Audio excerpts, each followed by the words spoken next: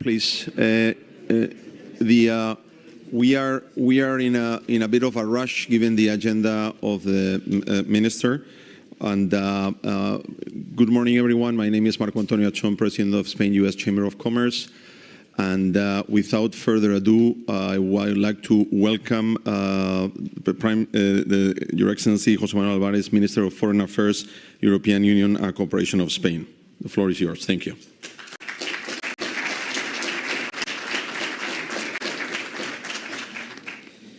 Queridos amigos, dear friends, I'm sorry, at 9 o'clock there is the General Assembly starting and I will have to leave right after my words. But I wanted to thank so much to the Spain-US Chamber of Commerce and to El PAÍS for organizing another session on Latin America, the United States and Spain in the Global Economic Forum. Because this forum has become, and this is thanks to your effort, a highlight in the agenda of this week in New York. In the last 12 months, the international context has remained challenging. And yesterday, images and the heavy death and wounded toll in Lebanon that we are seeing indicates that it will be even more challenging in the months ahead. But we have proved our determination and commitment to what we are upholding this week in United Nations, a rule-based international order.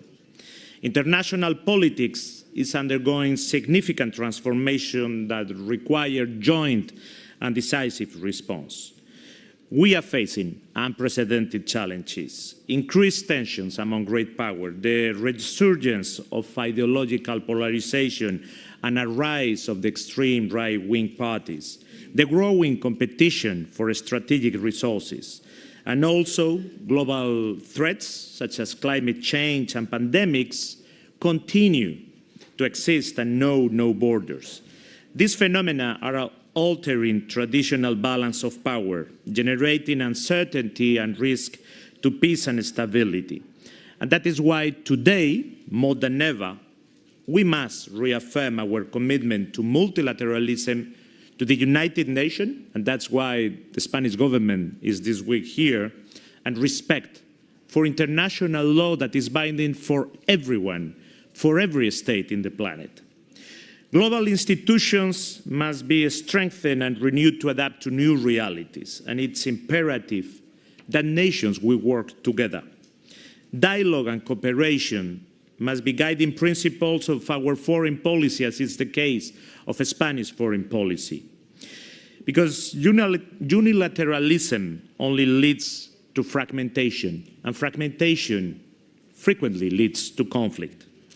We continue to see conflicts that threaten to destabilize global peace, and preventive diplomacy is the central tool of resolving disputes before they escalate, as we are seeing today in the Middle East, in Lebanon, in Eastern Europe, in Ukraine, in some regions of Africa, in the Sahel, in Sudan. And in this context, we must reinstate that respect for human rights and the pursuit of peace must be at the heart of our foreign policy.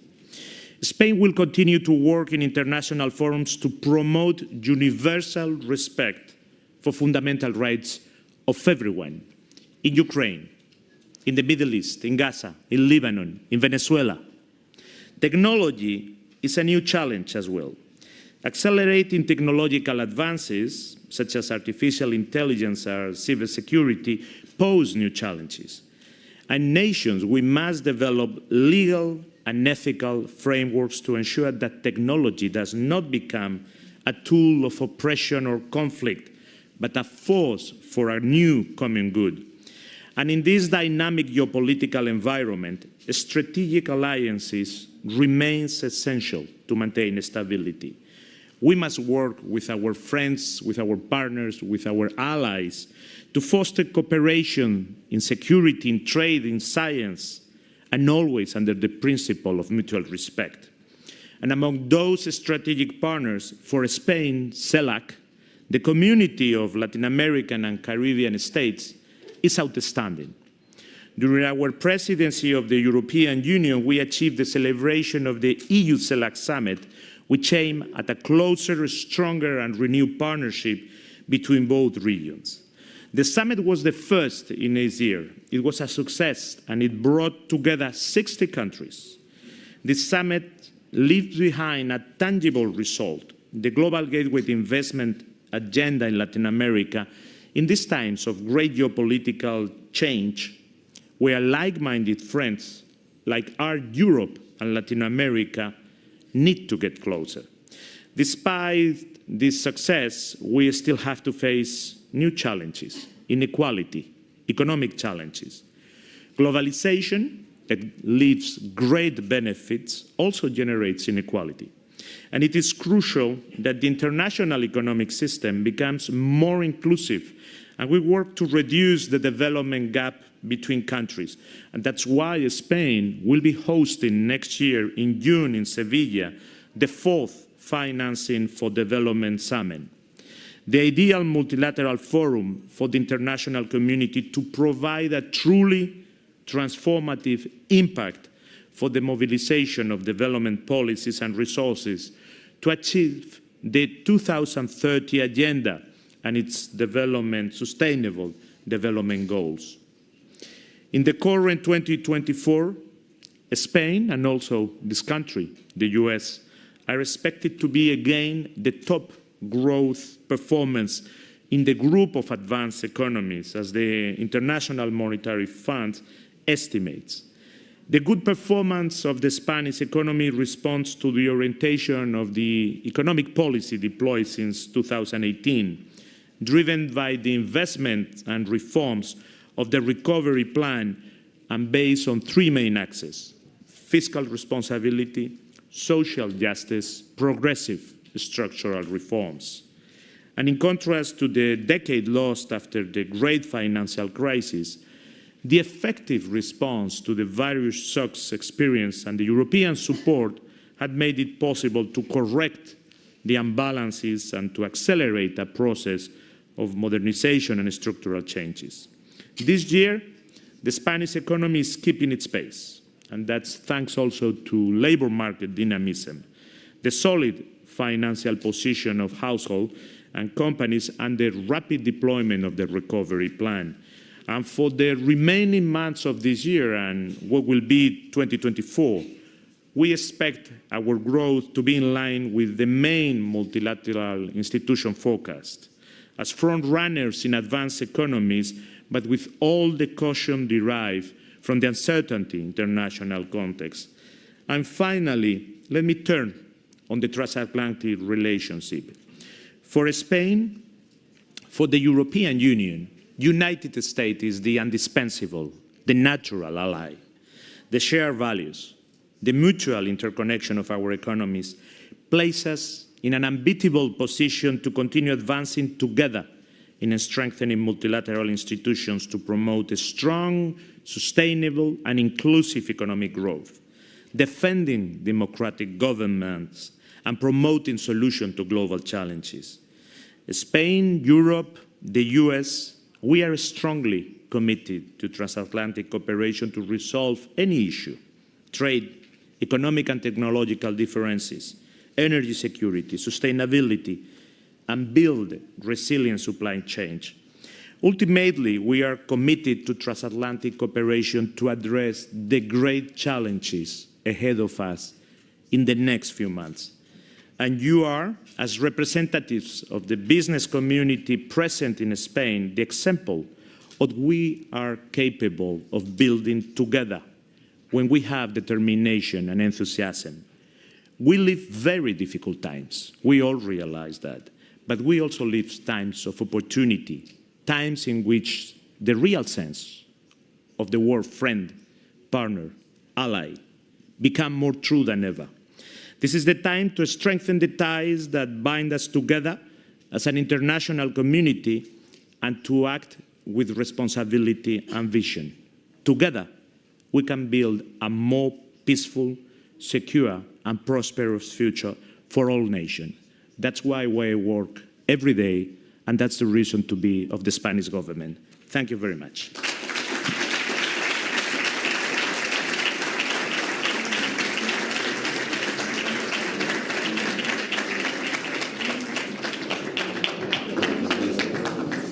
Thank you so much, Minister Alvarez, for those opening remarks. Thank you, everybody. Welcome. Buenos días, bienvenidos.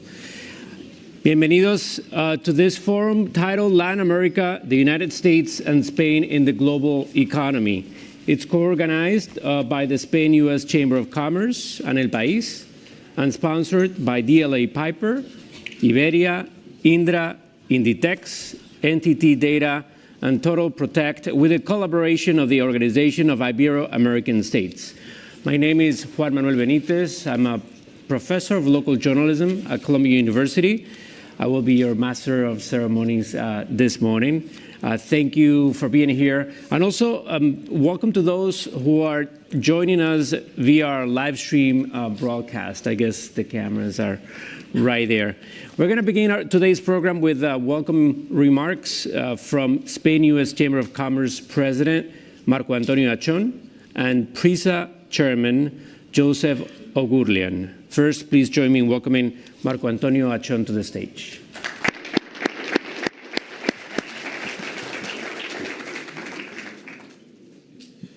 Thank you very much. We had a bit of a change in the agenda, as you saw, given the commitments of the minister. Let me start by welcoming the State Secretary for Ibero-America and the Caribbean and for Spanish around the world, Susana Sumelzo, Joseph Orgulian, Chairman of PRISA, Mr. Carlos Jiménez, Senior Trade Commissioner of Spain, Ms. Inmaculada Riera, CEO of the Cámara de Comercio de España, distinguished speakers, ladies and gentlemen. Good morning and welcome to our annual economic forum, Latin America, the United States, and Spain in the global economy. We are proud to co-host this event alongside El PAÍS and the Spain-U.S. Chamber of Commerce. Today we are honored to gather an exceptional group of leaders from Spain, the United States, and Latin America. These regions share deep historical, economic, and cultural ties, and this forum offers a unique opportunity to discuss the political and economic landscapes that will define our shared future. Our agenda covers crucial topics shaping international collaboration and growth. The program has begun already with opening remarks from Spain's Minister of Foreign Affairs, José Manuel Álvarez, and it will move into focused discussions. We will explore the role of infrastructure as a catalyst for development, sustainability as a competitive advantage, the challenges and opportunities within the energy transition will be discussed, followed by strategies for advancing clean energy and building a greener global economy. We will also examine the rise of Gen AI, and there will be a critical conversation on the influence of technological multinationals in the Americas. Our discussions will conclude with remarks from Spanish Prime Minister Pedro Sánchez that will highlight the importance of sustained international cooperation. Ladies and gentlemen, this is a time when getting together in person, sharing our individual perspectives, being with people we agree with, but also with people we disagree with, is a necessity. Almost 50% of the world's population will vote in over 64 democratic elections around the world this year. We are testing our ability to navigate and absorb a rate of change never seen before, fueled by technology. The only way to manage the change and dynamism of the next year ahead is through honest and ongoing dialogue. If we do not convene to best determine how to advance issues and address real challenges, I deeply believe that the solutions that will be determined will not be nearly as effective as they are when collaboration is achieved. I struggle to find a major issue today that can be addressed without a coordinated public and private sector approach.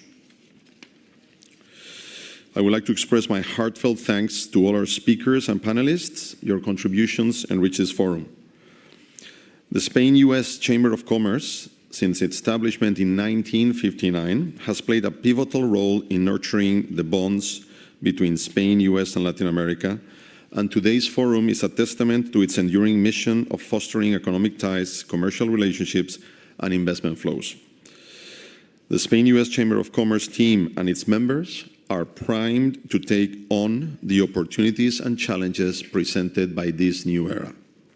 In closing, I look forward an insightful exchange of ideas that will further strengthen the bridges between Spain, Latin America, and the United States.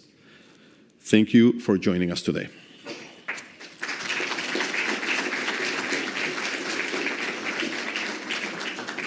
Thank you, Mr. Achón. And now I'd like to invite to the stage Joseph Orgulian, who has served as PRISA chairman since 2021. Please join me in welcoming to the stage Mr. Orgulian. Good morning, how are you? Thank you.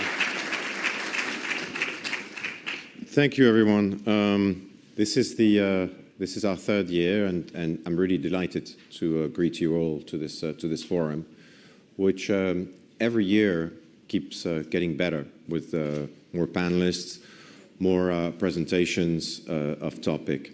Obviously, we all have in mind the U.S. elections in the next few weeks, and its consequences on the geopolitics and on the economy at large. And it looms large on a lot of our businesses and a lot of the decisions that we'll be taking. But we'll be discussing a lot of the structural changes that are taking place in our economies in the coming hours, and the impact that those elections might have. Listening to the debates and hearing the candidates, I can't help but thinking that there is one great absent in all of those debates, which is really Latin America, the relationship between the US and Latin America. Or put in another way, the only thing that gets discussed as far as Latin America is concerned is the immigration issue, the wall or not the wall, and the way the region is seen as a threat, as a problem for the United States. At the same time, countries such as China have been relentlessly investing in Latin America.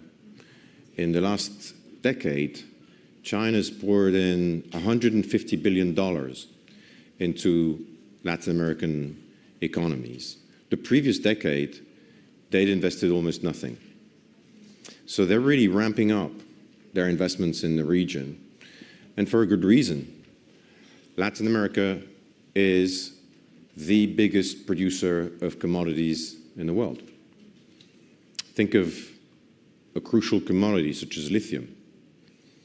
China's poured in $11 billion since 2018 in mining for lithium, which will be at the heart of EVs and electrification.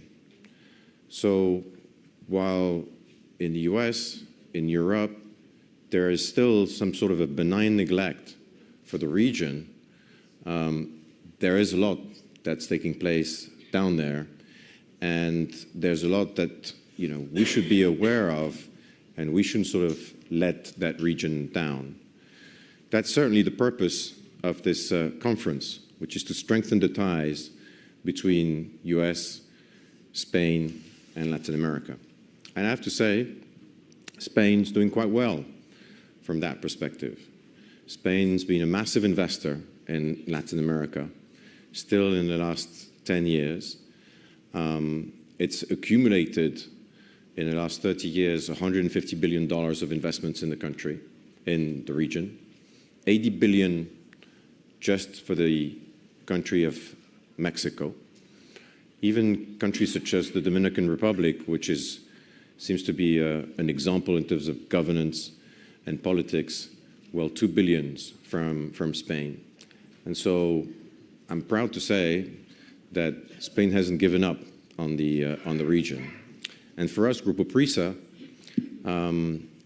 it's become more important than our Spanish origins. 80% of our EBITDA is now coming from Latin America, and we keep investing in the region. We've just launched a new format of El País Americas for the United States, both in English and in Spanish. And we're very proud that we keep investing in the region, both in quality information and in education. Let me pass on now the mic to my friends from ACS. And before I do, I can't help but remember what ACS was 30 years ago when I started as an investor on Wall Street. and I invested in European companies. It was back then a 100% Spanish company. It was very focused on the transformation of Spain, the investments in infrastructure. There was a lot to do. There were huge programs to modernize the country. And yet, at some point, it started looking abroad, it started investing abroad, and today, it's the largest construction company in the world, present all over the globe, really. And I'm very happy for them, and I'm very proud of them to see how much work has been done and how much, if you have a long-term strategy, if you have a long-term vision, where you can transform a company from what was a very national-centric company into a world champion. Thank you.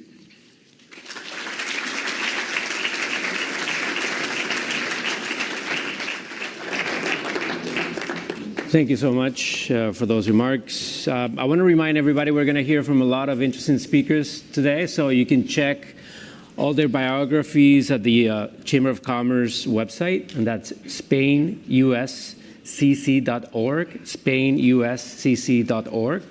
And now we're going to go into get into an engaging interview with Juan Santamaria. He is the CEO of ACS Group, global leader in infrastructure development. And the interview is going to be conducted by Spain U.S. Chamber of Commerce President Marco Antonio Achon. I would like to invite Mr. Santamaria and Mr. Achon to the stage. Good morning, how are you?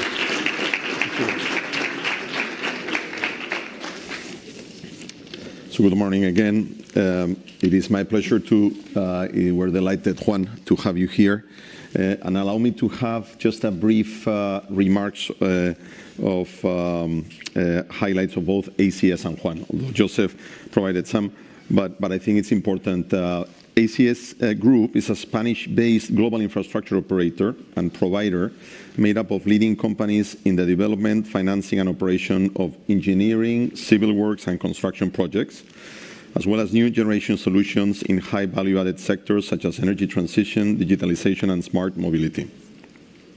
It's a company committed to the social and economic progress of the countries in which it's present. It's a company with more than 150 years of history and more than 135,000 employees.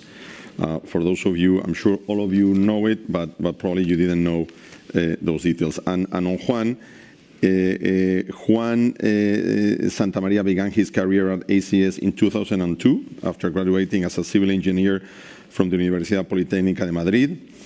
He had different positions at Iridium at Dragados as engineer and project director, CEO of ACS Infrastructure in the US and Canada from 2006 to 2013, president and CEO at Iridium between 2013 and 15. He worked as executive manager for CPB in Australia, and in 2017, CEO of the industrial and services company UGL. From September 17 to February 2020, he was managing director of CPB Contractors and Leighton, with operations in Australia, New Zealand, and Asia. All this, I think, is very important to provide the context of what ACS is and the relevance of Juan's track record. He was appointed CEO at ACS Group in May 2022. He's also CEO of Hochtief AG, chairman of Abertis SA, executive chairman of CIMIC Group, and board director at the Turner Corporation.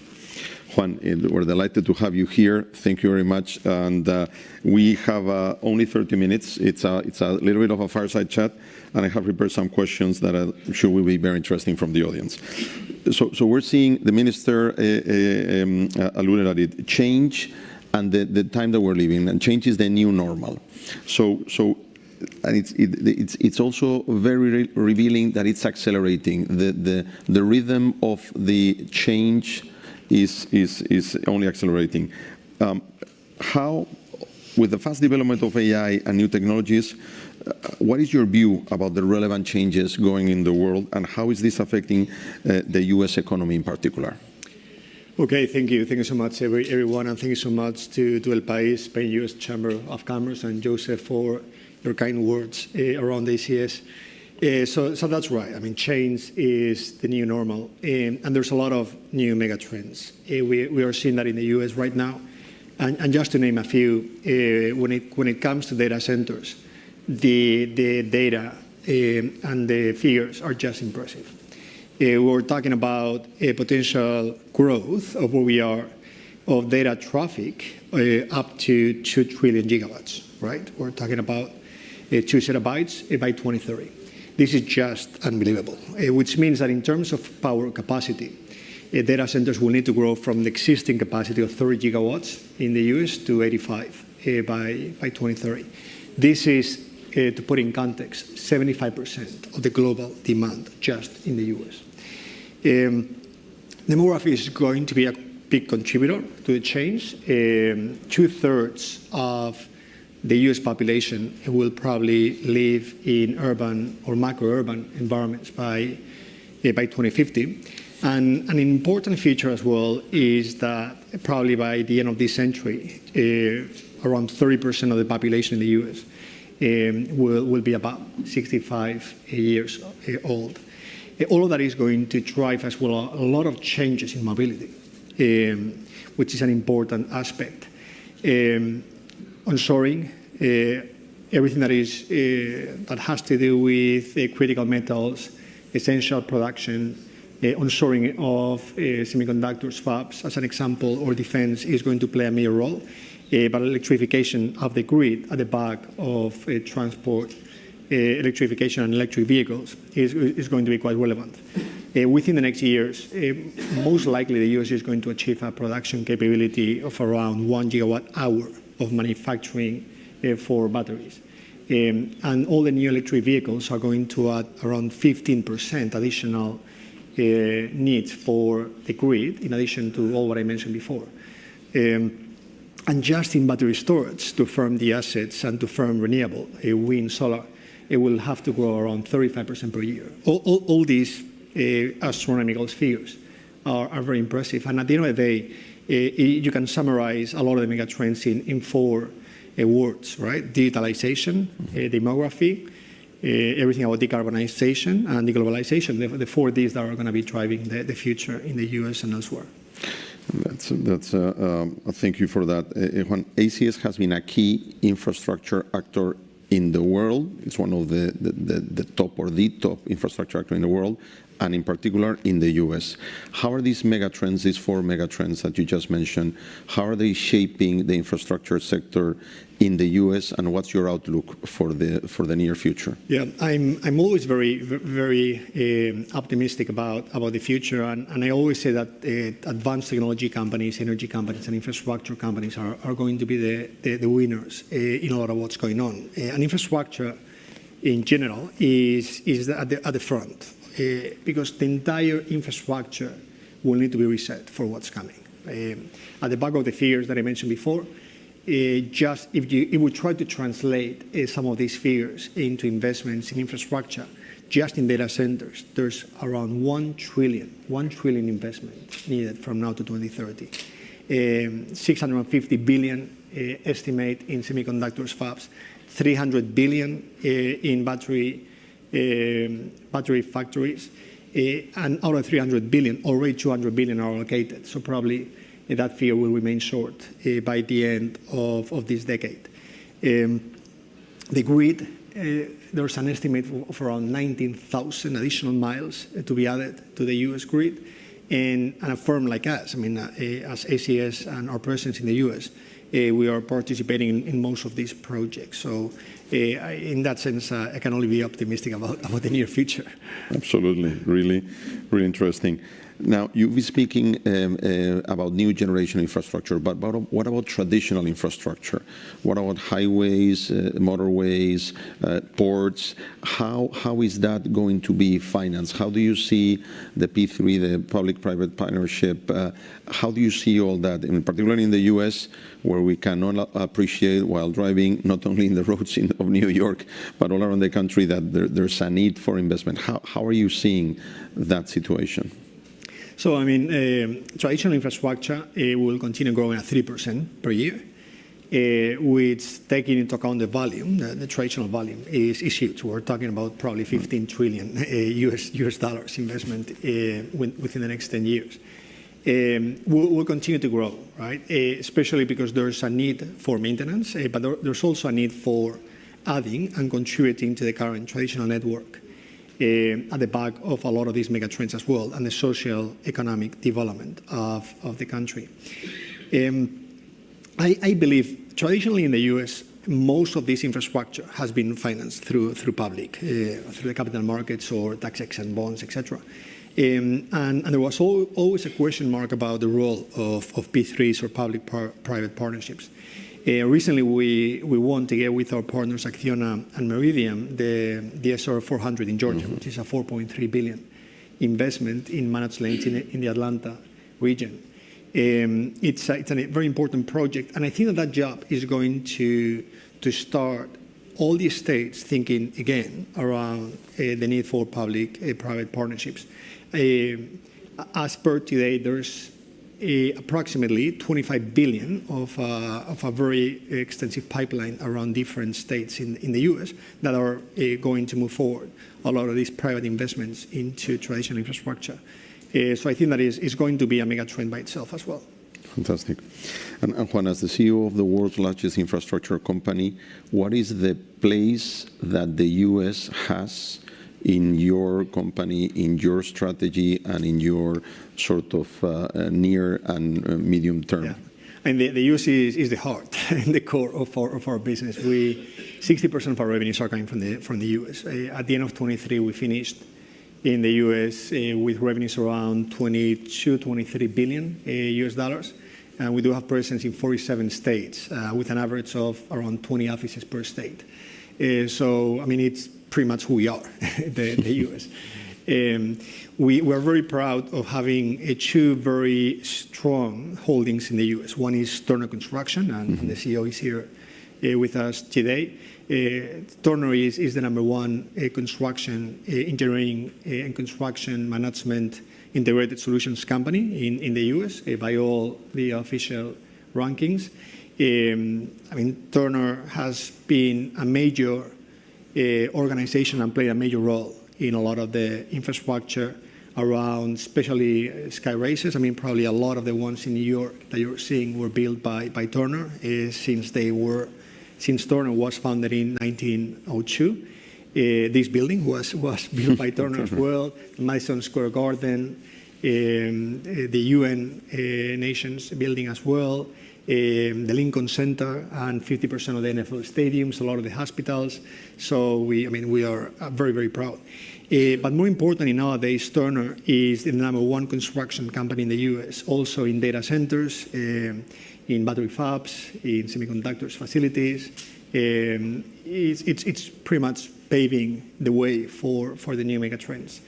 In parallel, we do have a very strong civil organization, civil engineering construction, which is Flatiron Dragados, which we merged recently.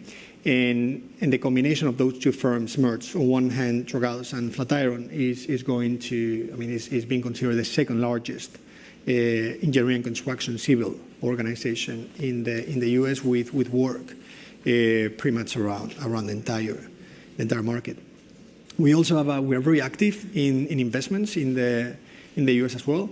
Not only the project that I mentioned before in Georgia, but we've been developing in North America around 15, 16 projects with more than 25 billion investments from our side in the last 20 years. So that's we're very active. And of course, what we are doing is to move from a more traditional investments in bridges, tunnels, highways, airports, ports, etc., into the new trends, data centers, battery fabs, semiconductors, etc., which I believe that is the future. Fantastic. And we are obviously hosting this week in New York what I call the Week of 1,000 Presidents, which is the United Nations General Assembly and Climate Week. I think it's important that we discuss sustainability within the largest infrastructure company in the world. How are you embedding the sustainability principles in all these projects, data centers. I mean, it's incredible that amount that you were mentioning at the beginning, of 2 trillion terabytes, and that obviously is going to have an impact. How are you embedding within your teams, within your engineers, within your policies, the sustainability principles, and how's that playing out as you can see? So it's an excellent question. Decarbonization and sustainability is probably the biggest challenge and the biggest commitment that we can have. And we're not an exception, right? As an infrastructure company, we're embracing from day one our commitment to net zero. And we did publish some time ago our commitment to achieve net zero by 2045, which is very, very ambitious, not just for the emissions 1 and 2, but emissions 3, which requires everyone to be contributing to the effort. At the end, there's a lot of different aspects about decarbonization and sustainability. One is about all the mitigants around emissions, and of course, that's the way we work, right? We are transitioning just in mining in the US and in Canada, but also especially in Asia Pacific, South America, and Australia. We do have a mining fleet of around $6 billion more or less in value. And all of that is a diesel fleet. So we're in the process of transitioning that into eco-friendly fleet, which you can imagine the effort in the overhaul of some of those engines that it has. But we're also working very hard to make sure that in most of our projects we reduce waste also to the minimum. And we work with recycling materials. We have a lot of examples about a lot of good things that we're doing in that sense. Concrete is a big contributor. We're trying to go to low emissions. Concrete, steel, green steel, hydrogen, ammonia. I mean, there's plenty of things that we're doing in that sense in terms of mitigants, but we're also contributing through our infrastructure. Right. We developed recently a new IP around a data center that is 100% sustainable. We did that in Germany. We are having a lot of demand for that data center, and not just we are just building, but managing the cloud services, and we're also investing in that trend in Germany and extending to Europe, and our intention is to bring to the US as well. And as I mentioned, everything we did before is around it. An important part is in infrastructure is the resilience of infrastructure to all the change in weather, right? I mean, we're seeing more and more very hard and critical events when it comes to weather, and weather resilience is very important. Here in New York, we are working to protect a lot of infrastructure and all the buildings around the coast of all the raising of the sea level and potential weather impacts. And we're doing the same in the Gulf of Mexico, around a lot of from Texas all the way to Florida. We are working a lot of projects that demand the increase in resiliency. The World Bank estimates the need of $56 billion investment per year just in this type of work. So anything we can do in that sense is going to fall short for what's coming. And that amount, 56 billion, exclusively for enhanced resilience of the construction projects that that's right. You're doing. Flooding. Is raising sea levels, condition. I mean, but weather events. Incredible. Moving on to another topic which I think is very relevant, which is your collaboration with governments. You are present in a very high level of very big number of governments. I mean, a very big number of countries in the world, right? How do you collaborate with governments? How is that dialogue? And from your perspective, having been in many countries, in many continents in your professional career, how, if you can give us a sense of how, from your vantage point, how that has evolved, how do you currently handle this relationship with governments, and how, in what way has it evolved from when you started, 22 years ago, and obviously the world was a different place? So it's a very important and an interesting question, and I think that it follows the evolution of what's going on.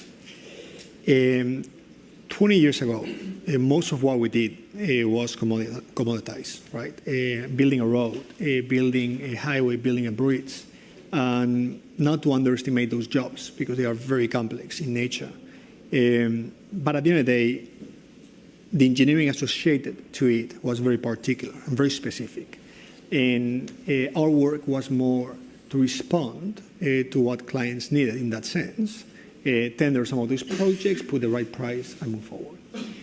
We have done a tremendous effort within the last years to move from that civil spectrum into a lot of what I've been discussing, right?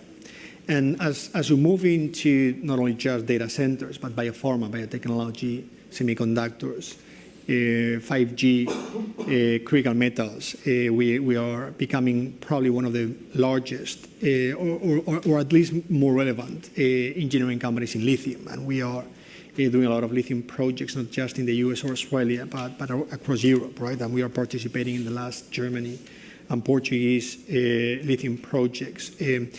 All of that, it comes at the back of the needs to respond to the infrastructure that is needed to the current environment. The reason why I'm going through all this and I make this introduction is because every project nowadays has a component of advanced technology, has a component of artificial intelligence, if not now, it will come, has a component of optic fiber, civil, and a very challenging integration of a lot of those elements. So for all our clients, they need to collaborate from the very beginning to companies like us that we do understand, and we have built a lot of those projects around the globe, is critical. Because right now, talking about semiconductors fabs, you need to start talking about the ecosystem of what it means. So most of our clients are coming to us saying, what do we do? So that allows us and give us the opportunity to jump into the projects from the very beginning. And I see a very big change from what it was. That is also, is helping not only our relation with our clients and our backlog, but also the risk profile of the projects, because infrastructure is not commoditized anymore. Right? Infrastructure at the end means collaboration, means partnership, means to make sure that even the engineering evolves significant times. Some of the battery fabs we're building changed the design 3 times within 2 years. As there's new research for battery technology, and they pause and they come again, and then there's a need to digitalize and to create redundancies and to add data centers with 1 gigawatt, which needs significant energy, which is not even, you cannot connect to the grid, so you need renewables and then batteries and then additional plants. It's very, very complex what's going on in the world, and needs a lot of engineering and knowledge to approach these projects. And the dialogue with governments and the public authorities, you see that they have been more receptive, and they have been much more engaging, because obviously in the past there would have been some sort of different behaviors, I guess. No, I think that right now, government, whether you, in this case, the US and Spain, the tendency is to work together, to listen, to engage into a lot of these projects, and the same thing in the private sector. We do have a record now in private clients, because there's clients, especially in the US, some of these huge technology companies, hyperscalers, semiconductor companies, they become sovereign nations by themselves in terms of investment power.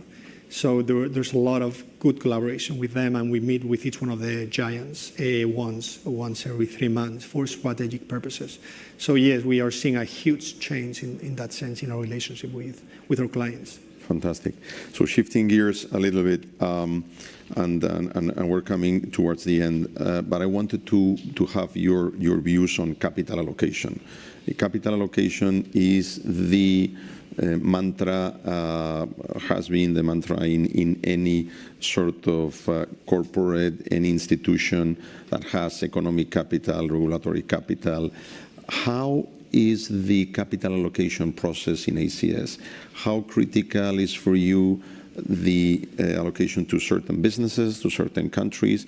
If you can give us a sense of how do you do it within ACS, I think would be very helpful. Okay.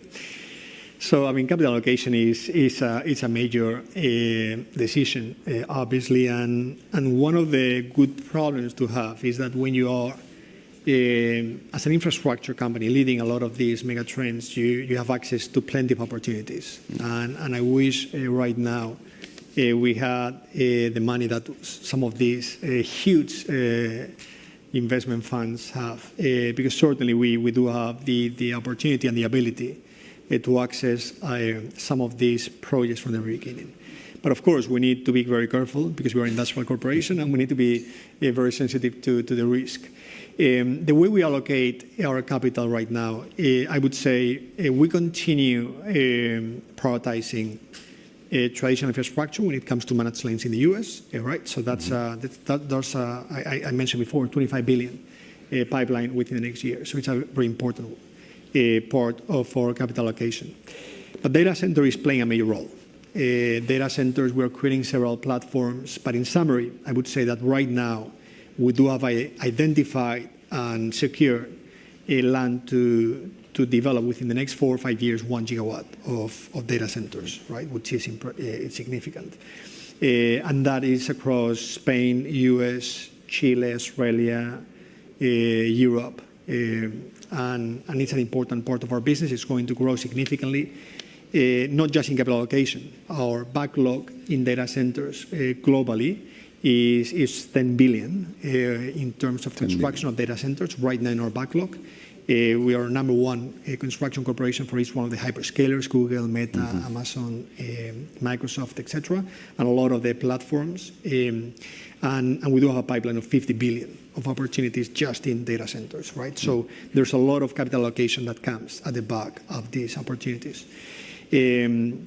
Critical metals is an important one. As I said before, we have invested a lot to become an important player in critical metals engineering. We have recently invested in Germany in a very important lithium development in the region, and we are looking forward to invest in the US as well, and in Spain and Portugal. We believe, it will. Lithium is going to grow 500%. It's just in the US, the demand for lithium, and Joseph mentioned that before. When it comes to energy, we have a commitment to develop 5 gigawatts in terms of investments in renewables. Currently, we have commitment for 2.5 gigawatts. So I think that when we announce in March our 5 gigawatts by 2030, I think that we'll be able by 2027 to achieve the 5 gigawatts and then growing. So there's an important topic. Interestingly, we invested in autonomous vehicles technology some time ago, and we are developing with a company called Glideways that we are a shareholder.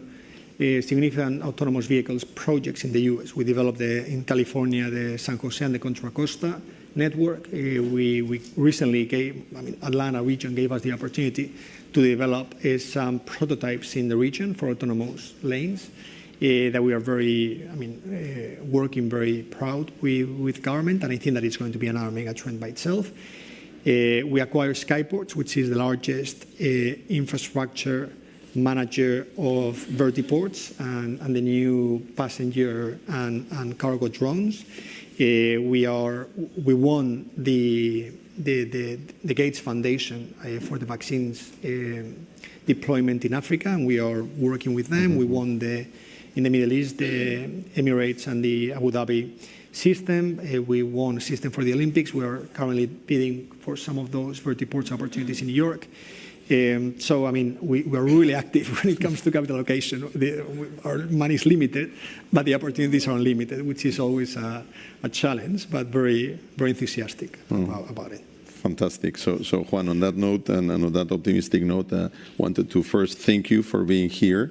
Congratulations on the very successful trajectory, your successful trajectory, and ACS successful trajectory, and for many more successful years ahead. Thank you very much. Thank you so much.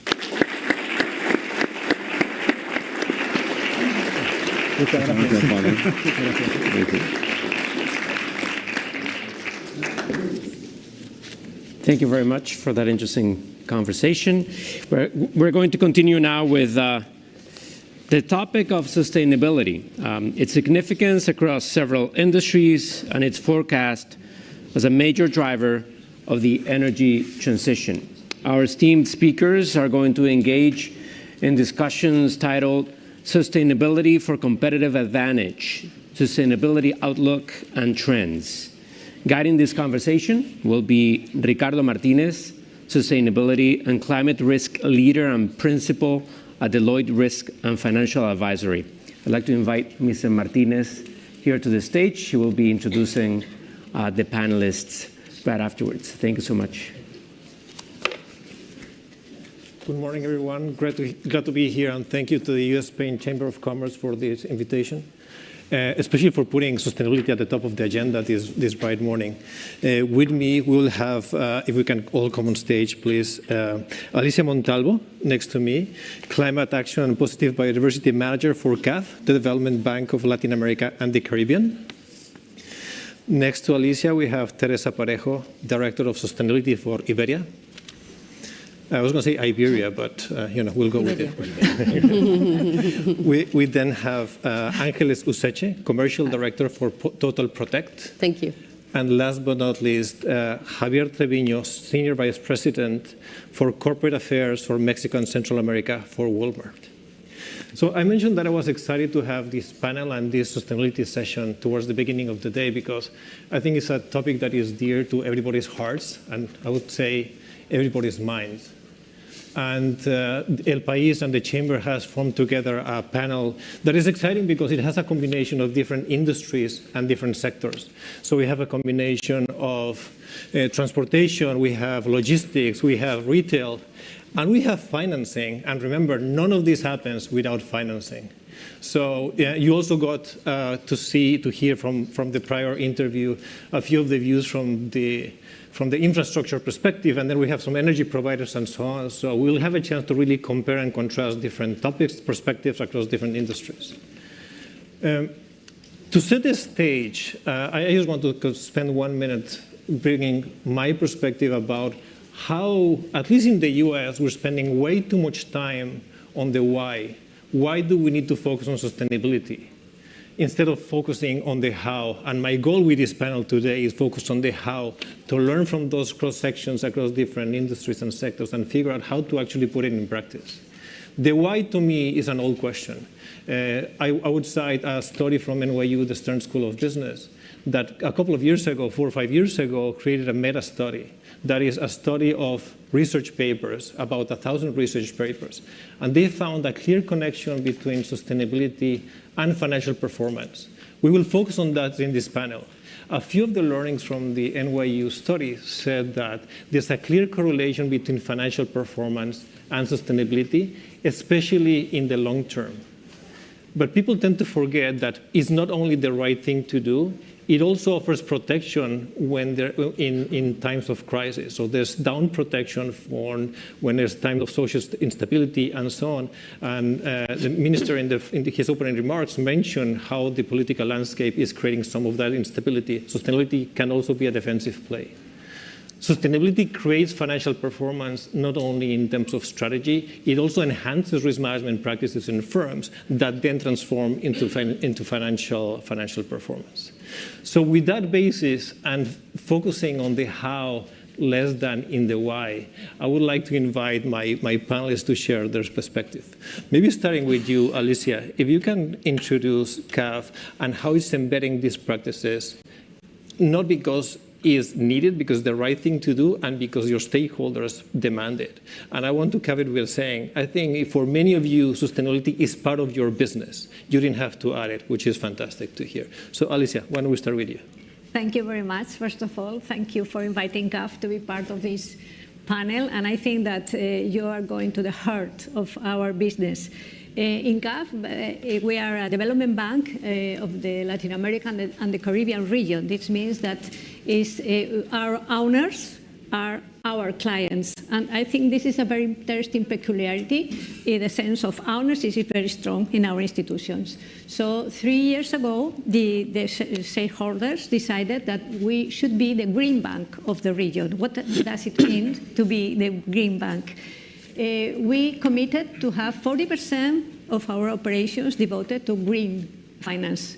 And this implies to focus very much in climate change, both mitigation and adaptation, and also biodiversity and environmental challenges in general.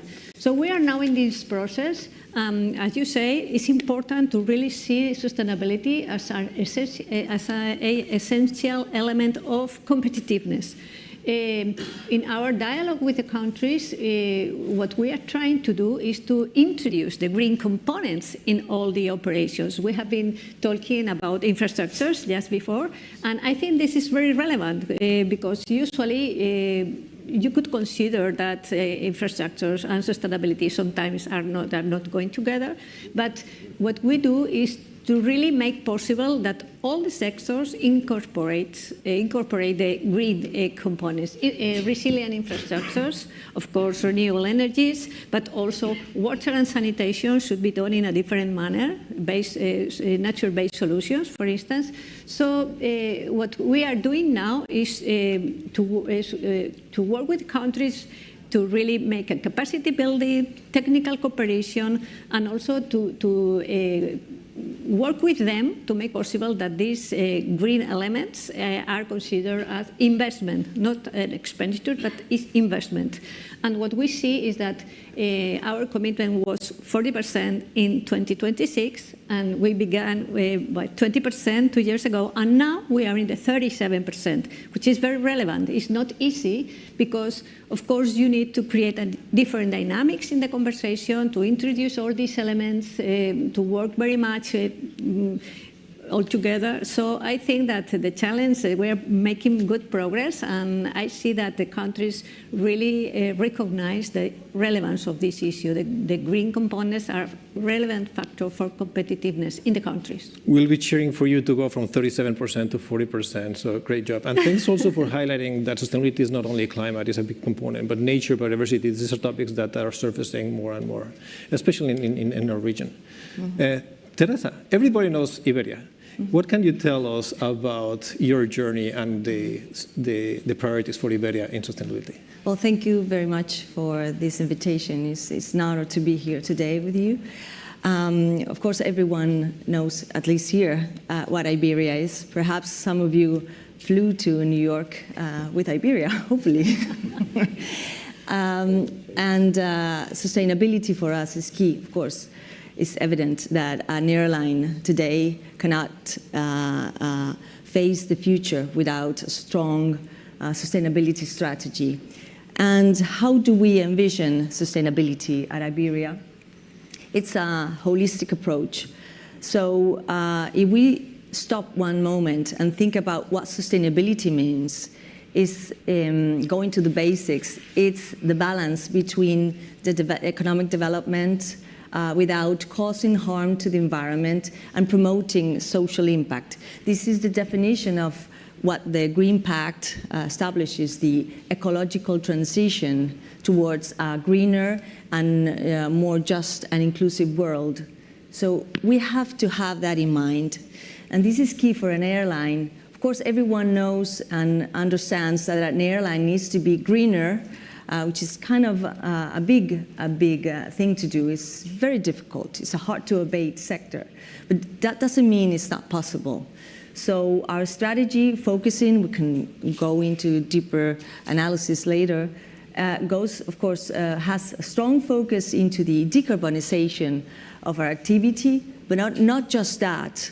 That perhaps is obvious for everyone and the investors, people around the world, and there has been lots of problems with the flight scam and shaming, etc., to fly. But aviation also plays a key role in social impact, and that's, of course, having an ambitious decarbonization strategy. We're also aiming at promoting and explaining our clients and the world how important aviation is for the well-being of society. Fantastic, thank you. If I can continue with Angeles, if you can maybe share a little bit of perspective of what is Total Protect, what is the journey, because it's an interesting one, and then how sustainability is embedded into what you do. Yeah, a difference of Iberia, maybe no one knows what is Total Protect, but I'm here to tell you what can I do for sustainability and for our business. We starting not as a business, more as a part of Salinas Group, because they have a lot of issues with the cargo transportation and all the vehicles they have in the old group. So they have a lot of problems, you know, theft, problems with stability in the cargoes, etc. And we start to do some adjustment with technologies and with service. After 6.5 years, we became Total Protect. Why? Because we achieved great changes for the group in terms of productivities, of security, and sustainability for all the fleets.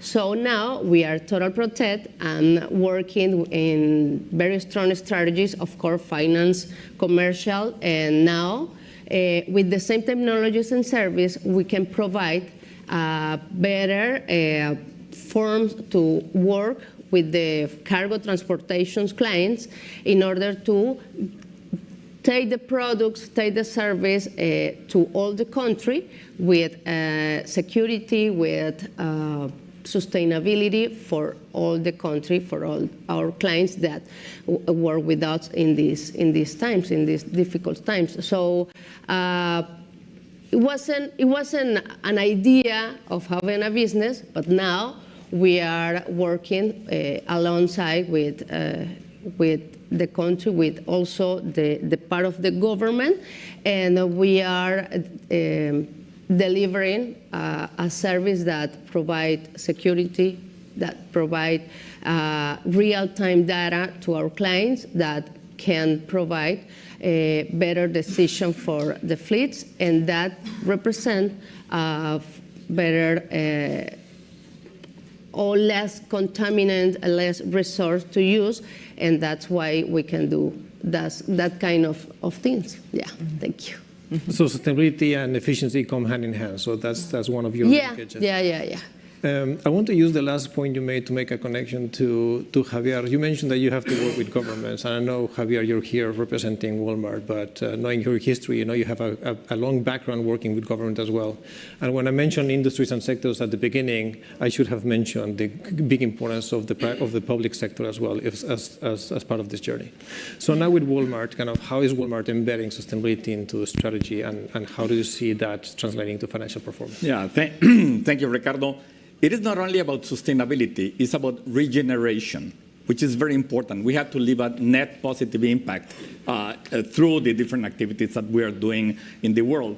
And let me tell you that probably, I mean, you know that Walmart is, we have around 10,500 stores around the world in 19 countries. We have 2 million associates around the world, and it's a 650 billion revenue company. So it's a big company, but when I'm focusing in Mexico and Central America, it is also big, and scale is very important because in the region, we have 4,000 stores. We have 240,000 employees or associates. This is very important. And let me tell you that in the case of Mexico, where we have 3,000 stores, we have operations and we have stores in every single state of Mexico, and we have in 700 municipalities. And so that means that every day, close to 6 million Mexicans come to stores and they buy something from our stores. So it's 6 million tickets a day. So that means that we have, I mean, with this scale, we have a big responsibility. And that has to do with different elements. One has to do with our presence in the different communities where we operate. whenever a Bodega Aurrera or Walmart Supercenter or Sam's Club is established in one municipality, in one community, we're transforming the life of the community. And that has to do with all the effort that we're doing with food donation. We're the largest food donor in Mexico to the different food banks. Has to do also with our strategy of zero waste in such a way that we can every time make the effort to reduce waste, and also has to do with the effort to reduce emissions. The ones, we are responsible for, and also working with our network of suppliers. You know, for the case of Walmart Mexico, let me just give you an example. We have 33,000 suppliers in Mexico in our operations. And from those 33,000 suppliers, 85% are small and medium-sized companies.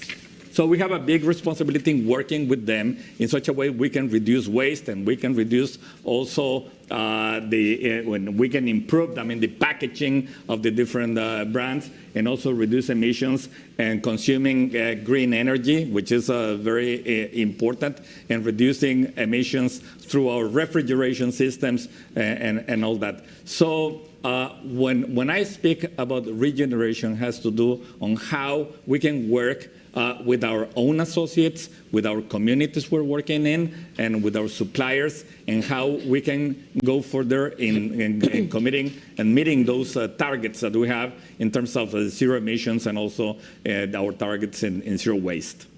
Fantastic, thank you. I think either explicitly or implicitly, all of you mentioned the social aspect of sustainability as well, and we tend to think climate, nature, biodiversity, and so on. Teresa, you mentioned kind of giving access to flight to more people.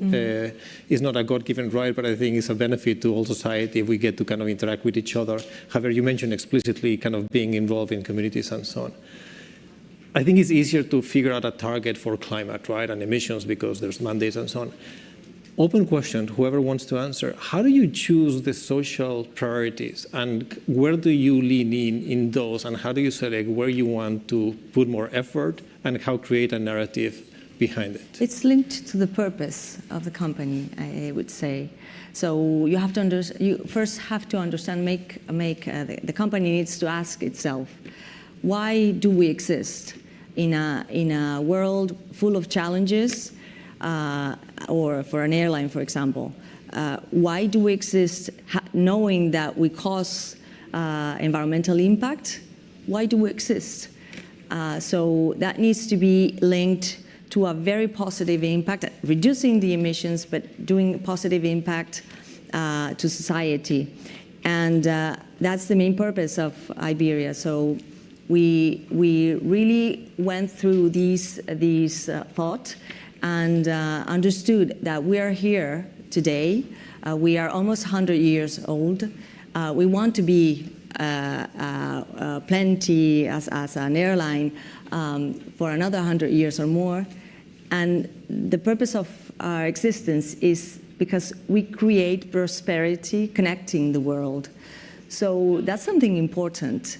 And to understand that and put that into numbers, we are starting to measure our impact. We measured the impact of our activity in Spain in terms of contributing to GDP and employment, and also to the roots. We have numbers for Mexico, Colombia, Argentina, Peru, etc. And we can measure everything. And so we understand the social impact we create. Go ahead, Alicia. I think you're going to react to that. No, thank you. Thank you very much. I think that you cannot speak about sustainability unless you consider the social aspects, of course.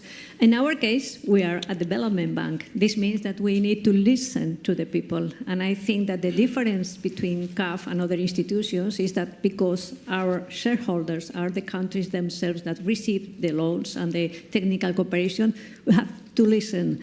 And we see that the problems in the region, the environmental problems, are very much linked to the social weakness of the countries and the inequity problems. So we have identified that the most vulnerable communities are to the impacts of climate change, for instance, are the poorest communities, are the indigenous communities, the ethnic communities, that they do not have the possibility to really have good infrastructures with good water and sanitation, good access to energy. So I think that it's impossible to really dissociate environment and social impact.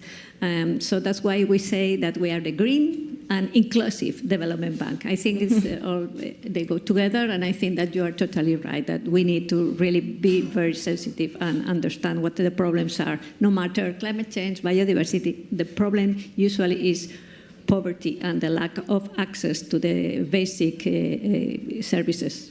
Thank you, Alicia. I like your philosophical perspective. Why do we exist? In your case, it's in the name of your bank. That's why you exist. And for us, I mean, there's one important principle. We need to understand, and also for sustainability and regeneration, we need to understand our client. And this is a very important principle, that we need to keep everyday low prices in such a way that we help our client save money and live better. This is very important. And that has to do with all the regeneration strategy. And in this journey of understanding our client and keeping prices low has been very important, just to transform the way we do business. From a simple retail company, in the case of Mexico, we have transformed our stores in an ecosystem. And you wouldn't imagine that now Walmart in Mexico, it is one of the largest internet and cellular phone providers. And why is that? Because we are helping poor people or lower income people to enter the digital economy. And now we have 14 million subscribers to our Byte, which is Bodega Aurrera Internet and Telephony in Mexico, at a third of the cost of our competitors. So we're helping them just to enter the digital economy. We are part of an ecosystem that has the health services through our network of drugstores within our stores and our doctor offices, and how through the digital economy our customers could have also access to telemedicine, which is also very important. We are providing our customer with financial services also in our stores. And this is very important, has to do with remittances from those families who are in Mexico and are receiving money from their father or brother, in the US, and they're sending money through a Walmart to Walmart in Mexico. We are also in the business of education in Walmart, through the digital, of course, the digital technology. So this is an ecosystem that goes beyond the retail business. And what we understood, from the client, is that, yeah, they want low prices, but they also want solutions. And when they want solutions, they want low prices, but at the same time, they want the best way that we can work together, and at the same time, how we are saving the planet. I would add, from what just said, it's important to say that when thinking about a more just and inclusive society, which what you were talking about, it's important to move away from philanthropic vision. The social impact needs to be embedded in the business, and that's the way in which all the power of the company can provide and be transformative towards a more inclusive and just world. It's the best way, not just philanthropy. Okay, yeah, it's, again, going back to financial performance, right? It's the right thing to do from that perspective as well, including shareholders and other stakeholders as well. Angeles, in your remarks, you mentioned security, right? Yeah. Safety of the drugs traveling as well. That's a social aspect of that as well. Was that the reason why Total Protect was created? And if so, is that still part of the core mission? And how could you think about expanding that into other countries? I know it's not necessarily easy, but yeah, it's a good question. We started because the security in the country is very difficult to achieve for the cargo transportation, so that is the primarily base of our service. On top of that, we can provide with the same technology and the same service more for the same price, So we can provide efficiency, we can provide real data to our clients to make better decisions for not just financial, but also for the regulations that we are in place in Mexico now with contamination, with footprint, and decarbonization that we have to achieve. As you know, Mexico has to reduce 22% of carbon emissions exactly for 2030, and the government can do it without the sector, the private sector. So we are working with our clients to achieve that.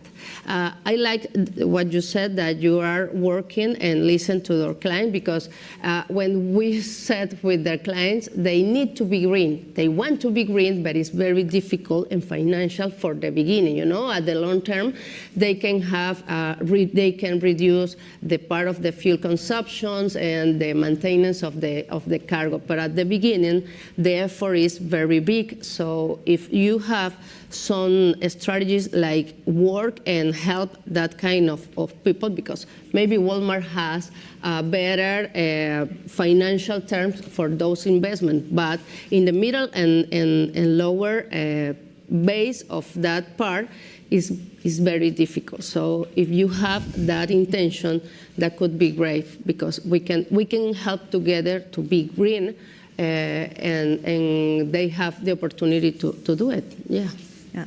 You mentioned two words that are key, I think.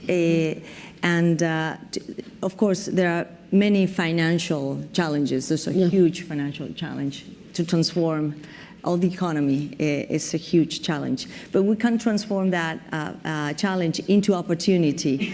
And we have measured that. We have explained that. And this is only possible through public and private collaboration. Not just one company, not even the private sector alone can face this.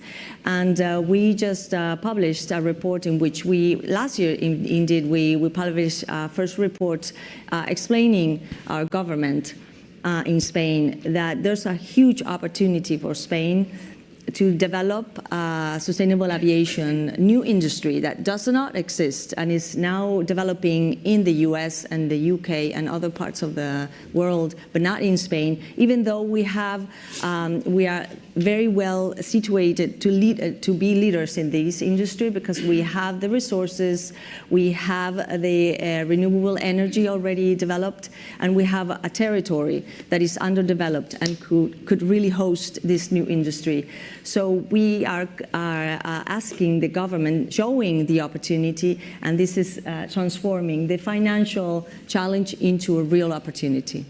When you mention, I'll go to you in a second, Alicia, when you mention sustainable aviation, are you referring necessarily to sustainable aviation fuel, SAF, or are there any other aspects beyond well, SAF? The SAF, of course, is the key for decarbonized aviation, and it's wonderful. It's like almost magic. It's not magic because it's a reality already, but it's kind of magic because you can use it in the aircrafts as they are at the moment, and you don't need to transform anything, not even the airport infrastructure. But it's this new industry that also helps the circular economy, because you take away waste from cooking oils or urban waste or forest waste that you need to take away in order to avoid, for example, fires, correctly done, of course, following the strict regulation. But you can do both and then create an economy, an industry. You can give GDP to Spain and new employment. We calculated that in the year 2050, this could mean for Spain around 56 million euros and 270,000 new employments. of course, quality employment, so territorial and social cohesion. Talk about financial performance, and your scope 3 is my scope 1 at Deloitte. We do a lot of traveling, so we're all in SAF. Exactly. Alicia. I would like to mention the fiscal constraints that the countries face when they need to implement sustainability policies, because, of course, they all want to be sustainable. They all want to have a reduction of the greenhouse emissions, but sometimes the path towards the sustainability is not easy. You need to invest money. So I would like to stress that now, these days, we have seen many conversations about the need to review the financial architectures for climate financing. And I think this is really crucial, and the private sector has an important role there, because of course, public money is not enough to make possible all this movement towards the sustainability. So the institutions, we need to play a role in de-risking the investments. We need to play a role in capacity building, in technical cooperation. But we need to work together, because I think that sometimes, for instance, I will give an example. If we want to give a loan to one country for sustainable and resilient infrastructures, sometimes it implies more expensive infrastructures. So who is paying for that? And you need to take into account that the vulnerability of these infrastructures is because of the climate change that, in the case of Latin America and the Caribbean countries, has not been created in the region. So how can we finance this? In our case, we are providing some instruments to really subsidize the loans, but it's not easy, because you need a lot of indicators, the taxonomies, to make possible that the investment is coming to the region, security reasons. So I think that this is something that we really need to talk about. How can we make possible that the money really goes where it has to go? Because for private companies, it's sometimes I think it's easier in terms of looking at the results of the company, but for countries, it's very difficult sometimes to take a choice on when and how to invest in infrastructures, renewables, because there is no money sometimes. So there's no money sometimes. I know there's hundreds of billions of dollars that are needed to facilitate the transition. And that's why I said none of this happens without financial services. So we've talked about our plans, why we exist, what we're doing, how it's good for communities, and so on. Now let's talk about challenges. Not everything is easy, right? Because we wouldn't be here otherwise. So what are you struggling with? And I don't know if any of you can comment on Alicia's point about financing. I think there's a lot of money to be invested in the transition, but there's not enough bankable or investable projects. So the risking becomes a big part of the equation. What is your experience trying to get financing and buy-in to fund some of your priorities? The main challenge for aviation is to push the market of the SAF, the Sustainable Aviation Fuels, forward, so that there's enough technologies out there that will lower the price. At the moment, the SAF, it's around between 2 up to 5 times the price of kerosene. So that would imply the price will rise. So we are really looking forward to collaboration we are already working with other companies, the producers and others, but we need really to work with the government and the administrations to have incentives and the right signals to the market to lower the price. This is happening in the US with the IRA. And there are other mechanisms in the UK and other places in the world, but it's not happening yet in Spain. And as I mentioned, I think, and we know, it's not that I think, we have proven that this is a great opportunity for Spain, and we can become leaders in Europe, at least. Mm-hmm. Thank you. So the price of SAF keeps you proverbially up at night. Yes. How would that work for you in Walmart, Javier? Yeah, you know, I mean, of course there are technological challenges, but also local legislation, which is very important, how we work with national governments and state governments and municipal governments for regulation, different regulations, that's very important. But you know, I mean, sustainability and regeneration is much more important than just an catchy phrase or a very creative annual report with a very nice cover, or a very good inspirational speech. It's, I mean, everyday work that we have to do with the different clients, with the communities and our stores and associates, with the governments, how we work. And of course, a big challenge has to do with the scale on the one hand, but also has to do with climate change itself. Let me tell you, we had, last year, a year ago, a huge hurricane in Mexico, Otis, which affected Acapulco, destroyed all Acapulco, and destroyed 23 of our stores, completely, absolutely. And so we were able, through our regeneration strategy, of course, to work with the community, just bringing food, bringing water, bringing medical services, to the communities. But we were able, in very few weeks, just to restore all of our 23 stores in the region of Acapulco in such a way that we could be, working with our clients and providing them the basic, just to satisfy the basic needs. So it is very important how we work. Then we have, on the contrast, on the one hand, the hurricane, and then the toughest drought in Mexico in the last year, that we had the scarcity of water all around the country. Also, we have to work through our stores with the communities, with the clients, and so on. So it is a very important responsibility that we have as companies, just to not only to protect the environment, just to make things better. And so we need to work with local governments just to help them really update their regulations and legislation in such a way that we can do a better job. So you mentioned adversity as an accelerator, as a catalyst for actually change. You mentioned drought, you mentioned hurricanes, and that actually forces you, or kind of actually incentivizes people to act on this behalf and find the opportunity behind it. Alicia, that means financing, right? And I don't want to focus on Mexico, but you have a big focus in Latin America or Spanish, and including Spain as well.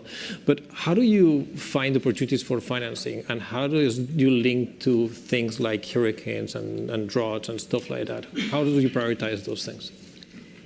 Well, resilience and adaptation is now our priority. When you talk about climate finance, you see that most of the institutions focus on mitigation, renewable energies, and transport. And our institution is focusing on adaptation and resilience. And it's very relevant what you said in Mexico, because we have developed one instrument that really makes possible that the loans are cheaper when they are linked to indicators of climate change. The performance in Mexico. So it was very relevant, it was a very innovative instrument, and I think it's key because now we have begun to see that how environment ministers talk with finance ministers, which is not very usual. In the institutions, environment and finance goes together, at least in your cases, but in the country, sometimes the Minister of Environment is not the strongest one. So it's not the case in Spain. But the question is that now, because of the green bonds on all these new instruments, the green indicators are becoming relevant, and I think this is crucial. Also at the local level, we are working in CAF with the local communities, with the local with cities, because we understand that the problems sometimes are there.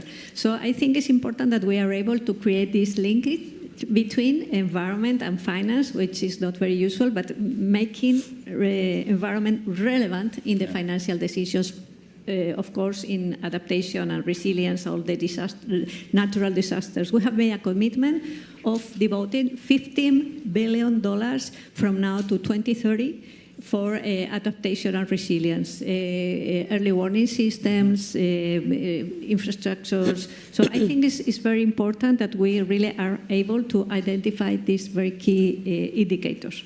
Let me give you just an additional example to this that we are doing. For instance, we're working with 30,000 small agricultural producers in Mexico because we found out that the waste of water in the country is biggest, of course, in the agricultural sector. So how we can work together just with technology and with some incentives in such a way that they could better produce and we become their customers. It is very important just to eliminate the intermediaries. And so we are really providing them a better life, I mean, to small agricultural producers, and they stay in the countryside, they use better technologies, they have a better use of water, for instance, and then they have a better life there. And so they are protecting the environment as well and protecting other important national resources. So that is the way that we have to work with people in the different countries.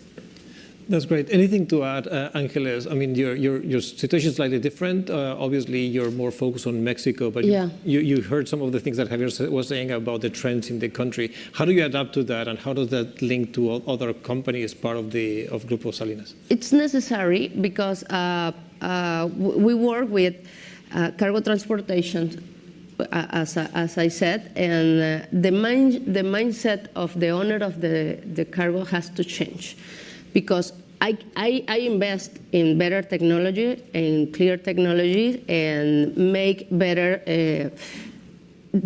things for them, but if they don't have the mindset in this important topics, that is the sustainability, that is the productivity, the better roads, the better things that they can do for improve the problem that we already know that is in place, that is the carbonizations, that is the footprint that we are doing every day in our work, but it's not going to work. So we are working with the governments. If they change the way that they put the regulations, and they can be more open to that kind of strategies, be more clean, be more green, and give the opportunity to those companies to shift the cargos to a green one.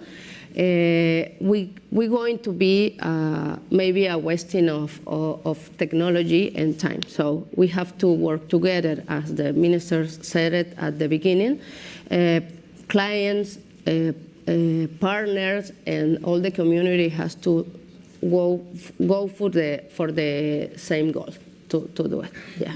And with Grupo Salinas, we are working, for example, with Banco Azteca also, to make change with them to go and give financial for our technologies.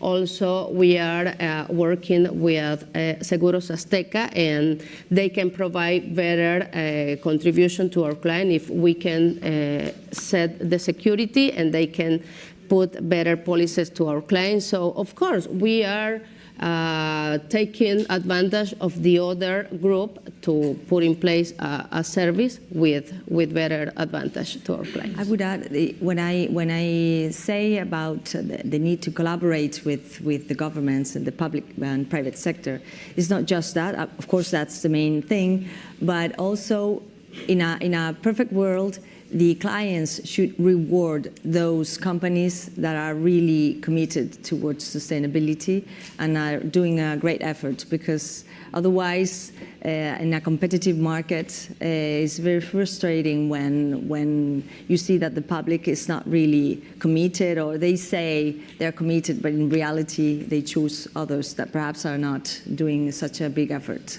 Yeah, I imagine in your industry, your clients, especially some demographics, will be wanting to know how much am I contributing to pollution, how can I reduce it, how much can I use SAF or contribute to use of SAF, and so on, right? Yeah. So they're voting for with their Yes. A little bit of an open-ended question. You're all very experienced executives, and you've been doing this for a while. If you had to go back and tell yourself, the younger version of yourself, something that would help you in your journey on sustainability, what would that be?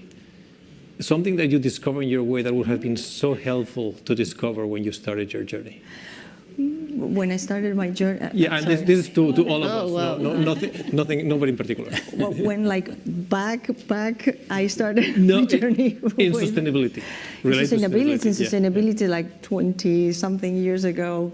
My journey was... I started my journey in a very different field, in the academic field, so I would have done the same. I'm so happy I started back then on this topic. It's so exciting to be part of this transformation. It really is. So I wouldn't do anything different. It's contagious. We can sense the excitement. I would like to share my experience. I'm a civil servant of the Spanish Ministry of Finance. And I was very young when I joined the administration, and it was at the beginning of these discussions of climate finance. And in the Ministry of Finance, nobody cared about that. So because I was the youngest in the team, they said, go to New York, go there. They considered that it was really not relevant. Yes, right. And I was at the origin of the creation of the Green Global Environmental Finance facility, and it was really very exciting for me because suddenly I realized that the green investments were very relevant for growth, and so I have been working on that. Sometimes I feel a little bit disappointed because I see not so much progress in the discussions, but at least now it's very usual to see ministers of finance talking about that. So I'm sure that now the civil servants that go to these discussions are the senior one, not the youngest one. Maybe 20 years ago, when we spoke about this kind of topic, not think about in the future, you know, because when we spoke about this, in the future the resource will be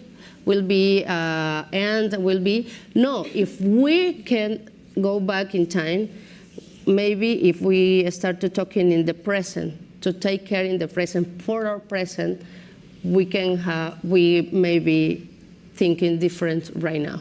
Yeah, not the future, always the present, because it's not for the future generation. Everything that we can do and we can make is going to be great for us, and of course for the future. But thinking always in present could be a better way to take advantage of our resource. I would say that sustainability policies within a company is not the job of the sustainability director. It is the job of the executive committee and the CEO. And this is very important, just to bring to the upper level of the organization the responsibility just not only to design but to implement and to follow up all the sustainability different measures. And now in the era of technology and artificial intelligence, the competitive advantage of companies in the era of artificial intelligence has to do with good judgment, not necessarily technology. And so that is very important for executive committees and for CEOs. And ethics. And ethics. Good judgment. Yeah. So judgment, integration within the firm, and a comprehensive living in the present. Living in the present, good things not to thinking know. in the future. Yeah. On your last point, we created a survey on CSOs, Chief Sustainability Officers, and we call it the sense maker in chief, because the role is not to actually make everything happen. It's actually to connect the dots, to make sense of what's happening, to make the right decisions. So it's an influencer role more than anything else. One of the CSOs told us, my job is to make myself out of a job. Once I don't have a job, that means everything has been embedded in the organization. Correct. You can say something, Alicia.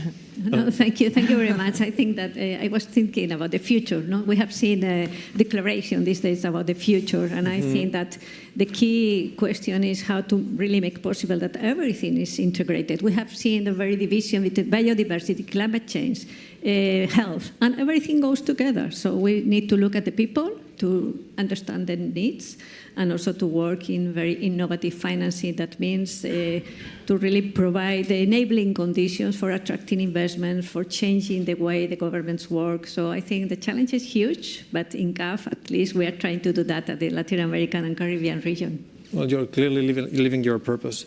I think we have maybe a couple of minutes or any closing remarks. Again, I feel the excitement about leading sustainability and feeding into performance. What do you expect in the next couple of years? What do you think will change in your organizations, if anything, to link it to performance? What are the key trends, looking into the future, sorry to go back to the future, but what are the key trends that you think you can take advantage of? And I'm giving the signal, we have 1 minute, so. I would say, if I am not relevant in the institution, it works well, because it means that the green components are part of the business, so I'm not needed anymore. I would have been needed. But get to the 40% before. Exactly that. Once it's completely embedded within the operation, the business, then everything is right. No, we have very good news. The Foreign Minister of Mexico will be here with you this morning. She will be, in 1 week, she will be the Minister of Environment of Mexico. This is good news. We're going to be working with her on that. That's good. Fantastic. Well, I want to thank my panel, exciting comments, and we look forward to hearing about the other panelists about sustainability. It's a very, very exciting and useful topic for all of us. So thank you for your patience. Thank you. Thank you. Bien.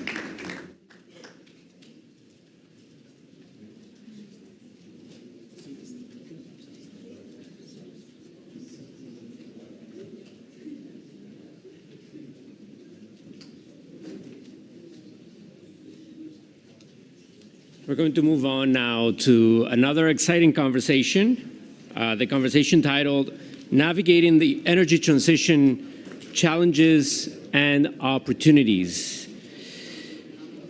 This is a critical topic in today's global landscape, the energy transition. So the discussion is going to feature Pedro Azagra.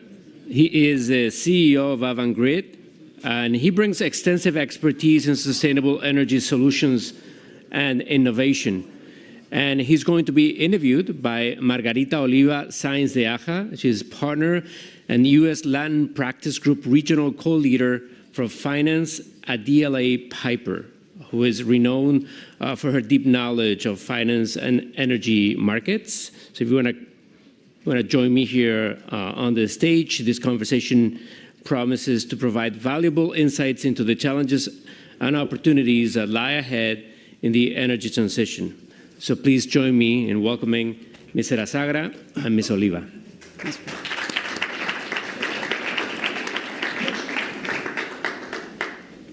Thank you. Thank you. Good morning, everyone. I'm Pedro. Thank you for being here today. Welcome to New York and to the wonderful traffic that we always have around this time of the year. It's easy to commute from one side to the other. So we have had very interesting conversations so far about sustainability, transition, energy transition. There is no doubt that everyone is really invested and worried and actually trying to do their best with regards to energy transition. Even traditional infrastructure companies seems that they're really embracing it and they're really going the 9 yards to change part of their business. So, but energy transition, as you well know, is not without its challenges, is not without problems, particularly the last couple of years. We have to say that we've seen a little bit of a, kind of like step back because of all the geopolitical issues that had happened around the world, and supply chain issues are still going on. So how do you see it for your business? How do you modify or how do you adapt your strategy to all these challenges that we're still seeing in the energy transition sector? Okay, so good morning. Thank you to Prisa and everybody and the chambers, for this meeting. As always, for us at Avangrid Iberdrola, it's a pleasure to be here. I think to answer your question, probably I'm going to refer to my boss, the Chairman Galán, yesterday with the Secretary of Energy of the U.S. in a panel, and then my breakfast with her this morning in the New York Stock Exchange, which is the climate is changing. You just need to go to upstate New York. We serve as Avangrid Iberdrola, upstate New York, so those are our networks, and I think the number of storms is probably 10 times more than it used to be.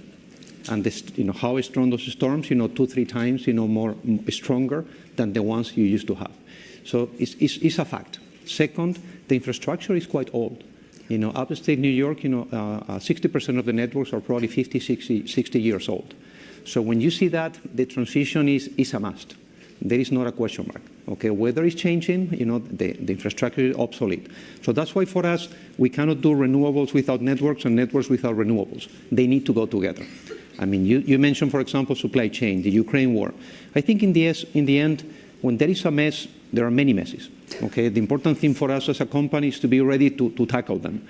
I think, for example, transformers, supply chain, that was an issue. There were no transformers available in the Northeast. Okay, we managed to get them because we're doing operations in Brazil. and we can use them. Okay? So I think that's why just how you react is our obligation as management, to make sure you fix the problems that you have there. You mentioned transition energy. I'm sure we're going to discuss AI. We're going to discuss data centers. We are already moving ahead of that where we can, because the infrastructure is an issue. So that's why for me the obsolete infrastructure and the need for renewable energy, they need to be fixed together. Absolutely. And when you put all of that together and the challenges of what Avangrid is doing to overcome them, how has that impacted your relationships and your dialogues with your stakeholders? Not only your investors, your shareholders, your banks, but also the communities, also your regulators, and you just come from a meeting with one, right? So how has all this different landscape that we're living at the moment impacted these very important relations for you? I think if you were to ask me about how we do business in the US, and our first acquisition is now 20 years ago, that we bought a renewable company here, many times I'm asked, how to do business in the US, and the first thing is you need to become local. But to become local means you need to understand all those parties you mentioned, okay? If you're going to do regulated business, as we do in networks, or you're going to do anything related to renewables, and you don't know if you're doing business as we are in New York, in Connecticut, in Maine, and Massachusetts in networks, if you don't know the governor, Governor Hochul, if you don't know Governor Lamont, if you don't know Governor Healy, if you don't know the legislature, if you don't know, the attorney generals, if you don't know the public advocates, you're lost. And if you don't know the public commissions that regulate you, from the staff people to the senior staff to the commissioners, to everybody there. So if you don't know all those parties, you're not going to be able to do business. Or if you think you can do that from far away. What is, I think, the important thing, in my opinion? You mentioned how do we see the transition energy. I'm going to give you one example, New York. And I can tell you 3 or 4 more, okay? But New York, last year we got approved 9 billion investment. 9 billion, okay? 6 of that in networks, 3 of that in transmission. So 9 billion sounds like a huge amount. Well, probably we need 2 or 3 rounds like that one to be able to upgrade those networks in New York. If you think about our renewables, one example, we are doing a project right now which is almost 5 billion, which is an offer park. It's 5 billion. So every time you think about how to do something in the US, it's billions. Okay, it's not hundreds of millions. And those parties you mentioned, the communities, we have a reach out plan to every single community, towns, counties, all different levels, because unless you are there, you're not going to be able to explain. When you look at the bill, for example, and I'm referring to New York because we're here in New York and we do business here, the bill has a portion which is distribution, which is our piece. But then we need to add supply. It's not ours.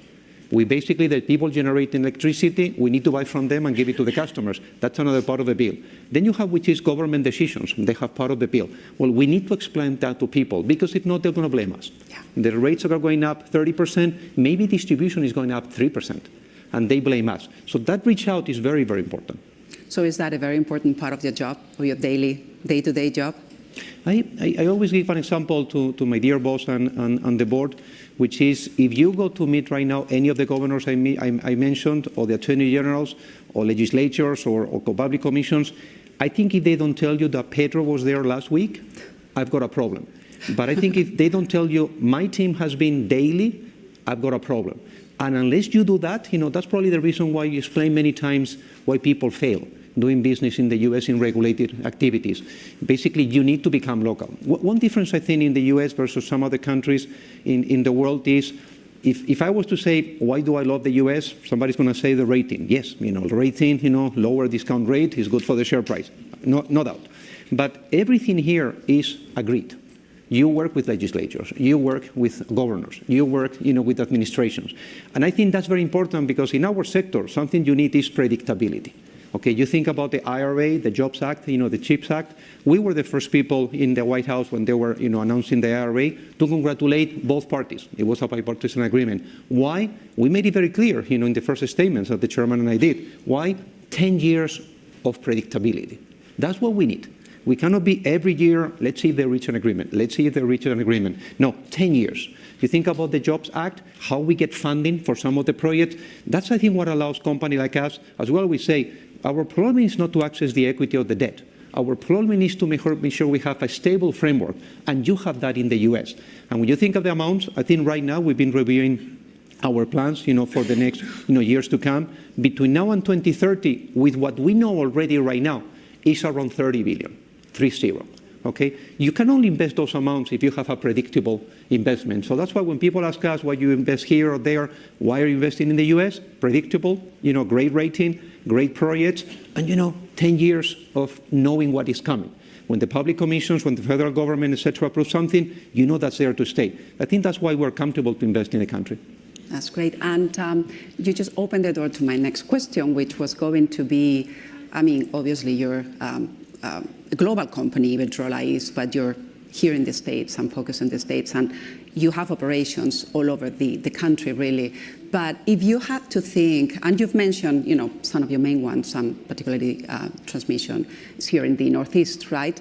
But if you had to, for your next 5-year strategy, what are you looking at? What are the states that you think that could be more interesting for your business, and also, whether it is your generation or your networks part of the business? Why? And you mentioned the IRA, and I also wanted to touch upon that. And how are you planning on taking advantage of the IRA, the Jobs Act, which is, many companies from all over the world are now coming to the States precisely because of this very interesting legislation and tax credits and kind of, subsidies. But you've been here for a long time. So, you must be really, as you said, you probably even collaborated in the coming up the legislation, right? So why don't you tell us a little bit about that? I think if you think about the US and the years to come, the US, from an energy point of view, is not one country. Okay, it's many countries, many states. And you have regions, and you have states. And the regulated activities are regulated per state. So that's why sometimes people think about the US, and it's not one country. It's many, many countries together. That's why for us, very simple. I think the next years to come, renewables, I think right now we're probably 500, 800 megawatts a year of renewable energy, solar and onshore wind that we've been approving, probably with the best spreads in the last 20 years. I think beautiful projects. And something there that is the example of why IRA works, repowering. When a wind asset, for example, an onshore wind, is coming to the end of the life, what you have now the opportunity is not to replace 100% and build a new one. It's to replace some of the pieces and basically extend the life again for 20 more years. Well, because of IRA, you're going to get production tax credits or investment tax credits, in this case, PTCs probably, for 100% of the new production, as if it was a new asset. And with those investments, usually you get, 10, 20, 30% improvement in the amount of, electricity you produce, and it costs less because the pieces are more efficient than they were 20 years ago. So it's a no-brainer. We have announced right now 4,000, 5,000 megawatts. That's probably 4 to 6 billion of investment just repowering. So not new assets, just the existing ones that we're maturing, basically to rebuild or repower a new one. Then you think about, the onshore wind, the solar in the States. We are, as I said, 500 to 800 megawatts new assets a year right now. The US does not stop. Okay, that's it. It's the secretary this morning, the secretary yesterday. The numbers are thousands and thousands and thousands. So that's why it's a good market. You mentioned, what are we going to do in networks? I think we have transmission projects that we're building right now, probably more to come. I think we have, rate cases. So what the numbers I get from New York is what we got approved. But in a year and a half from now, we're going to have a new rate case, maybe similar amounts, okay, or more or less. Then you have Maine, the same approach. We got a 2-year rate case, $500 million investment. So that's why for me, the offshore angle, the renewable angle onshore, and the networks, I think the years to come is a no-brainer. It's huge amounts, that basically we're going to keep us very busy in the US. So you have two hats, right? Your generator hat and your networks hat.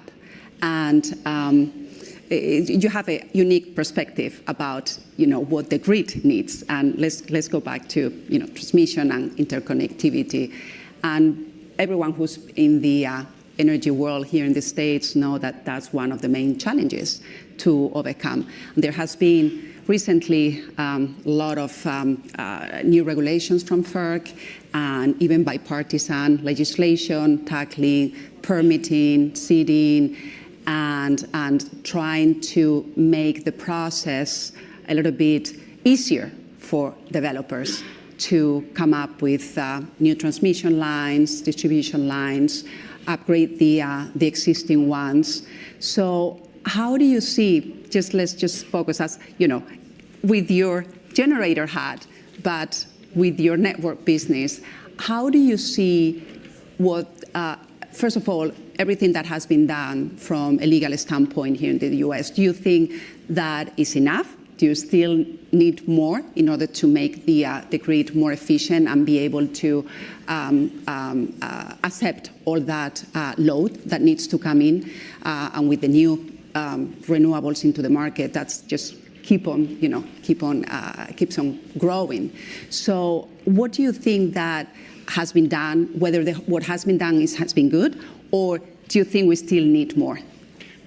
Two answers to that one. The first one is, I go back a little bit of, teaching, because the US is complicated. So some states, if you do networks, you cannot do renewables. So you need to pick up which one you want to do. You're in Connecticut, you're in Maine, we are doing networks, we cannot do renewables. We could do regulated in the case of Connecticut, but we cannot do it. In the case of New York, we can do renewables, but we cannot do the rest of generation. Okay, so that's why state by state is different. Second, I think if you were to just read comments we have been making for the last 2 years, probably two main issues, not very different from other parts of the world, that we have. Permitting and litigation. This is a country that you can litigate. And therefore, somebody opposes you, they're going to make your life difficult. That means 2-3 years delay, 4 years, just because of the hurdles that, you have because of litigation. When you think about the permitting, you mentioned, one of the things which is our obligation is there has been, by both Senator Schumer and Senator Manchin, a proposal of new permitting at the federal level. Then don't forget about the state level, okay? Right. You need to go with both. I think in that one, we are involved, okay? We've been helping, we're continue to help right now, it's not done yet. We want to make sure that some Republicans, some Democrats who may oppose this or that, they basically come together. That's a must, it cannot take you 10 years to do a transmission project. It cannot take you 8 to 10 years to do an offshore project, 5 years to do an onshore solar or wind. And that's why that type of approach, which is what we love about the US, it's difficult to get things approved in DC. But when they want to work together, they need help, and people like us, are there, trying to help to get it done. I think on the state is different. You need to go state by state. And the permit is also very important in the state. I think in Northeast, you've seen now an action, the governors getting together, the administrations, trying to also to make it easier, those permitting at the state level. I think, in my opinion, we're in the right track in both situations, okay? And I would love to do 10 times more, faster and everything, but I think the changes they're proposing right now is clearly in the right direction. Right, so you think that, 2-year permitting is something that you could live with? I think in the US, it's impossible to guarantee 2 years. Okay? I would love to tell you 2 days or 2 months or 20 years. I think the important thing is how they are reducing the timetables. They are making easy the lack of litigation, because if there is no complaint by day X, that's it. There cannot be any more things. So there are many things they are taking, because I think now the administration is realizing that that's what is slowing down, many of the developments. And remember, the Northeast, there is no gas pipelines to be built. It's impossible. And that's why there is a moment there is no more gas capacity. So if we were to have a bad winter, it's going to be an issue. Everybody knows. It's common, we have plans, to take care of that if that comes. So the issues are there. How do you fix the problems? As people are doing right now at the state and federal level, making things easier to be done. That's great. So a subject that also came up in previous discussions here is artificial intelligence. And this is going to be key in the next few years for energy transition companies, for infrastructure companies. How are you planning, or how are you already incorporating this new technology into your business? And how do you expect it to advance, and how do you expect it to make it more efficient? I think one of the positive things, for AI and things like that is basically that everybody speaks about transition energy. We speak about an industrial revolution. That's bringing a new way of doing many things that was unthinkable some years ago. Automation was clearly, a big step, but I think moving to AI is a different thing. In our case, it's very simple. Probably it's obvious to speak about, call centers. Almost everybody's trying to use that. But let's move into operational things. We have right now a dog, which is, an artificial AI, creature, and basically it's controlling the poles and the networks. Okay, when there is storms, when there is, potential things that are going on, we have that. We have right now an idea which is every single person internally can put on the table an idea from an AI point of view. We're generating, 30, 50 ideas right now per month, okay, that we are developing. We have, some joint ventures, with leading people in AI. And for us, it's a must. It's not just a must from an energy supply point of view. It's also from an operations point of view. We cannot miss both. I mean, we're probably a leading company in data centers. We are reaching agreements with almost any of the top guys that you can think of, from a US company's point of view. Many times you keep confidential the name. That's how we do business with those people. But I think we're with top leading companies with thousands of megawatts already supplying renewable energy to those people. I think, that's to do more. I think you have data centers coming right now. I go back to the example I said. If you don't upgrade the networks, you cannot put data centers in some places. Same thing with AI. If you don't upgrade the networks, you cannot put AI in many places. So that's why the combination of customer opportunity to supply energy is a must for us, and we're with thousands of megawatts already being done, but also to make sure the networks are upgraded, and how do we use internally AI? That's, I think, the triangle of the things we're doing. That's fantastic. It's really fascinating, Pedro. Going back to, I would like to talk about wind specifically, because you're one of the leading wind companies in the world. And it's been a little bit rocky lately for the sector in the States and worldwide. Definitely supply chain issues that have been going on for some years. Prices of turbines going up by whatever, China there, right? So you mentioned something, and I would like to go back to nearshoring later, but what's going on with wind? What's going on with onshore wind, and what's going on with offshore wind? That we also know that you're one of the first companies to start with offshore wind projects here in the Northeast as well.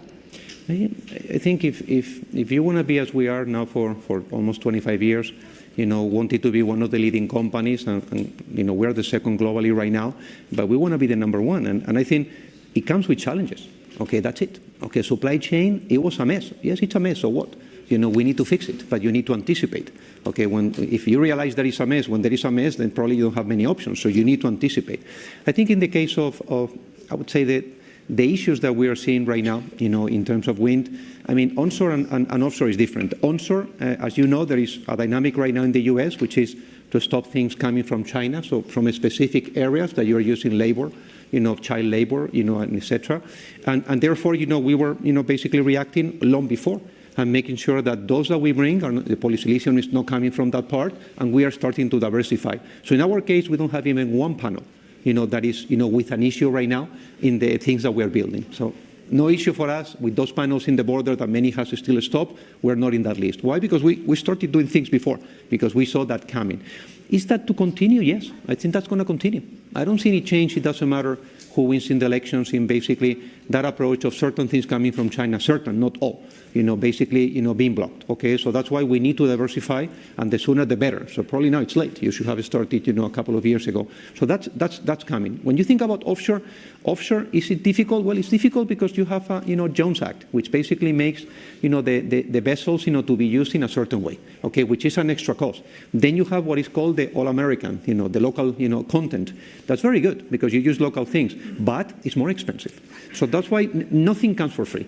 And those are the things that we need to make sure that we take care.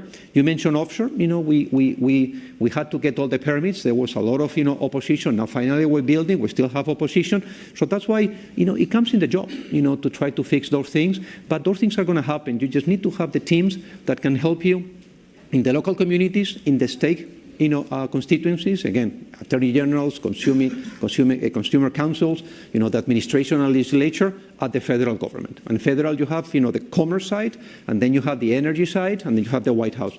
Unless you're not ready to react quickly, then you will really have a problem. If you react, it's a question of time. But usually, I think we're finding the solutions. You make it sound really simple, but I'm sure it's not. You have to have a lot of help all over, right, to be able to reach all of those stakeholders, really. So you mentioned Brazil before, and this is part of your, I guess, strategy to diversify from China. And are you thinking about other countries in Latin America or North America that could also be like supply some of the components of your either solar panels or turbines, and how do they compete with the Chinese prices, which is some of the main issues? That's why in terms of the U.S., which is I think the purpose of this meeting, you need to take into account the US regulations. Okay, so if you're going to have issues with China, you don't go to China. If you're going to have issues with another country, you don't go to that country. Second, I think we're always, very aggressive trying to buy, whatever we can and the cheaper we can, but always with a standard. I think we're very pleased right now that probably we're buying locally from more than 95% of the capital expenditure that we do. I think that allows you a lot of things, to be in terms of achievement with the local regulators, local politicians, etc., because you're buying things locally. So it's very nice to say 95% of our purchases are done in the US. I think that's something that is a nice card, presentation when you deal with those decision makers. I think in the case of Brazil, it's a specific example. There were no transformers enough in the US, and we managed to get them, from Brazil. But it's not so easy because you have technical specifications, you have, many things. Probably I'm going to mention something we're very proud of right now, which is the diversity, supply. Okay, I think it's so obvious, we need to find what we need, whatever. Well, we're very keen right now on making sure, that, the diversity criteria that, ESG is putting on the table, our suppliers also start to show. So we are very keen on getting, purchasing from, companies owned just by women. We're very, keen on, those, companies also of other, diverse, communities and parties. And I think that's important. We're approaching right now almost 500 million of purchases coming from those companies. And I think in the US context, I think that's a must. So I want to raise that because it's a different thing probably than in other countries. Very good. Thank you. And I think we just have a couple of more minutes, Pedro, but in your ideal world, if you could actually, choose and you could get it all, what would you ask of your bankers, of your regulators, of your communities? What would, help from all these partners as well? What would it make it easier for your business to thrive and to contribute at the same time to the transition energy and your climate goals? I think probably, that answer, if we were to ask, Joseph or, Santander representatives here, I think we all have the same answer, because, we've been, 25 years doing business in the US, as an equity investor, as an industrial company, as a lender, and many other things. And it's always no surprises. Okay, you don't want surprises, okay? You cannot have, like in other countries, something approved right now and tomorrow they change. And there is a new government and then you change again. And there is, I think, that predictability, uncertainty, and working together. Sometimes you see countries that the government sees you like a threat, and then they say, why you don't invest? How am I going to invest if you treat me like that, okay? So that's why, just that comfort of working together, no surprises, being at the table when big decisions are taken, I think that's the must. So predictability and a stable framework, nothing else, as simple as that.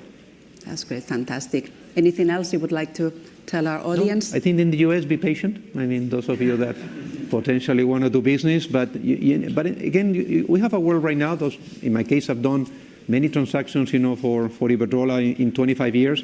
And it's interesting because every time I bought a company somewhere, usually they say to you, I'm different because we are different here. Okay, and you're used to that, okay? And in the end, people are not so different. They're the same. You just need to accommodate a little bit, but you need to become local. And unless you don't become local, and in my case, I was chosen, and I didn't know, the number 33 Latino in the top 100 of New York. I didn't even know that. But why? Because we're hiring a lot of Latinos right now. The race mix that you're having right now in the Northeast states, it's going to be 50% Latinos in many of them by 2030. We need to show a company with the same diversity that you're having in those geographies where to do business. So I think just be patient, because the US is very complex, but unless you are on top of things, you're not going to be successful, and it takes a little bit of time. But nobody's going to reject you because you are from the UK, from Spain, from Qatar, or from, you pick up anywhere. They're always welcome to do business. It's a very friendly country, but not easy from getting things done because of regulation. You just need to understand how things work. That's right. This is a great way to end this talk. So thank you very much, Pedro, for being here, and thank you to our audience.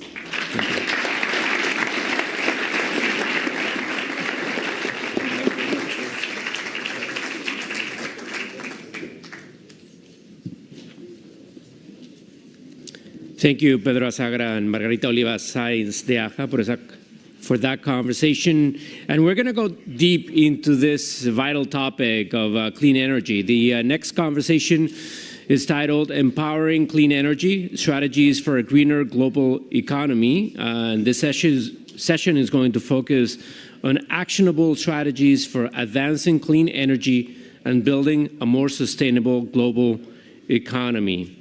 To lead this important conversation, we have an exclusive interview with Miguel Stilwell de Andrade, CEO of EDP, a leader in renewable energy and sustainability. And guiding this discussion will be Robert da Silva Ashley, partner and U.S. Latin Practice Group regional co-leader for P3 and infrastructure at DLA Piper.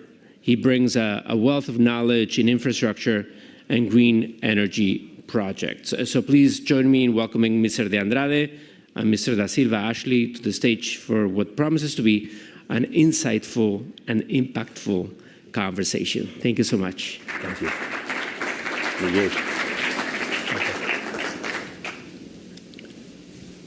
Thank you very much for the introduction. And Miguel, if you'll allow me, I'll just share a couple more sentences by way of introduction.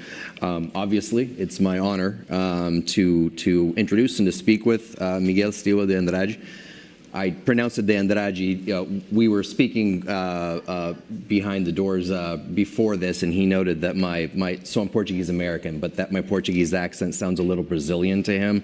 So apparently my acento português has changed into un sotaque brasileiro. Miguel's the CEO of EDP, an industry leader in the renewable energy and energy transition. He's a mechanical engineer by original formation, and then an MBA at MIT.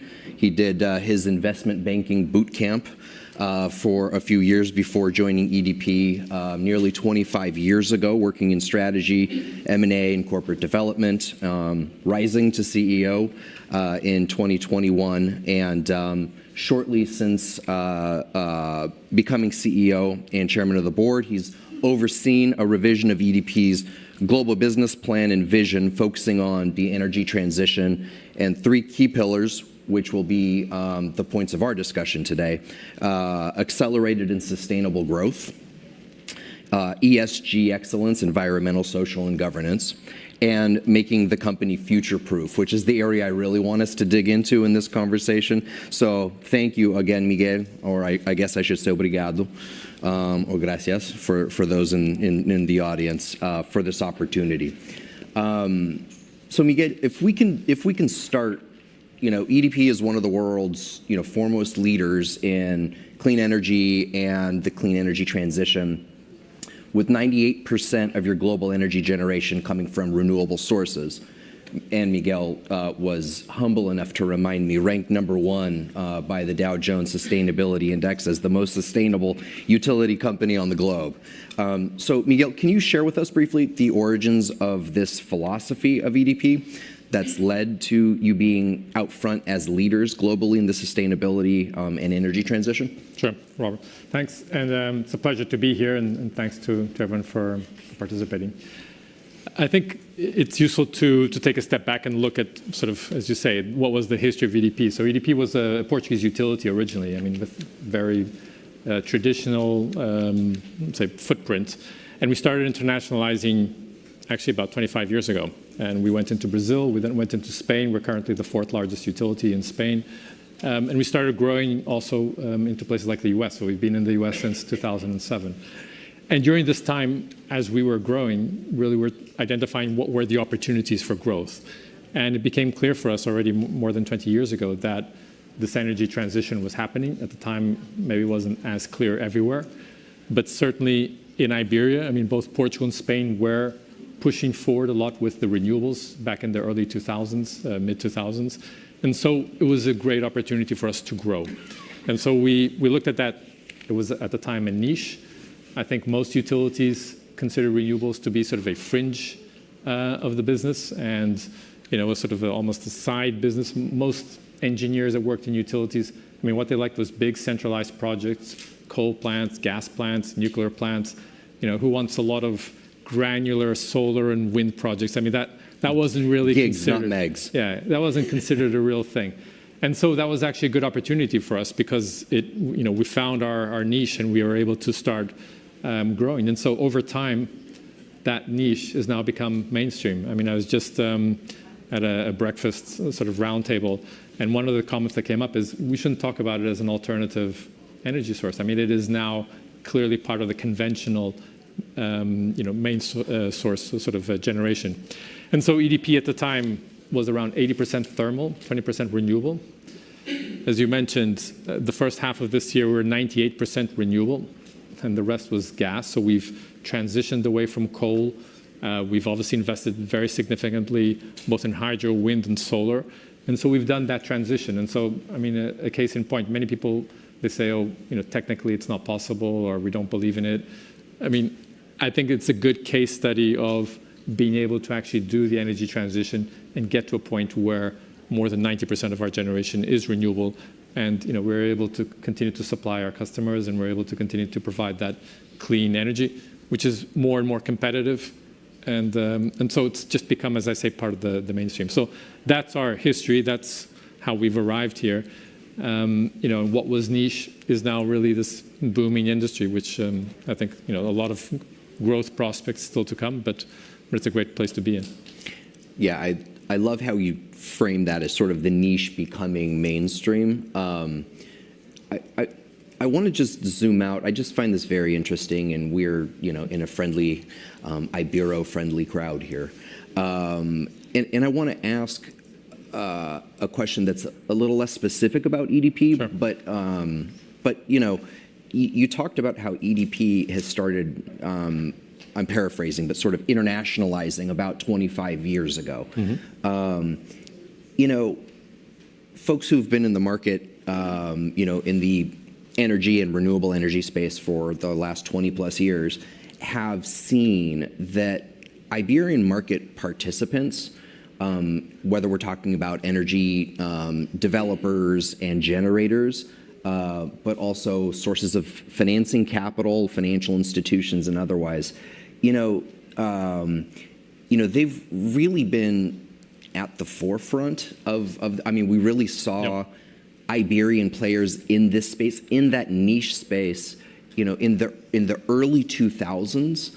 I was just, wondering. I mean, it's not a surprise to anybody here that Latin America was a key sort of gateway, if you will, into the international markets kind of in the 90s, give or take a little bit. But I just want your take a little bit broader from the Iberian perspective. What's unique about the sort of the business and cultural and social, again, business aspects that's contributed to these Iberian market players really being at the forefront? I mean, it's a great question, and we've thought about that also quite extensively. I think at the early 2000s... When patting yourselves on the back over cocktails. No, I think credit to the governments at the time, and sort of the different governments both in Portugal and Spain, but they did create a good regulatory environment and good incentives. And then we were also blessed with good resources, so we have a lot of wind, we have a lot of solar. And so you were able to create an ecosystem which started being built up in that era. I mean, EDP obviously, just had Pedro Azagra from Iberdrola, but you have companies like Acciona, ACS, I mean, many others that really went into that space, and they started growing. And that created people with competencies, it created experience, it created actually knowing about how to do business in that. And so then, as the rest of the world went on maturing that, we were able to export or to grow, internationalize, take some of our people sort of abroad. And I think that center of excellence continues to exist even now. So there is a certain ecosystem, I think, certainly in Iberia, and we see that, where that competency exists. That's not true everywhere. And so being able to have that sort of in Iberia was extremely important. I mean, you have certain ecosystems. If you talk about, obviously, a very classical example is Silicon Valley for tech. I mean, but you created this ecosystem, and a lot of software companies come up because there is that ecosystem there. I think that's a little bit what happened in Iberia. It's very concentrated, but it allowed us to internationalize. Yeah, I mean, it really is a wonderful story to somebody who's been in that space for almost exactly that time frame. It's really been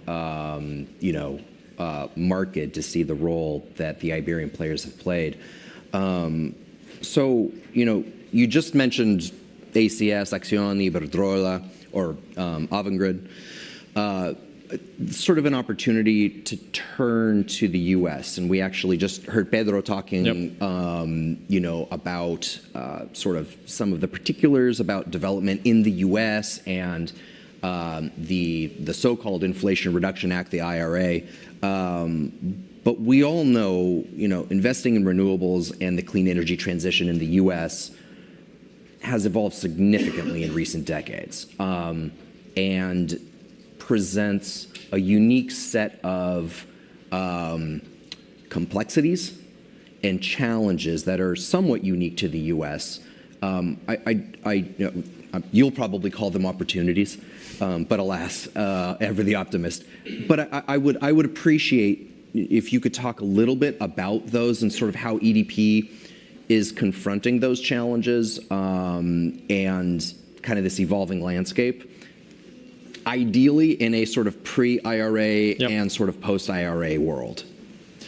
First, I think businesses are here to solve problems. I mean, that's what we do as long as we have the right framework and the right incentives. And in the US back in sort of the mid-2000s, so we bought Horizon Wind Energy, which is based out of Houston, in 2007, which was about the same time as some other Iberian players were also coming into the US. And already at the time, you know, first, it's a great market. It's a huge market. It's got great resources, wind and solar. It has a good rule of law.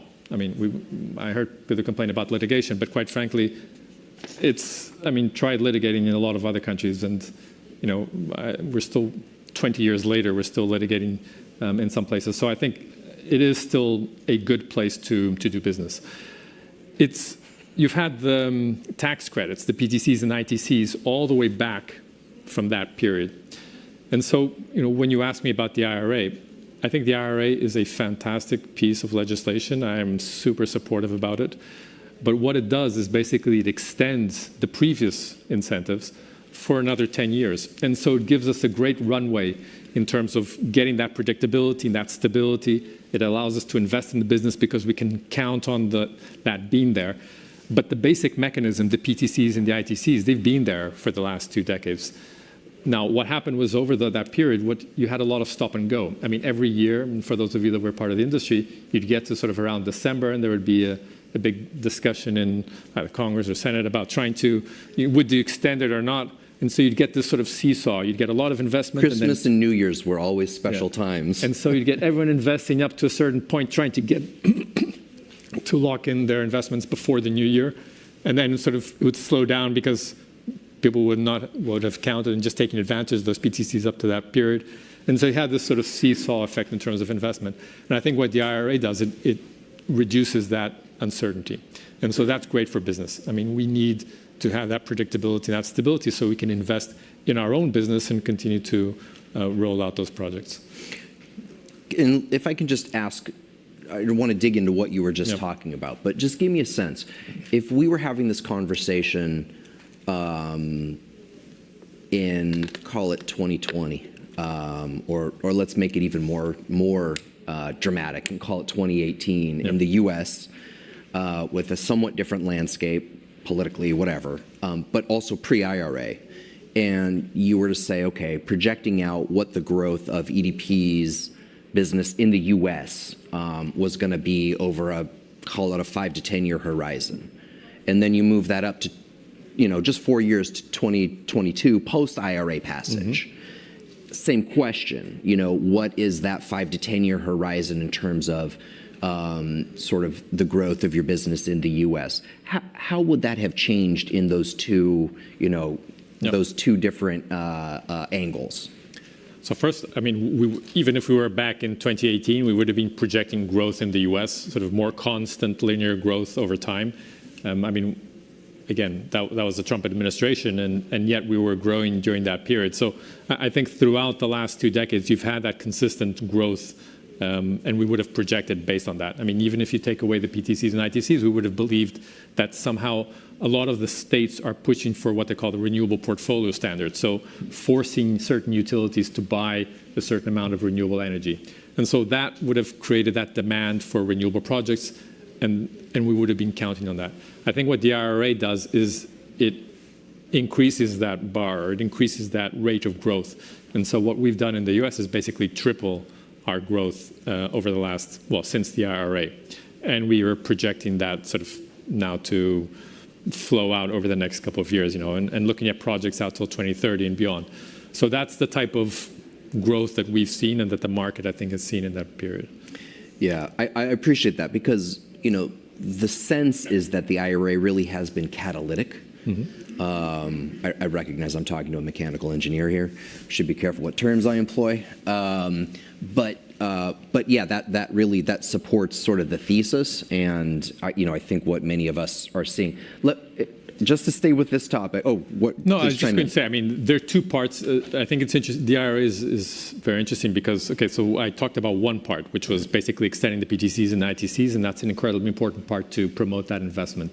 But I think there's a second part to the Inflation Reduction Act, which is the more protectionist side, which caused quite a bit of disruption over this period, because obviously when you had this made in the US drive, when you want to promote more manufacturing in the US, which I completely understand for national security reasons, and you want to sort of promote that, but that does cause a disruption in the supply chain. So we've lived, on one hand, with an increase in the expectations for growth over the next couple of years, but you've also had to transition to this new reality where you are having to have your supply chain much more based here in the US.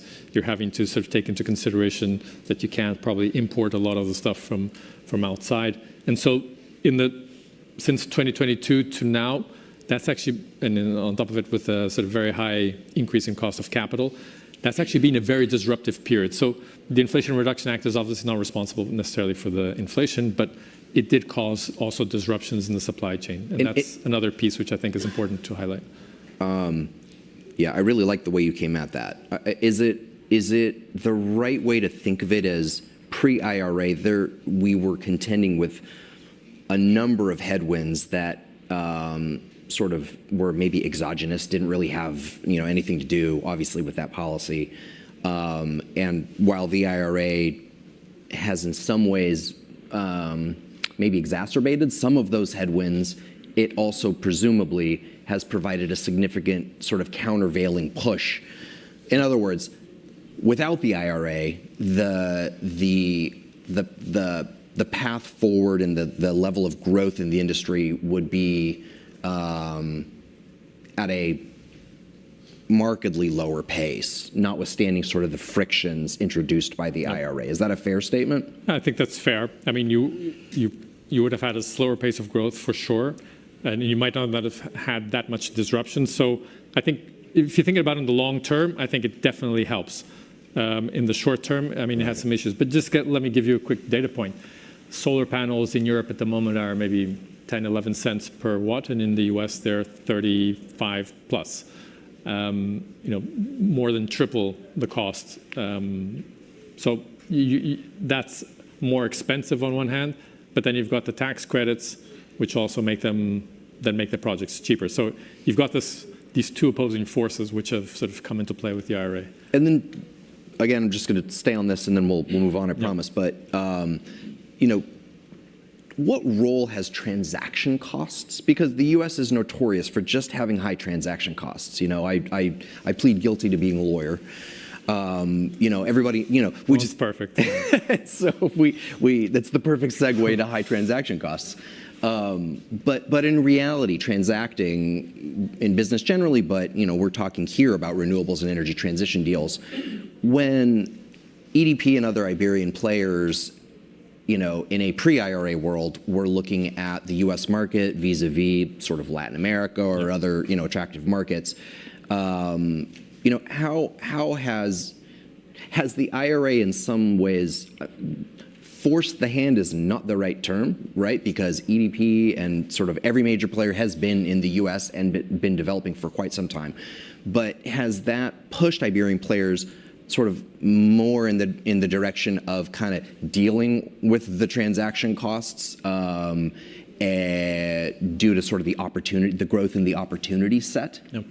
I mean, you can have transaction costs in every market, and quite frankly, I think in the U.S. I would invest in the U.S. over some Latin American countries almost every day of the year. just because I think those transaction costs that you talk about, I mean, there will be other, maybe not exactly the same, but there will be other sort of transaction costs without necessarily the certainty, the rule of law.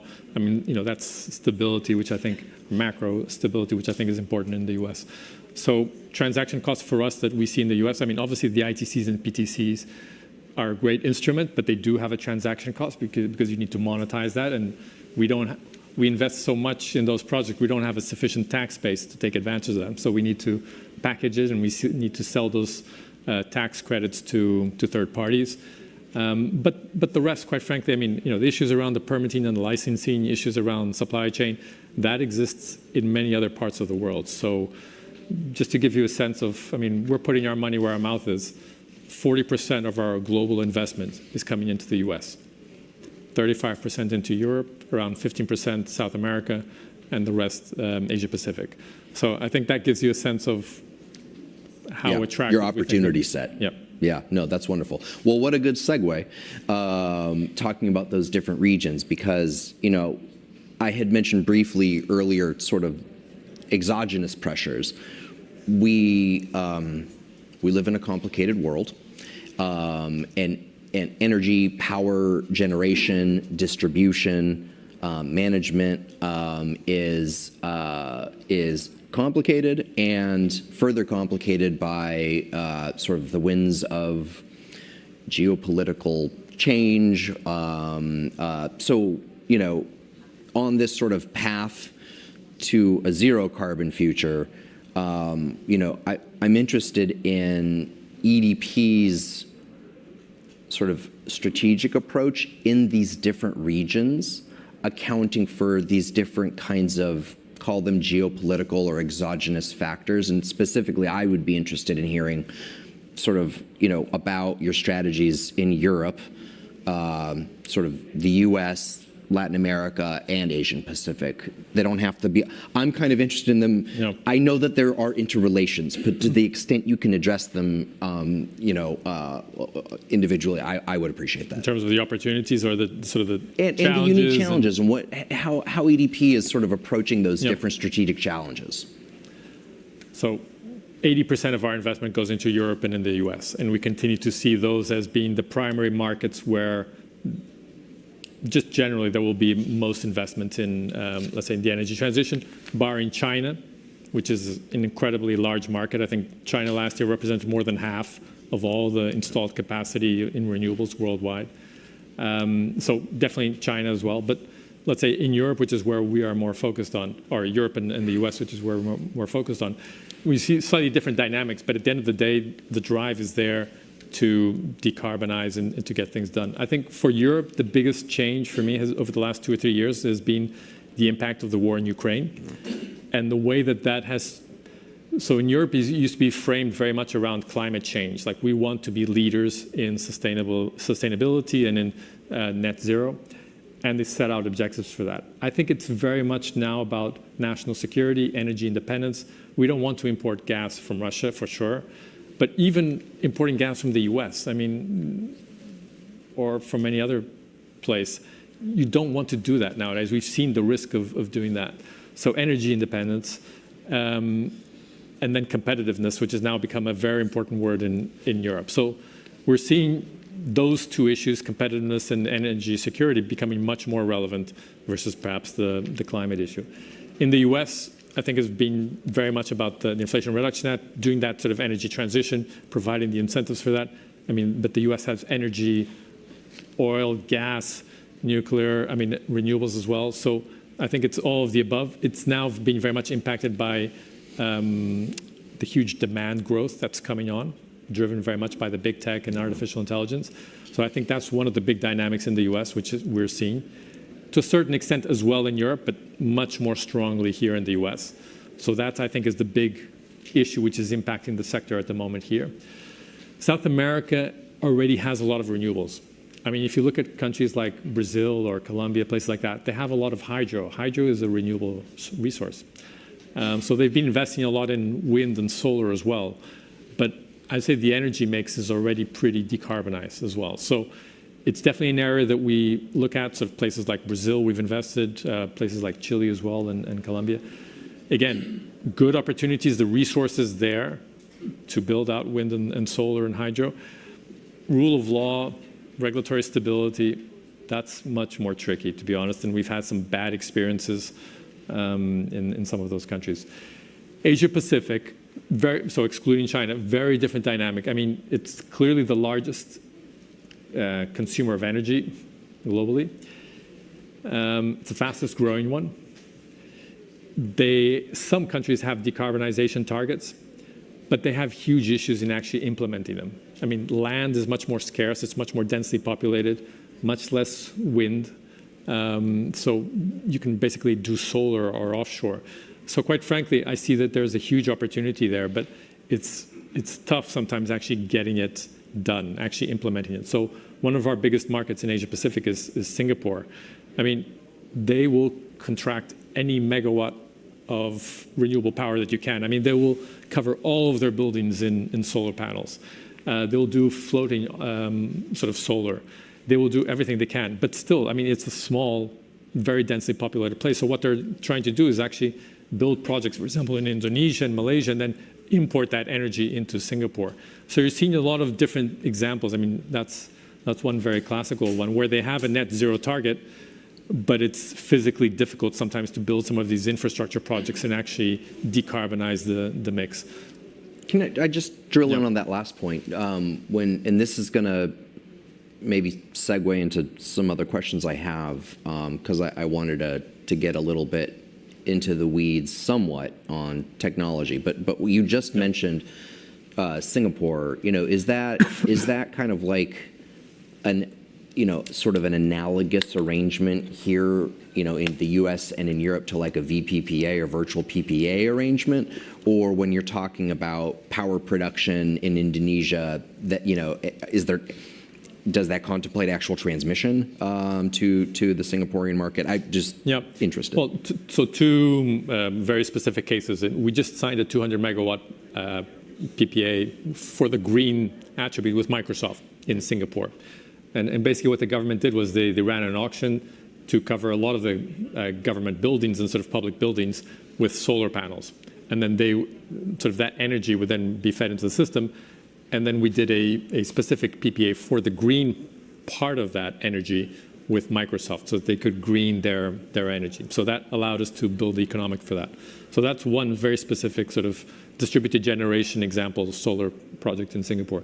The other one, yes, it's like a large utility scale solar project together with batteries and then transmission line running into Singapore. So actually, we've just recently been awarded one of the licenses, there are 4 licenses, to build the transmission lines into Singapore so that you can actually bring in that energy.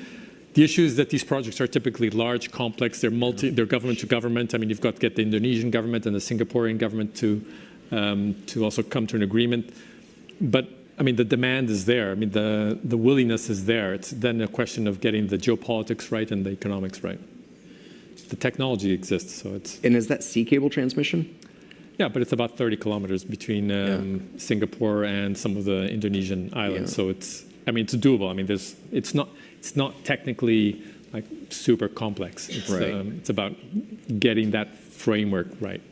Again, I'm talking to the engineer here, so it's not my place to tell you, but that's it's interesting. It's another example of not necessarily new technology, but increasingly sort of new combinations of technologies or approaches that sort of create 1 + 1 = 3 kind of outcome. I mean, I'd say that the discussion nowadays is not so much about technologies. If we're discussing it 20 years ago. That's what I wanted to talk about next. Yeah. But 20 years ago, solar was 10 times more expensive than it is today. Then you could have a discussion around technology, whether it's cost competitive. That's not the discussion that's happening now. The discussion now is about stakeholders. It's how you get the transmission lines built. It's how do you get that sort of governments to come together and allow infrastructure to be built. Because again, it's about the local oppositions, it's about the permitting, it's very sort of granular, basic things which are holding back. So it's not an issue that you say the technology doesn't exist or it's not competitive or, no, it exists, it's competitive. It's really about getting it built. And infrastructure projects are notoriously hard to build. Just maybe one comment on that. Governments need to step in at a certain point. I think I'll give you the example of Germany. So Germany, after the Ukraine war, they were obviously very badly burned because of dependency on gas. They needed to build gas plants very, very quickly, and also renewable projects.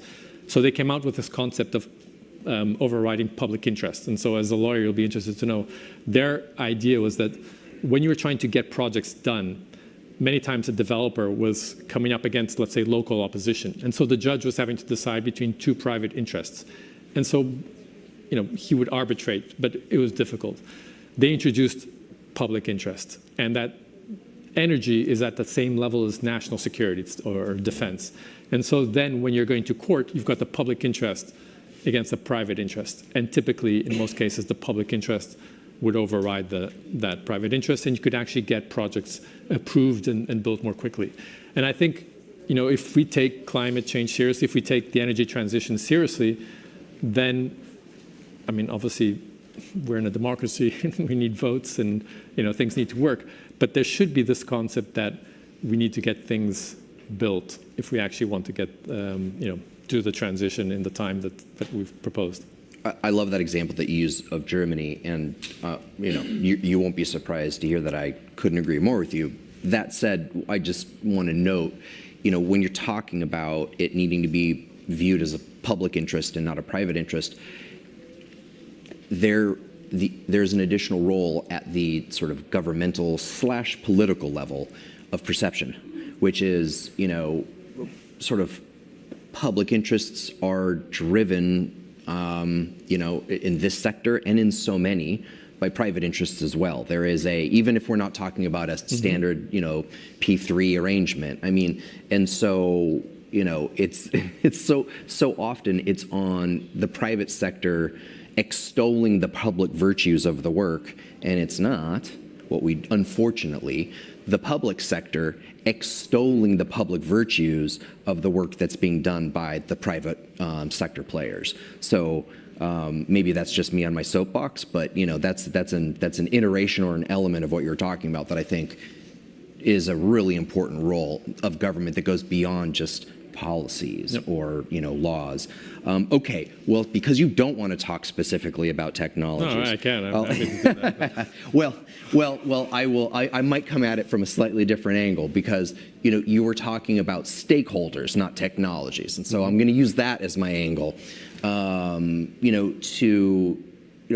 What do you see as the evolving landscape of stakeholders? And one of the ways I'm thinking about this is I'm thinking about, well, what are new and expanding markets for EDP and for other power generators, developers, data and AI and sort of digital infrastructure is an example that has opened up kind of a new avenue that, I don't know, 5 or more years ago we weren't really talking about. 10 or more years ago we weren't really talking about, tech companies coming in and being, major off-takers of renewable energy. So these are a couple of elements, and there's some overlap between those two.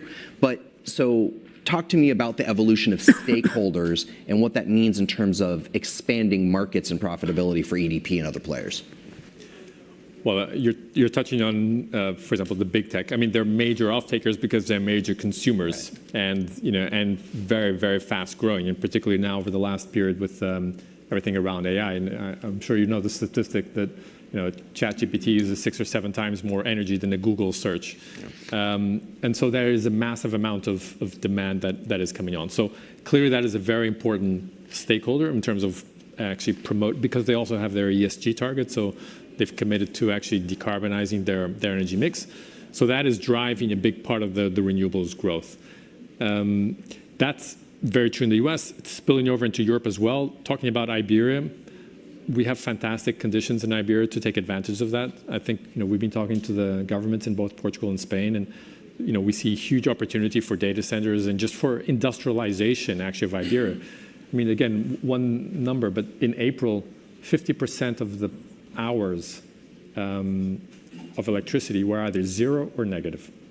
Oh. Obviously, we had a lot of wind, a lot of hydro, but but it's incredible once you think about it. I mean, cheap energy should never be a problem. I mean, it's a fantastic, cheap green energy is never a problem.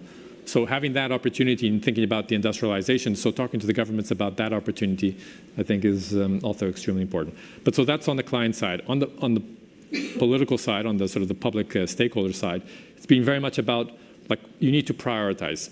If you want to drive the energy transition, you need to follow through with that. And that means, and hopefully we'll see that here in the US, and I think Peter also mentioned that, some of those permitting bills to actually get things accelerated, that's important. But the final stakeholder, maybe that's super important for us, is the local communities. And I talked about the overriding public interest, and that doesn't mean I'm advocating that we just, drive through, sort of completely irrespective of what the local communities think. We need to bring them along with us. And so it's just, I think, in that case where there's one person holding out from a multi-billion-dollar transmission line that is going to feed the entire city of New York, I think in those cases, then you should have some mechanism to actually be able to drive that through. But in general, I think we need to do a much better job with the local communities of actually what's in it for me. And the NIMBY issues are obviously a huge issue for any infrastructure project, but we need to be super focused on actually bringing those communities along. So that's been a very big focus for us in the various different markets that we're operating in. It's wonderful. We are apparently the only two people standing between a coffee break and this conversation. So Miguel, I want to thank you very much for this lively conversation. If we could all please hear it from Thank you very much.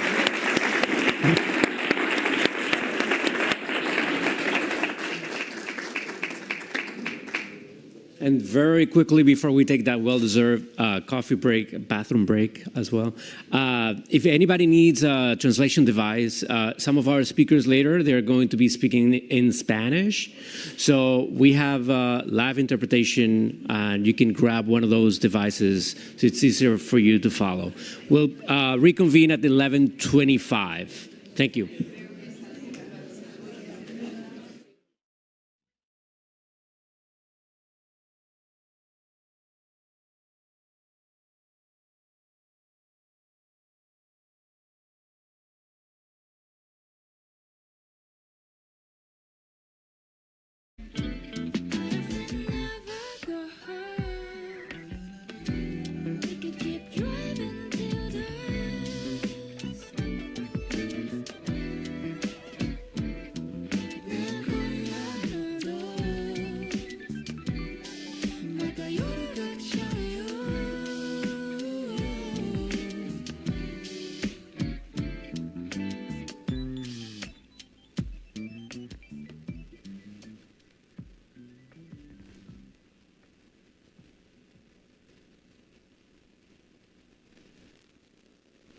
She's wearing an old dress, walking it out, waiting for someone to turn her around. But she won't believe you when you fall down on your knees. She fell asleep, listening to my friends, talking on and on about how the world ends. Then she wakes up and climbs in my front seat. And she said, don't you wait. Try it. Are you scared to find it? And do you want to take my broken heart? Are you scared to start? Let's lay in the dead grass, stare at the stars, run away, you live out of cars and bars. Let's just leave here, 'cause there's nothing left to see. And if that's wrong, let's make it right. And if you leave, just give me one more night, 'cause there's no one else you'll find that's quite like me. And she said, don't you wait to try it.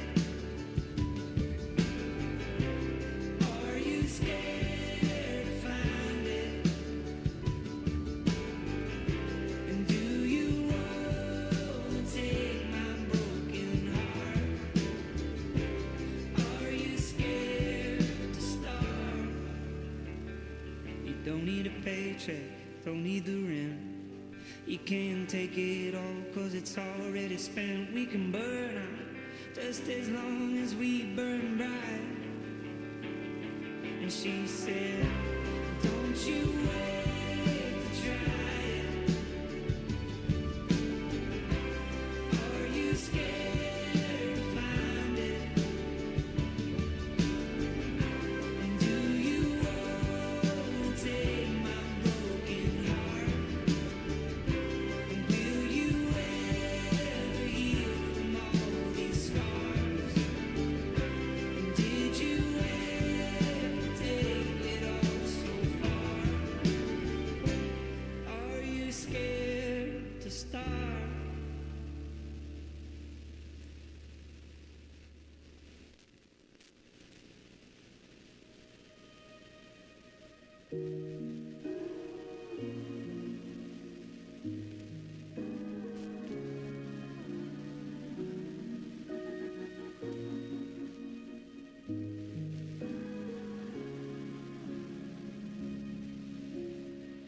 You want to go to the seaside.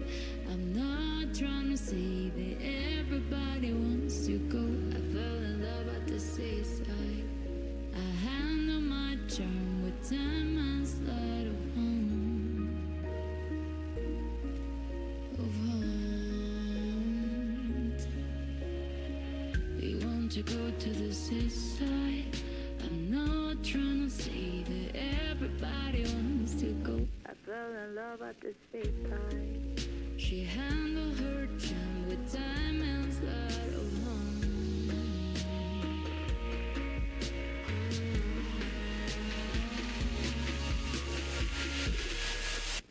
But I'm just trying to love you. I need to find a way.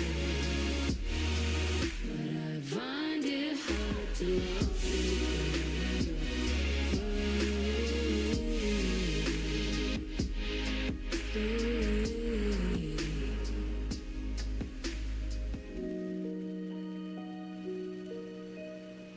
You want to go to the city.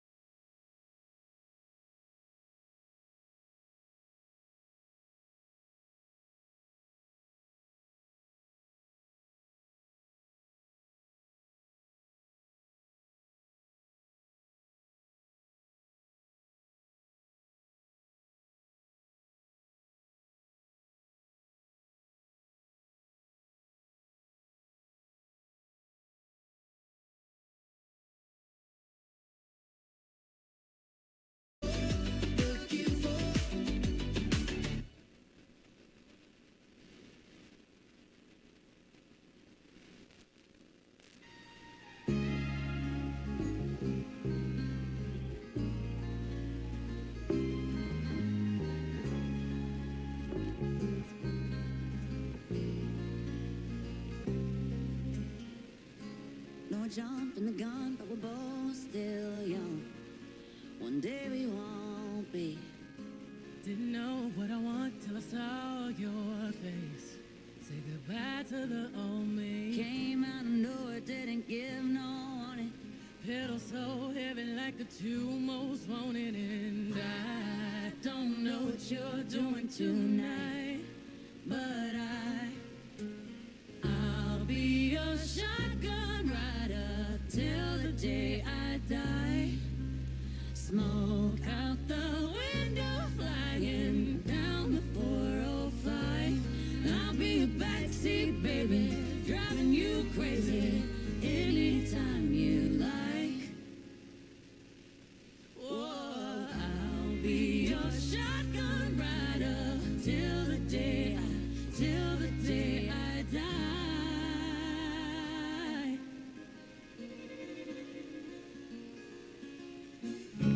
Making waves in the wind with my empty hand, my other hand on you.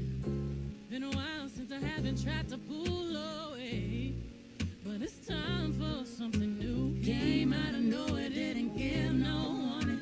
Pedal so heavy like the two most wanted, and I don't know what you're doing tonight, but I'll be your shotgun rider till the day I die. Smoke out the window, flying down the 405. Yeah, I'll be your backseat baby, driving you crazy anytime you like. Whoa, I'll be your shotgun rider till the day I die. Till the day I die.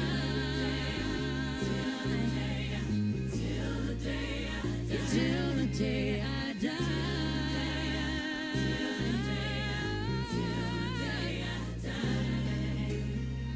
I know we're jumping the gun and we're both still young, but one day we won't be. I'll go wherever you take me, seems kinda crazy. Ooh, I'll be your shotgun rider till the day I die. We're getting high till we don't realize time is passing by. Yeah, I'll be your backseat baby, I'm driving you crazy anytime you like. Oh, I'll be your shotgun rider till the day I die.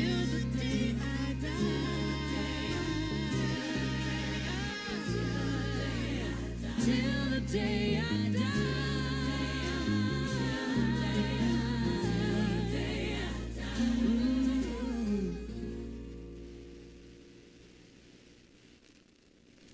I think it's really over now. I think I knew it on the way to your house.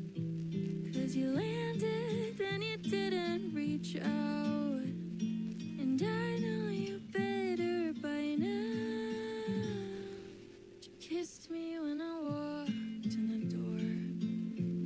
And we don't really do that anymore. But you looked down at your shoes and I swore I saw a tear hit the floor. Then I saw her again, a girl that I know, who had more to do than wait by the phone. She didn't care if you called, 'cause she was comfortable being alone. Where is she now? Must have left her at home. 'Cause I tried to speak and I started to choke. You stole the words from her throat and I think it killed her. But how could you know? She follows me around now and then. Every time that I play pretend. But you come to my mind and again. She disappears with the wind.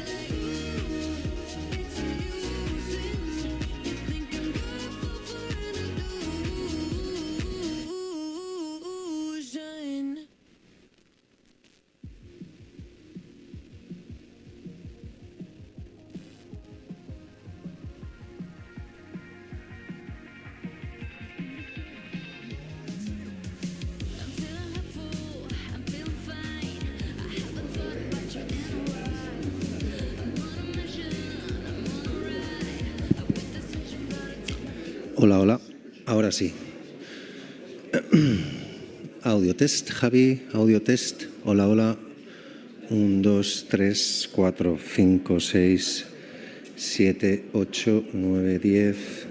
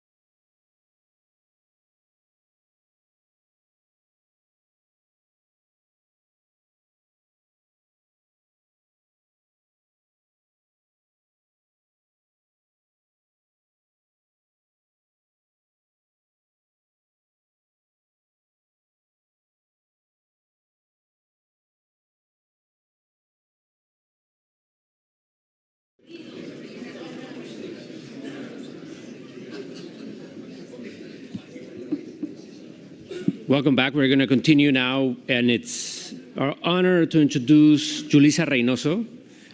She's a distinguished diplomat, lawyer, and public servant who served as a U.S. ambassador to Spain from 2022 to 2024.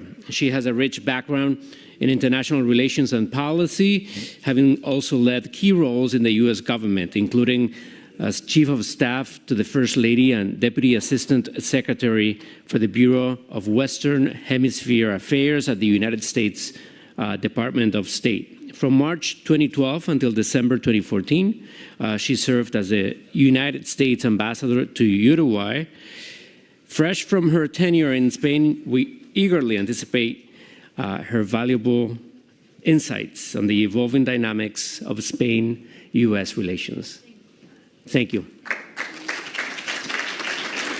to see you. How are you doing? Very good, thank you. All right, well, thank you. I'm very grateful for the invitation by the Chamber and all the different sponsors that are making this evening, this event, a possibility. As mentioned, I recently completed my service as the U.S. Ambassador to Spain in July, and I have returned to New York City, my home, to practice law and to be close to my family and also to help with the campaign, to help Vice President Harris with her mission. I have some observations based on my time as Ambassador to Spain, and I know you all are interested in that purpose. I am, as a private citizen, I continue to be very involved and very passionate about U.S.-Spanish relations, and I'm glad to be able to be part of this broader community. Spain, as the President Biden said when he visited Madrid in 2022, is an indispensable ally of the United States.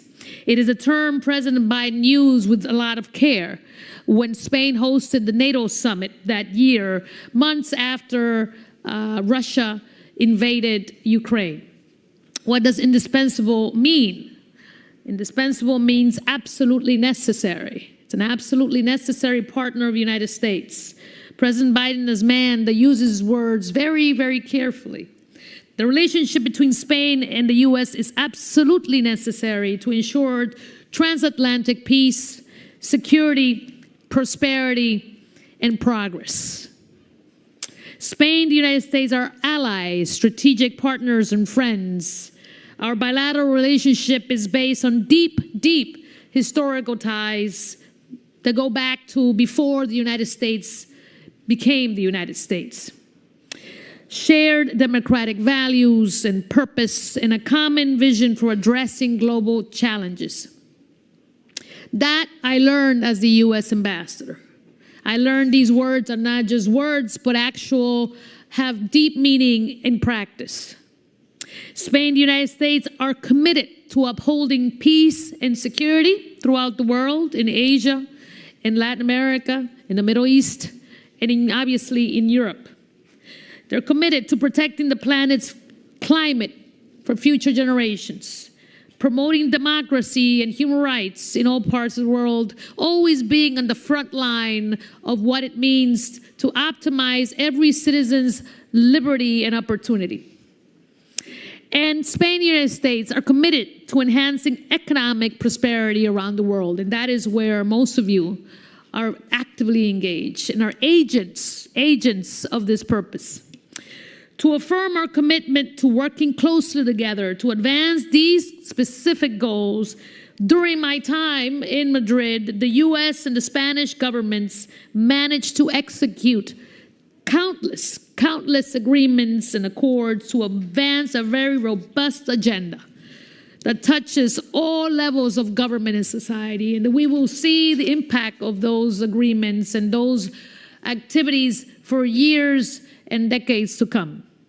From new agreements with agencies such as the U.S. Social Security Administration and the National Space Agency, NASA, to updates to agreements that we had for decades, like the Defense Cooperation Agreement, to include new issues that we deeply care about, such as providing funding to the Global Equity Fund, a fund dedicated to promoting and protecting the rights of the LGBTQ+ community. We went from adding destroyers to the base in Rota to promoting gay rights. I witnessed all this progress in the relationship. I was in awe of the progress we made to tackle the many global challenges we face as nations and societies, and those challenges are enormous. I don't have to tell you. From the war in Ukraine to the conflict in the Middle East that every day is becoming more and more entrenched and inhumane, we, as indispensable allies, the United States and Spain, are required by the society that we represent, but also by the global interests of the people of the world to work closely together. The United States, under President Biden, is investing in our domestic affairs, in our democracy. We have faced real challenges internally over the last several years in terms of our democracy, and the events of January 2021 demonstrated that our democracy, the United States, that beacon of hope, still requires strengthening, and our institutions need and require support and sustainability. Our democracy is messy. Imagining your democracy is messy as well. While supporting our partners around the world, partners like Spain, we, the United States, cannot serve as a model of progress when our own internal affairs are not in proper order. And that is something President Biden has committed to focusing on, both in terms of democratic rule of law, but also our economic prosperity and our progress.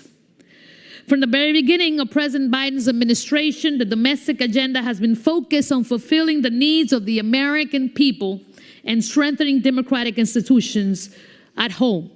Because if we do so at home, we can then serve as models for people throughout the world. The president signed into law several major legislative packages that many of you, I think, and your companies are benefiting from, including the Infrastructure Act and the Inflation Reduction Act. And lastly, the Chips and Science Act to promote the investment in the United States by foreign and global companies in the semiconductor and chip space. These packages will strengthen our democracy, objectively the most important thing, by driving the creation of good paying unionized jobs, growing the economic sustainability and equity of U.S. citizens and U.S. workers while fostering greater worker power, and at the same time creating economic and commercial activity that could benefit global players and citizens throughout the planet. But this is just the start. And there's definitely a lot more we need to do as the United States and to demonstrate our ability to lead around the world with our own progress, but also our own democratic values. As the work at home continues to bring the United States closer to what we call, quote, a more perfect union, we're redoubling our engagement around the world. And as my candidate and the Vice President of the United States said in her remarks at the Summit of Democracy when we first got to the White House several years ago, she said, "We know our work at home will make us stronger for the world. We also know that the strength of our democracy is tied to the strength of democracies worldwide." And in that instance, Spain is a prime example of a robust democracy that we must work with and must model ourselves and learn from. Our foreign policy is a reflection of our own aspirations for our democracy and society. We're committed to promoting respect for the human rights and fundamental freedoms we all share as human beings. It's a U.S. foreign policy priority that also furthers our national interests and our domestic security. Societies that respect and defend human rights and fundamental freedoms, democratic institutions, and the rule of law are more stable and secure. That's just a fact. Therefore, we are committed to combating threats to democracy wherever they exist. And we do this hand in hand with Spain.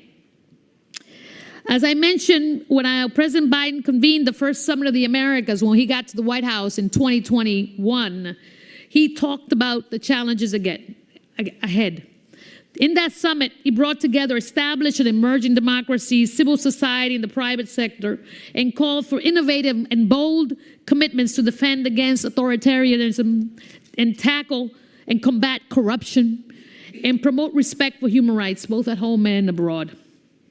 President Sanchez and the government of Spain were active participants and have helped for the last essentially 4 years in making sure these ideas and these commitments come to fruition. President Sanchez and the government of Spain shared these views and the importance of strengthening democracy and emphasizing the common values shared by our democratic nations. This year, as you may imagine, or guess, we have an election in the United States, in case you didn't notice. And our democracy, my democracy, will once again be tested. We will be challenged. That's almost guaranteed. But the nation, my nation, with this election also has a precious, fleeting opportunity to move past bitterness and divisiveness to create a more perfect union. We will need, as we move forward over the next month or two, and hopefully ahead, indispensable allies, necessary, essential allies such as Spain, to forge ahead with us, irrespective of what happens in November, to make sure we can, again, commit ourselves to promote the great values of human rights, rule of law, security, and prosperity in order to optimize the God-given potential of every citizen in our nations and promote those values throughout the world.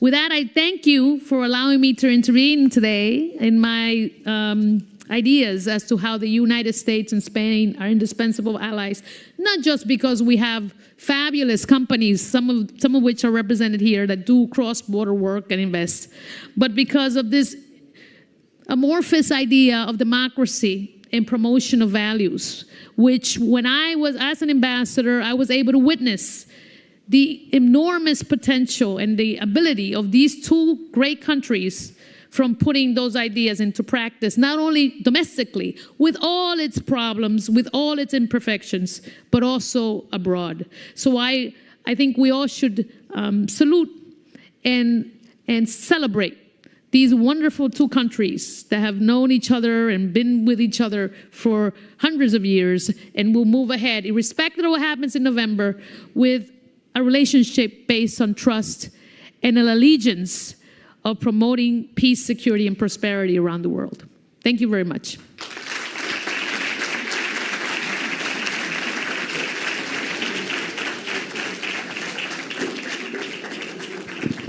Thank you, Ambassador Reynoso. We're going to now explore the state of generative AI in the enterprise. It's a panel discussion moderated by Miguel Teixeira, Deputy CEO of IBO at NTT Data.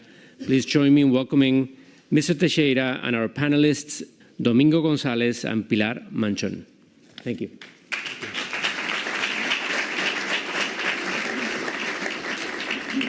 Well, good morning, everyone. I'd like to start greeting each one of you and to thank you, the Spain-US Chamber, for the opportunity. So first of all, presenting my two guests. So Pilar Manchón, she's the Senior Director Engineer and AI Strategist in Google. So it's a pleasure to have Google here with us today. And Domingo González, who is the Director of IT Innovation in Nestlé North America. So I don't know if you know, but Nestlé is the biggest CPG company in the world. And to help me on this GenAI panel, I dared to invite someone more. So we will have here a couple of help of the GenAI itself. So I have 3 points in this presentation, in this small panel, where I will have this help. First of all, to do the introduction. The second, I had some help using Gemini and ChatGPT in order to prepare the questions. And third, the close itself. So the first one what I did was something really simple. A couple of weeks ago, with a Chrome key, so those green backgrounds, I record myself with a really simple software. That software asked me to say something for 3 minutes in my native language. My native language is Portuguese because I'm a Portuguese person. And after that, I asked this, as you can imagine, my avatar to prepare the presentation, the introduction for 3 minutes for this panel. So I gave him some bullets, what we're going to talk about, and this was the result. Please push the video. Hello, everyone. I am Miguel Teixeira's avatar, a digital version of Miguel powered by generative AI.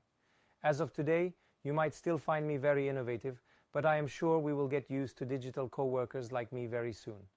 And this is not the only big business and social transformation that generative AI will bring. Anyone will be able to transform a good idea into a successful and scalable digital business model, as the hottest new programming language is English or Spanish, thanks to large language models. Medicine will benefit from novel proteins for viral and cancer research created by transformer models, and training will be forever transformed as anyone can access virtual teachers that can support their continuous learning process. These are only some examples, but generative AI represents a huge opportunity and a responsibility for governments, boards, and CEOs to steer countries and companies with anticipation and knowledge. Using Gen AI, we can carve out new paths for growth, elevate customer satisfaction, and make operations seamless. Effective corporate governance in the age of AI requires a forward-looking approach to ensure AI adoption aligns with entities' values and long-term objectives. In the digital revolution era, enterprises undergo dramatic transformations in innovation, product positioning, and client interaction. This revolution is a complex web of interconnected enablers fueling business transformation and new business models. These enablers include cloud computing, big data, the Internet of Things, IoT, artificial intelligence, and generative AI. Generative AI enables the creation of new products and services that were previously impossible. It can automate, augment, and accelerate work, enabling capabilities across a broad range of content, including images, video, audio, and computer code. It can improve several organizational functions, including classifying, editing, summarizing, answering questions, and drafting new content. Each of these actions has the potential to create value by changing how work gets done at the activity level across business functions and workflows. AI-driven innovation can lead to new business models that effectively differentiate themselves and create new value propositions for customers. Generative AI can automate tasks across various industries, from generating content and code to automating design and decision-making processes. This can lead to significant productivity gains and cost savings for businesses. While automation can improve efficiency, it also has the potential to displace jobs, particularly those involving routine, repetitive tasks. However, this could also lead to new roles requiring different skill sets, offering hope for the future job market. Senior leaders should communicate Gen AI's business objectives. I hope it's enough for each one of you to see that I am the real one and that's the avatar, okay?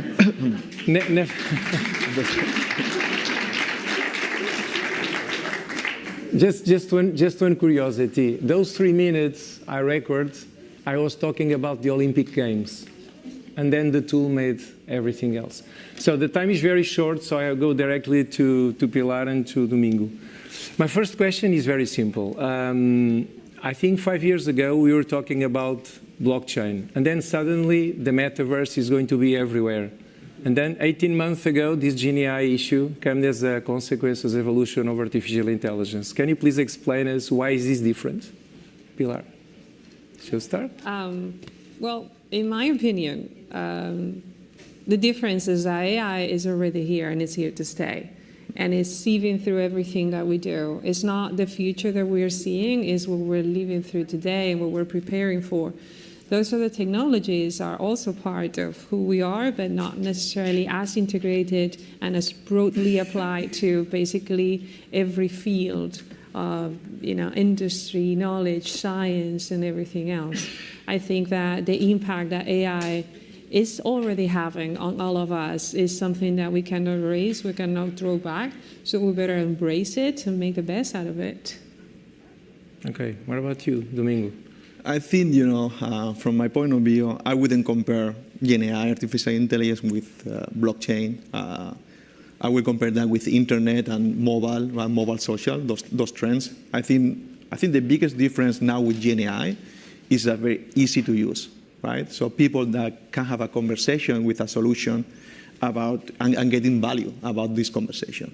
I think this is totally different from other technologies that we had in the middle, right, from mobile to here.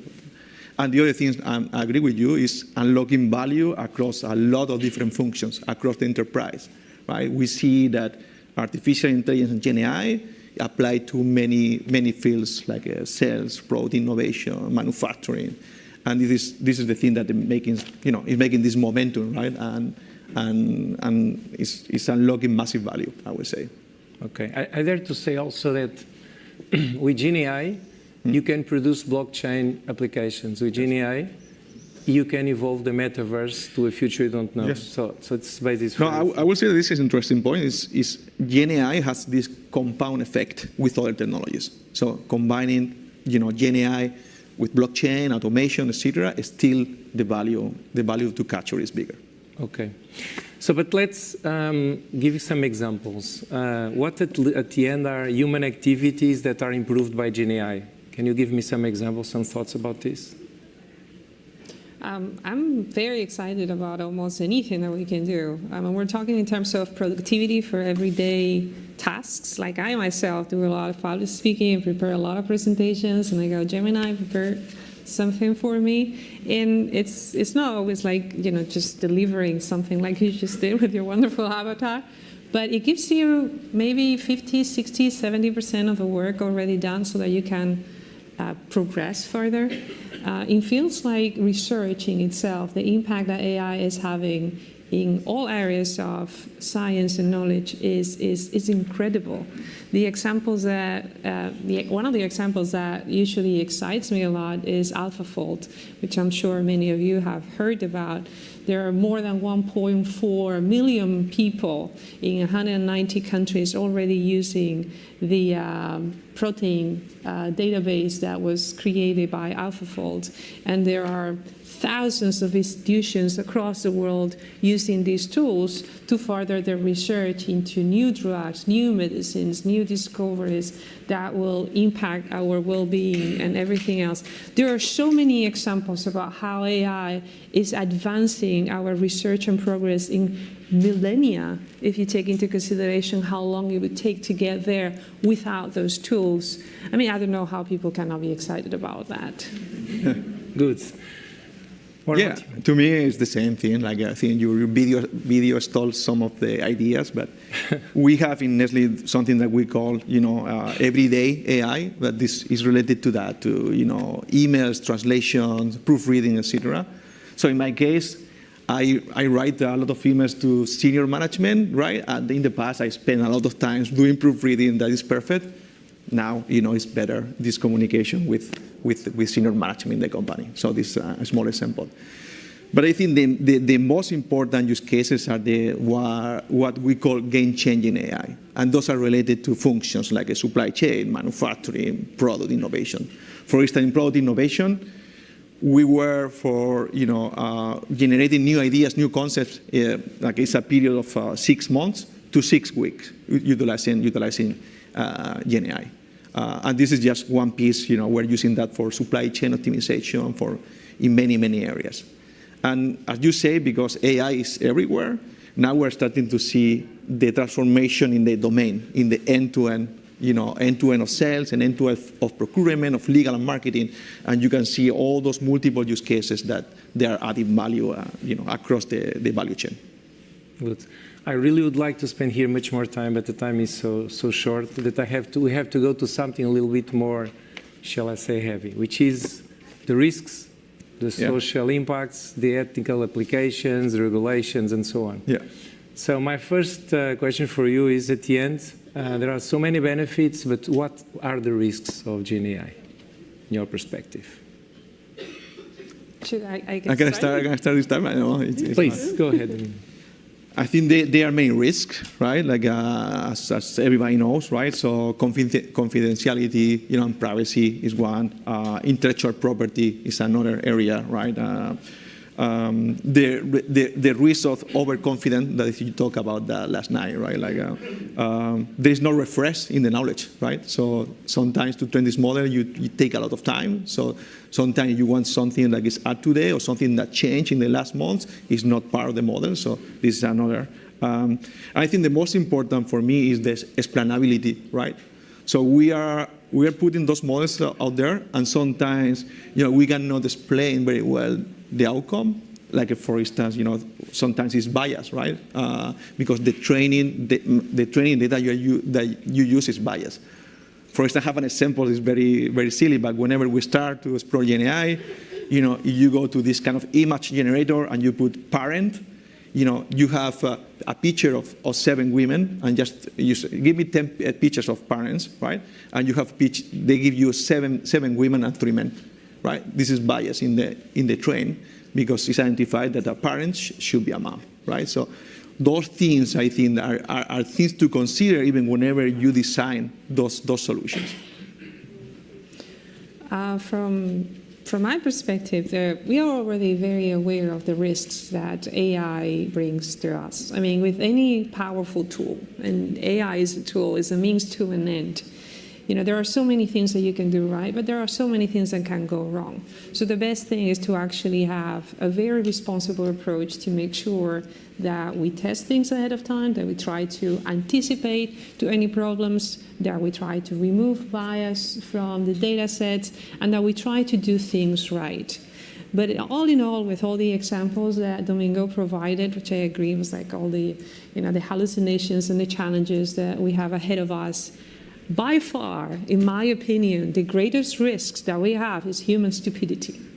Yes, yes. We're going to go as far and as fast as we want, but we are in control. And so it's up to us to make sure that we take the necessary steps and the necessary precautions to use AI in the most constructive, just, and appropriate way to advance progress, to build a better society. And the great thing is that we have a fantastic opportunity. AI is going to make things faster, more efficient, cheaper. There will be consequences, and there will be collateral impact of all that. But hopefully we've learned from the couple of millennia of advanced society that we've been building, and therefore, we have the capability of doing better. So I would say that we are our best allies, and we're also our most dangerous enemies. Yeah, I think you touch a great point. I think that maybe we're going to talk about that a little bit later, but it's about the training, right? Whenever we implemented Gen AI and Nestle, we spend a lot of time in training and, teaching people how to use the tool, how to talk with the tool, how to get the value. But also about the critical thinking, right? To see, okay, this is an output, right? You need to, those things I think are super key. Whenever you think more as a country level, as you say, we need to think how we train, how we reskill kind of all our citizens really to get the value from AI. As you say, like stupidity could be one of the biggest challenges, right? But I think for this reason, I think we need to have a better training, better education about AI. Yes, that's the beautiful thing about it. I think that there are very few tools and very few opportunities in the world where the tool itself can help you solve any problems that the tool can generate. Mm-hmm. So one of the best ways to educate people, to democratize access to AI, is AI itself. AI can help us further education, can help us customize education, customize concepts, make it available, make it more agile, make it free virtually. So great opportunity. Good. Let's go now to legislation. Sorry, we have to talk about this. I'm going to. Let me give you a couple of examples of what we are talking about and challenges that we have as a society. 7 to 8 years ago, study about autonomous vehicles, and when autonomous vehicles has to take a decision. On the left side, someone 70 years old. On the right side, a child. There is no other way going left or going right. So what's going the decision to be taken out? Face recognition. Both of us, 3 of us, live in the US. So I love coming here from Iberia, from Latin America, my global entry, and just popping in, and that's it, 30 seconds. We know that there are countries that are not allowing these kind of issues. Emotional conclusions about conversations. Should you allow this or not? Bias, as you are talking about. So we are a society with bias, and all the data we need to train at the end the Gen AI, if we don't do nothing, will be biased. So my question for you is, what's the right balance on all of this? Because there has to be a right balance between allowing everything, and which will be maybe an issue, or avoiding almost everything, and we will lose this huge opportunity of using this technology. So what's the right balance? Sorry, it's a difficult question, but whenever you don't know anything, what do you do? You ask Google. That's a very good point. You start and then I go. Sure.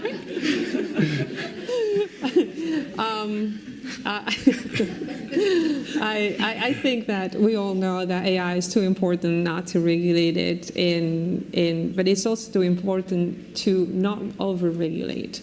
So we have to strike that right balance, like you said. It's also important to make sure that we're not regulating technology, but the applications of technology. Because technology is not good or evil. It's how you use it that matters, and it's up to us how we use it. And it cannot be, one size fits all either, because there are very many different applications, different kinds of contexts. So it has to be customized according to the risks that it entails and the reliability of the technology itself. I think that one of the good things that is coming out of the regulation is some sort of framework that establishes different levels of risk that I'm sure will be evolving over time. Different societies, Europe, the US, Asia, we all have different understandings of how much risk we want to undertake and how much sensitivity there is about certain data, certain applications, certain things.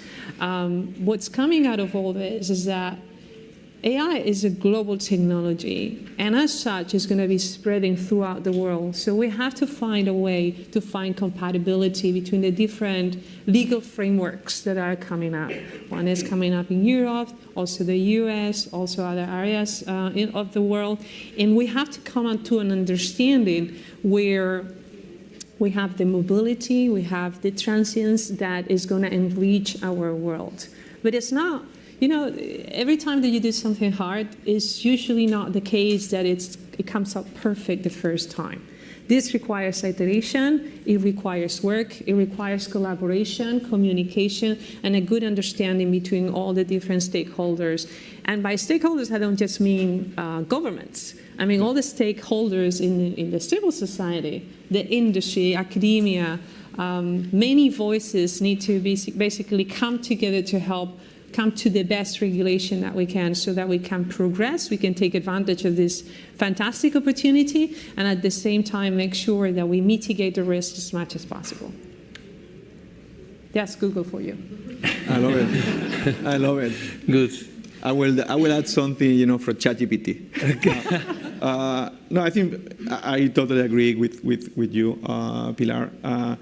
At the enterprise level, for us, it's a balance between risk and value, right? And always, depending on the risk, there is some activity, some compliance, some security that needs to be met.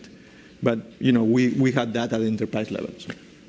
Okay, one last quick issue about this oversight or not about humans, about this technology. Let me give you an example. 1.5 months ago, I had the opportunity to be in San Francisco and using Waymo. Waymo, for those who don't know it, it's the new Uber with autonomous vehicles. Already 700 cars driving across 4 cities in the US. 100% controlled by the machine itself. So should we block this or not? Or should we allow it or not? in 30 seconds what you think about this. So at the end is the question is, should we maintain human oversight in everything, or should we accept there are some things that we can trust in the technology? As I was saying, to me, now you cannot use Google. No, yes, I was thinking that. To me, it's case by case. You need to really evaluate the value or the benefit of the solution or the application, right? And after that, you need to make the decision about the risk of this to be totally autonomous, or you need a human in the loop. But to be honest, you cannot have a law that kind of applies to everything at the same level, right? You need to think about the different applications, right? Even if there are blocks of applications, but you need to have this differentiation between applications. So because I'm living in the United States, I would say I'm really cool with this law. Okay. Pilar, what about you? Waymo is from Google, so. Yeah, I'm a little biased, I'm sorry. Waymo is an alphabet company, and I wrote a Waymo not so long ago, and it was a wonderful experience, I have to say. So I'm all in favor of using Waymo. Sorry about the publicity. But in general, I think that the question is more about our feelings, how we perceive things to be versus the reality of what we're doing. If you look at the statistics and you look at the forecast of how many more or less accidents there will be with more autonomous vehicles, you will see that there will be a massive reduction of accidents. So that's the forecast. So errors or mistakes will be made, but there will be fewer than with humans. But what happens with technology, and more so with AI, is that we raise the bar much higher than we can actually hold it to ourselves. And sometimes that's right, but sometimes it's also something that we need to kind of think about and use our common sense and think, is this something that we really want to have human oversight with everything that comes with it? Or is that something that we can actually let go and just use it as is? There are other applications that are high risk that I would not want a machine to just make all the decisions, and therefore human oversight will always be required. But I think that autonomous vehicles are not necessarily one of those. Okay.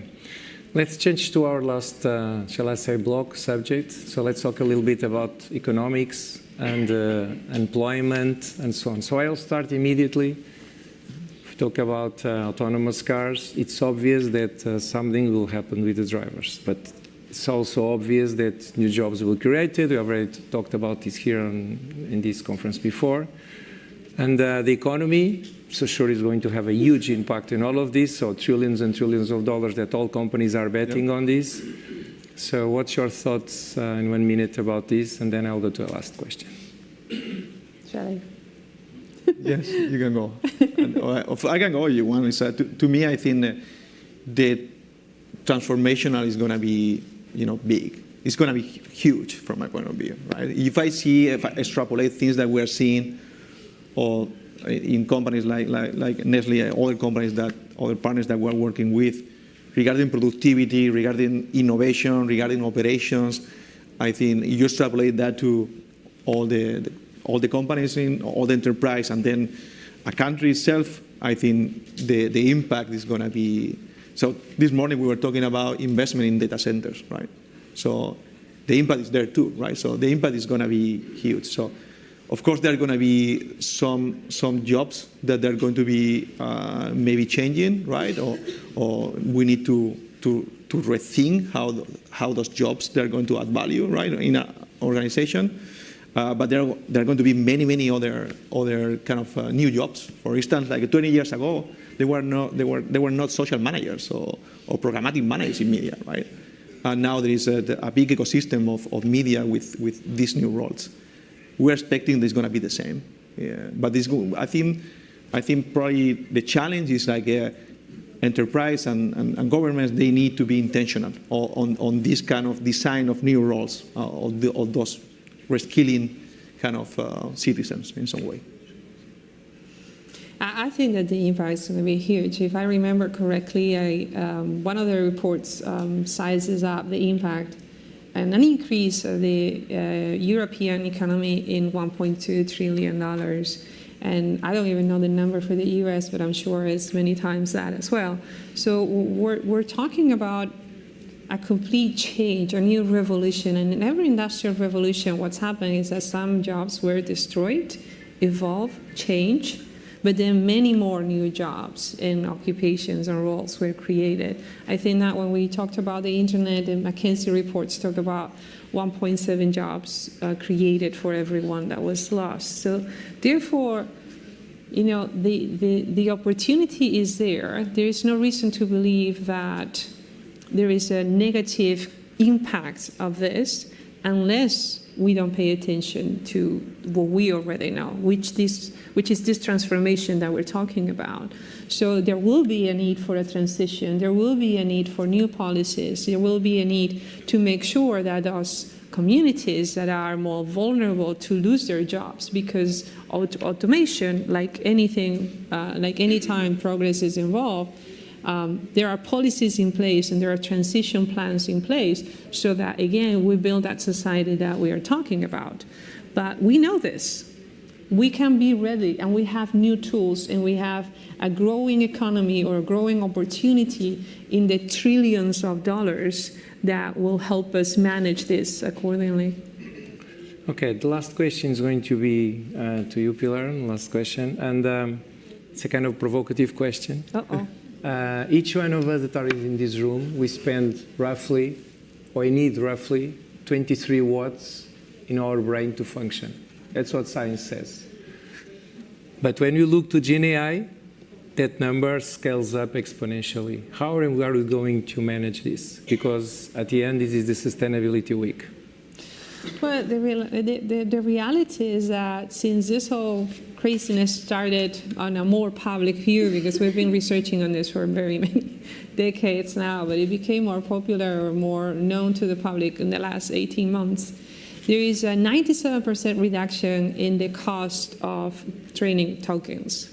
I mean, that's an impressive level of progress. So every time, with every generation, with every model, especially from the Google perspective, where we have all the different layers going from the hardware itself to all the different layers of software, we are making it more efficient in terms of cost, in terms of energy, in terms of data. So the trend is going there. Google became carbon neutral in 2007, and we are on target to become carbon-free by 2030. And of course, these new technologies have made it, making those goals a little harder, but that doesn't mean we cannot achieve it, especially because we can use AI to help us become more efficient, create more efficient architectures, and therefore save technology. And something that I'm particularly excited about is biocomputing. So I think that with all these applications that we're seeing with AI, I'm hoping that in the next few years we will also see some more progress in the field of biocomputing to try to leverage what we have up there. Good. Okay, as I promised, the close is not going to be done by none of us. I really would like to do it in real time, which is generate AI, making a summary of what we've been talking about, because we cannot. So what we built, what I asked Gen AI to build, was a really short podcast, 1 minute and 15, to summarize what the first avatar, which at the end it's Gen AI also, was talking about. So can you please put the post? Hey everyone, AI is everywhere these days, right? Headlines, social media, you name it. It's like everyone's trying to figure out what it means for the future, especially in the business world. And you know what? They're right to be paying attention. We're actually diving into that today. You send over this speech, and let me tell you, it really gets into how companies can use AI to not just survive, but really thrive. Yeah, it really does. It seems like everyone's talking about AI, but this speech, it's not just hype. Right. It's like, okay, we get it. AI is here to stay, but what do we actually do about it? Exactly. And this speech, it was given by Miguel Teixeira's AI avatar. He's the deputy CEO at NTT at a big global economic forum this past September. It really lays out a practical roadmap. What I found really interesting is this whole idea of the digital coworker. Okay, hold on. AI avatar, like a virtual Miguel delivered the speech. You got it. That's wild. Okay, sorry, digital coworker. So AI is going to be our new office mate. In a way, yes. But it's not just about AI doing some tasks for us. It's about fundamentally changing how we work together. Gotcha. So more like a collaboration, not a replacement. Exactly. It's interesting because the speech starts off by saying, this is a digital revolution, like, on the same. Okay, so again, this was Gen AI, talking about Gen AI. I just want to finish saying one sentence as I really love it. I always use it in the company, which is from Alvin Toffler. The literacy of the 21st century is not a language, is not digitalization. It's an ability to unlearn, learn, and relearn. And I think Gen AI is one of the things we have to apply it. Thank you.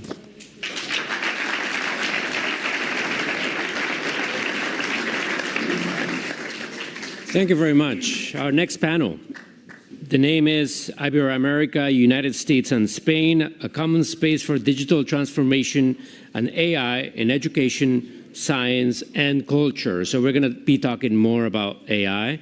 We're going to focus on how artificial intelligence is transforming the fields of education, science, and culture.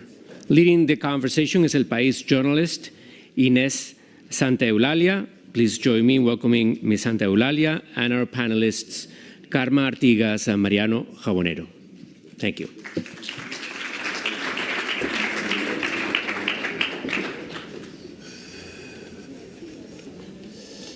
Buenas tardes ya a todos. Nos acompañan en esta mesa Carme Artigas, copresidenta del Consejo Asesor de Inteligencia Artificial de Naciones Unidas, y Mariano Jabonero, secretario general de la Organización de Estados Iberoamericanos. Vamos a seguir hablando de lo mismo que ya estábamos hablando, vamos a tratar de no repetirnos. Y la idea de que estén ellos aquí esta tarde ya con nosotros es tratar de llevar la discusión del momento sobre inteligencia artificial al terreno de la educación. Creo que es necesario, en cualquier caso, que partamos de los últimos días en el que el Consejo Asesor publicó una serie de recetas, le podemos llamar, para avanzar en la gobernanza de lo que puede ser la nueva tecnología. Tenemos que pensar que estamos ante la primera tecnología que podría avanzar por primera vez sin control humano. Lo primero que me gustaría saber es si en este momento la inteligencia artificial está controlada o descontrolada, ¿no? Tenemos que saber un poco por dónde va y hacia dónde avanzamos. Pero en ese informe que se acaba de conocer, también se habla y se alerta de una situación que yo creo que merece nuestra atención. Y es que, como en casi todo, la inteligencia artificial puede hacer lo mejor o lo peor. Nos podemos imaginar que ocurre lo mejor o lo peor, seguramente no ocurre ni una cosa ni la otra, ¿no? Pero si pensamos un poco en manos de quién está la inteligencia artificial, la creación y el desarrollo, que generalmente son manos privadas en países ricos, y pensamos en las oportunidades que esto podría generar en los países en vías de desarrollo, en este caso dentro del sistema educativo, pues nos podemos imaginar que puede ser un gran avance, una manera de que por fin esa gran brecha educativa se pueda ir soldando poco a poco, pero por otro lado, si no se cuenta para nada con estos países, y en este momento parece que no se está haciendo, pues es posible que esa brecha pues sea grande y esa desigualdad pues crezca. Carme Artigas, coméntame, ¿cómo se puede sumar a estos países del sur global a esta discusión, a esto que está, decimos, en manos privadas, sobre todo, de los países más ricos? Bueno, en primer lugar, muchísimas gracias por invitarme un año más, y este año pues con esta gran noticia, ¿no? Que es que salió jueves publicado este informe, que también está disponible en lengua española, y os animo a que os lo descarguéis, que es el resultado de más de un año de trabajo de 39 expertos que he tenido pues, el privilegio de copresidir, pero con consultas con más de 2.000 expertos a nivel mundial y con una diversidad enorme de conocimiento, pues hombres y mujeres del sur global, del norte global, pero también de pues mundo del activismo, de las ciencias sociales, de la sociedad civil, de por supuesto las grandes compañías, de personas pues al cargo de políticas públicas. Por lo tanto, nos sentíamos ya muy digamos, confortados con que las recomendaciones que estábamos proponiendo para gobernar la IA a nivel internacional era algo que se podía accionar y que podía tener respaldo. La gran noticia es que estas propuestas las presentamos presentamos el jueves, sí que hemos estado involucrando a la Asamblea General durante todo este proceso, y el domingo pasado pues fueron aprobadas en su totalidad a través de lo que se llama el Pacto por el Futuro, ¿no? Por lo tanto, diremos, eso ya no es teoría, eso ya no es una propuesta de un grupo de expertos, eso ya es algo que tiene la encomienda todo lo que es la Asamblea General de Naciones Unidas para poner en marcha. ¿Y por qué es tan importante que abordemos la gobernanza de la IA a nivel global? Porque tú has dicho muy bien, la inteligencia artificial, a diferencia de cualquier otra tecnología o revolución tecnológica que hemos conocido en este momento, tiene para mí 3 características únicas. La primera es que afecta absolutamente a todos los sectores de actividad, productivos, económicos, cambiando pues, de dinámicas, como lo hemos visto anterior, de productividad en todos los segmentos y un nivel de hiperautomatización y de desintermediación como nunca habremos visto. Aparte de afectar el sistema productivo y económico, afecta de una manera muy profunda a la sociedad. Está absolutamente vinculado con nuestros principios, con nuestros valores, la desinformación, la falta de credibilidad, la frase ver para creer ya no existe, no nos podemos creer lo que vemos, ni lo que leemos, ni lo que escuchamos.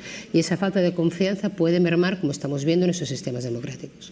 Y por último, la única gran diferencia también adicional es que puede seguir evolucionando sin agencia humana. Entonces, justamente por todo eso, es algo que tiene un gran potencial de pues, acceder a la educación en cualquier parte del mundo, de democratizar el acceso a la salud pública, de permitir avanzar como nunca los objetivos de desarrollo sostenibles. Pero si eso se deja sin gobernar, está en manos de muy pocos poderes, las grandes empresas tecnológicas americanas y chinas, porque esto se construye a base del poder único de los datos. Por lo tanto, lo que tenemos que asegurarnos es que los grandes elementos críticos de esa revolución tecnológica, que son los datos, que son la capacidad de computación y que es el talento, pues se distribuya a través del norte y el sur global, porque está concentrado en el norte global, pero ya no solamente de su desarrollo, es que de todas las iniciativas internacionales hay 118 países del mundo que no están en ninguna. Por tanto, estamos gobernando los límites de la tecnología en muy pocas manos. La primera conclusión de este informe es que tenemos que asegurarnos que existe una igualdad en los beneficios y para ello necesitamos una igualdad en el acceso.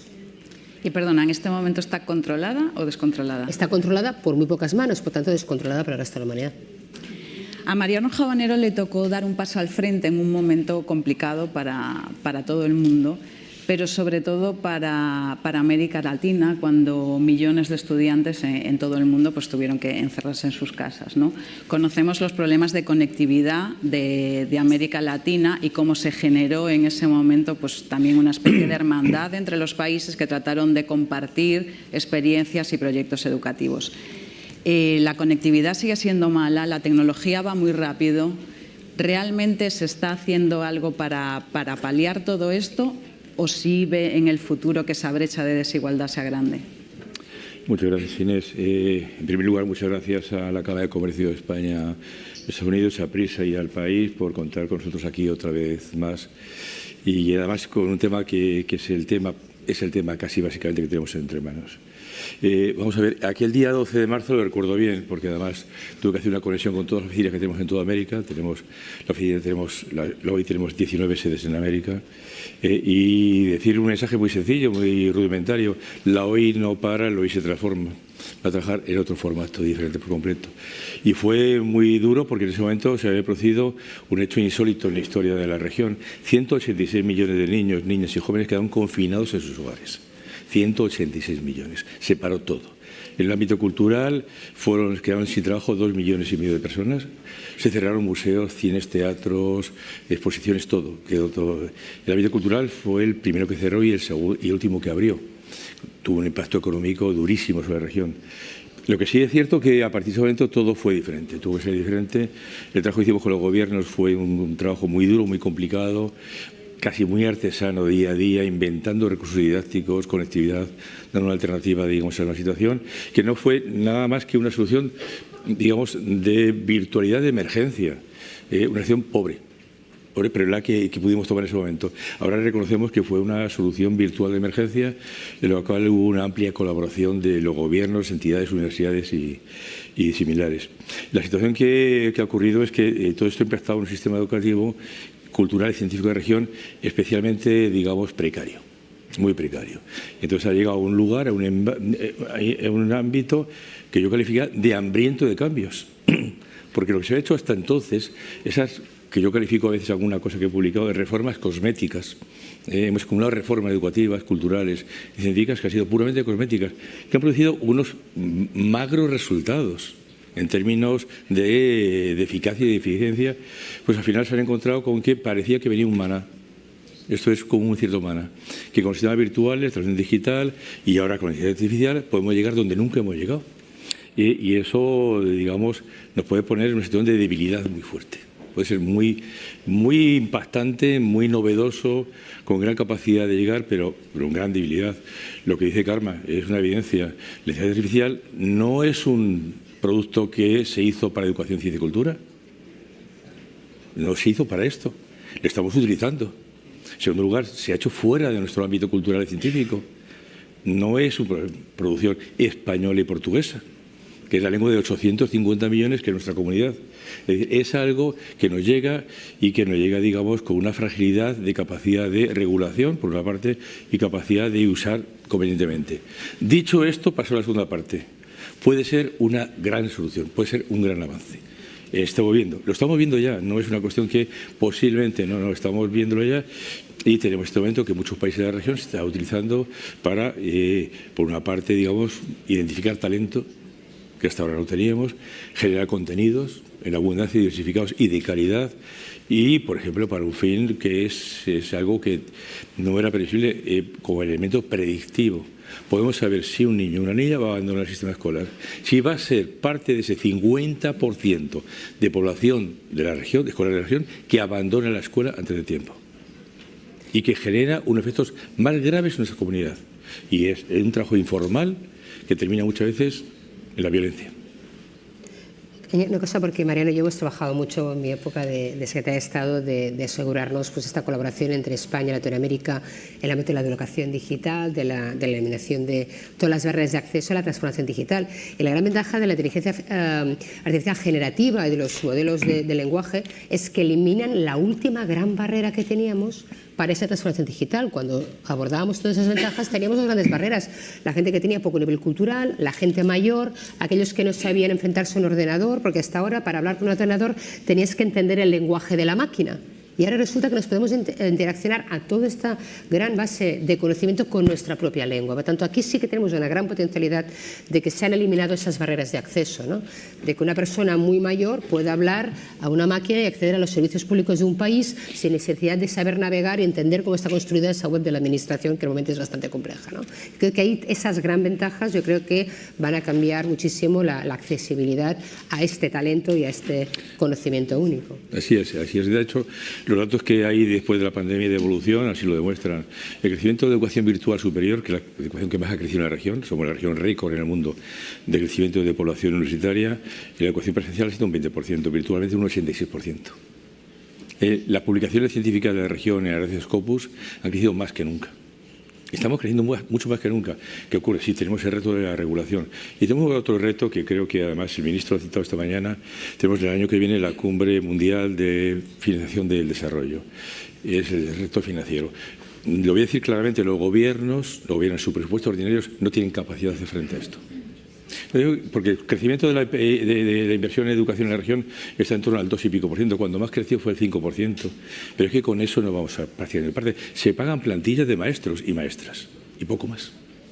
Aquí hace falta, digamos, que queden muchas más entidades concernidas, porque con los presupuestos públicos vigentes, en el modelo actual vigente, el esquema presupuestario que casi yo calificaría de herencia napoleónica, no vamos a tener capacidad de respuesta para eso. Y yo creo que Karma y yo hemos discutido sobre eso muchas veces, porque vemos cierta sensación de ansiedad, de que con el dinero que hay ahora mismo y con todo esto no vamos a ninguna parte, no crecemos.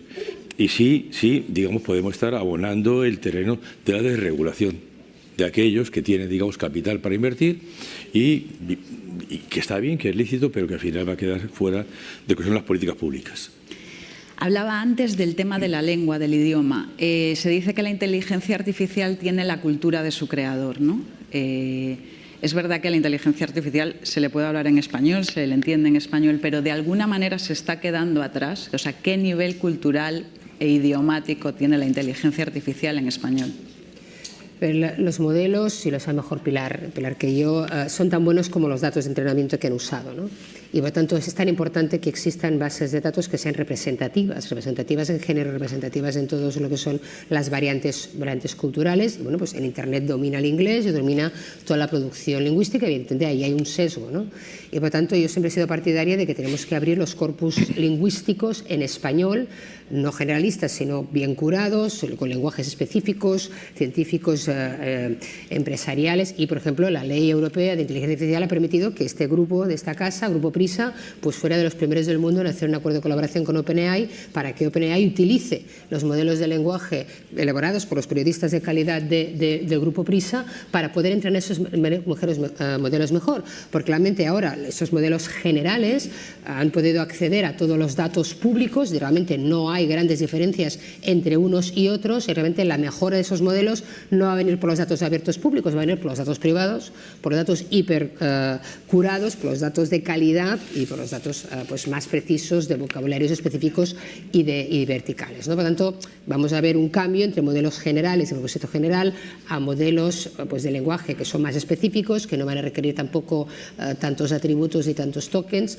y yo creo que esa es la evolución. Yo siempre soy partidaria de que tenemos que reentrenar esos modelos con nuestro lenguaje para evitar una cierta estandarización y empobrecimiento del mismo.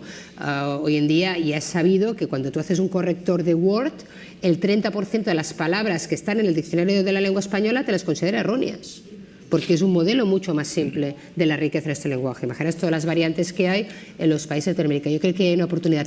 Yo no veo tanto montar un modelo de cero. Cualquier modelo de cero son 1.000 millones de dólares y 1.000 personas. Yo creo que no hay ningún entorno público que tenga ni 1.000 millones de personas, ni 1.000 millones de dólares, ni 1.000 personas. Yo conozco el caso, por ejemplo, de Emiratos Árabes con Falcon, que es uno de los grandes modelos abiertos hecho por un gobierno que costó muchísimos millones de dólares y que les está costando seguir invirtiendo en mantenerlo, en tener que crear una fundación. O sea, yo no creo que el futuro sea allí. Yo creo que el futuro está en apoyar ecosistemas de emprendimiento.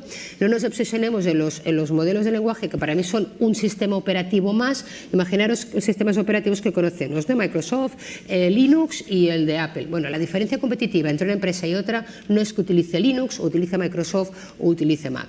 Es para qué utilice ese modelo. Y por tanto, en la anterior mesa estábamos viendo el caso de Nestlé. Para mí, por ejemplo, en el caso europeo, la ventaja competitiva no debe ser un modelo propio europeo, que si lo tenemos fenomenal porque será una industria digital propia. Para mí la gran ventaja es, y lo que está haciendo realmente la distinta ventaja competitiva, es que el 55% de las empresas americanas ya utilizan la inteligencia artificial generativa en sus procesos, el 70% de las chinas y solo un 20% de las europeas. Tanto la clave aquí es cómo utilizamos en Europa esas capacidades para tener eficiencias operativas en nuestra industria, protegiendo nuestros datos empresariales. Y ahí tenemos la Data Act, que nos dice que los datos empresariales también son tan importantes de proteger como los datos personales, y ahí es donde están las grandes oportunidades. El informe no es alarmista, pero sí es tasativo sobre que hay que actuar. ¿Cuál sería el escenario de no hacerlo, ¿no? ¿Qué es una desgobernanza de la...? Lo que vemos ahora. O sea, no hacer nada es mantener el status quo actual. ¿Cuál es el gran problema? Que precisamente esta tecnología no se ha desarrollado en la academia.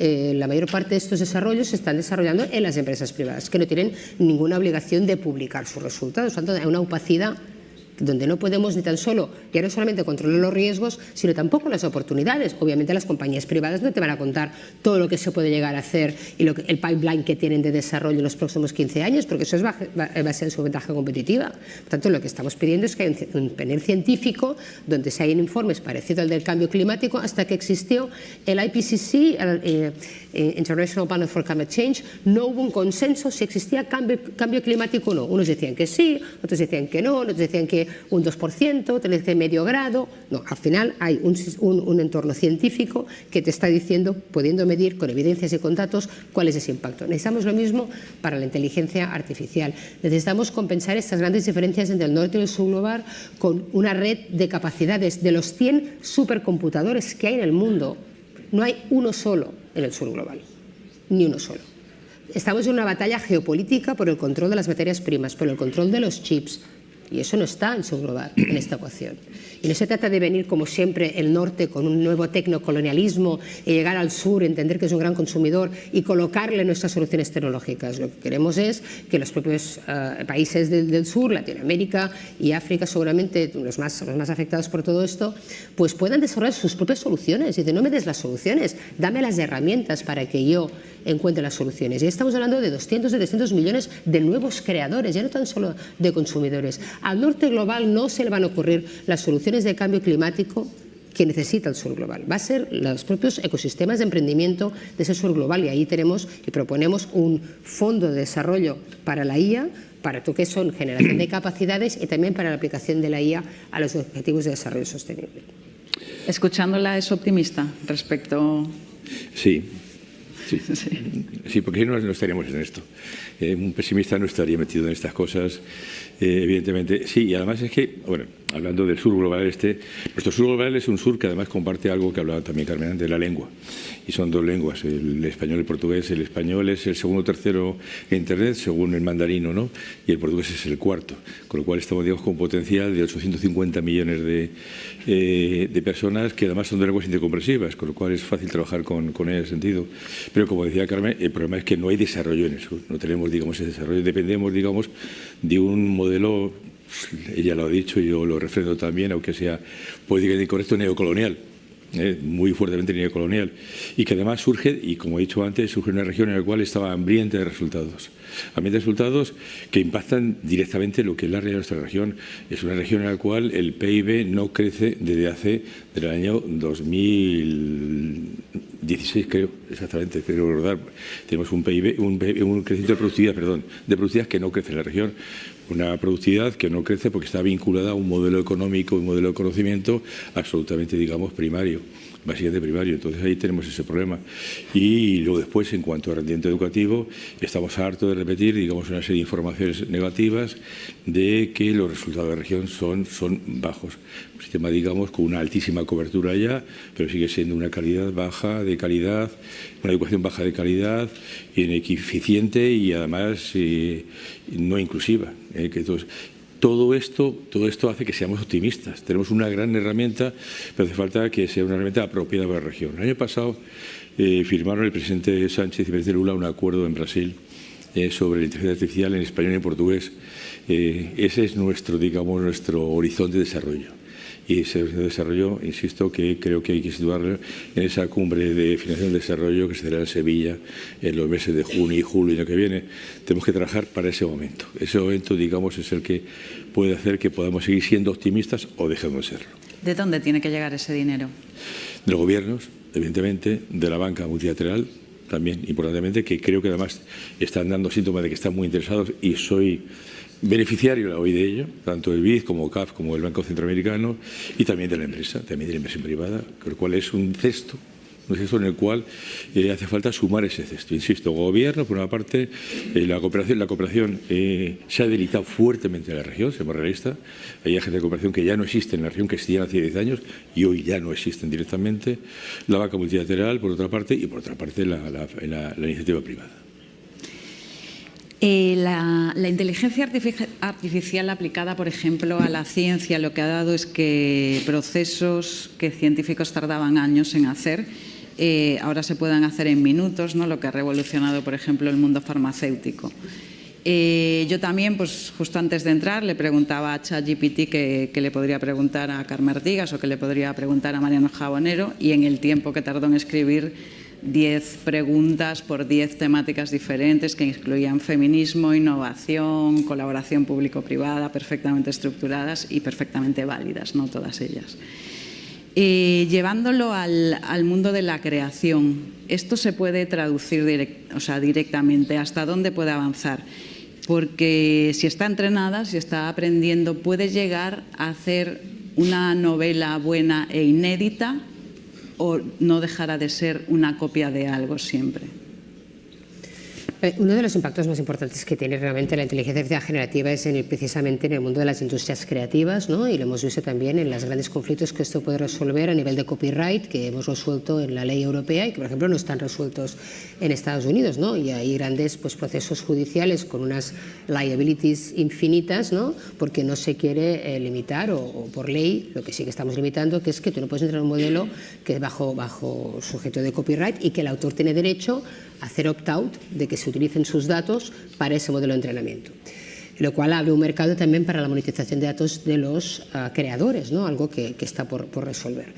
Yo creo que la inteligencia artificial tiene un tipo de creatividad que es iterativa, es decir, puede ser una obra muy parecida a cualquier obra de Beethoven, variantes de obras existentes y libros variantes de obras existentes, pero no te va a generar el próximo Beethoven. Podrá hacer obras muy buenas como las de Beethoven, pero no te va a generar el proceso de Beethoven. Y esto lo que cuestiona es dónde está ese factor humano realmente poco replicable y el valor de la nueva originalidad, ¿no?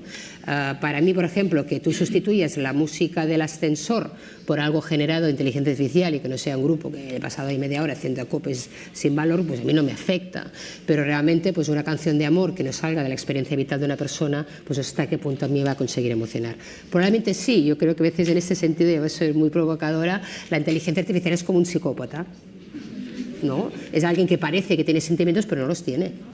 Alguien que parece que sea empático, pero no es empático. Pero te puede hacer creer que tienes No, es que te lo hace creer. A ver, no conocemos psicópatas, o sea, que no conocemos a psicópatas. Conviven con nosotros, son muy inteligentes, totalmente aceptables, pero ¿tú te gustaría un mundo solo de psicópatas? Probablemente no. Entonces yo creo que está más cerca de la psicopatía que de la psicología, ¿no? Entonces no nos confundamos.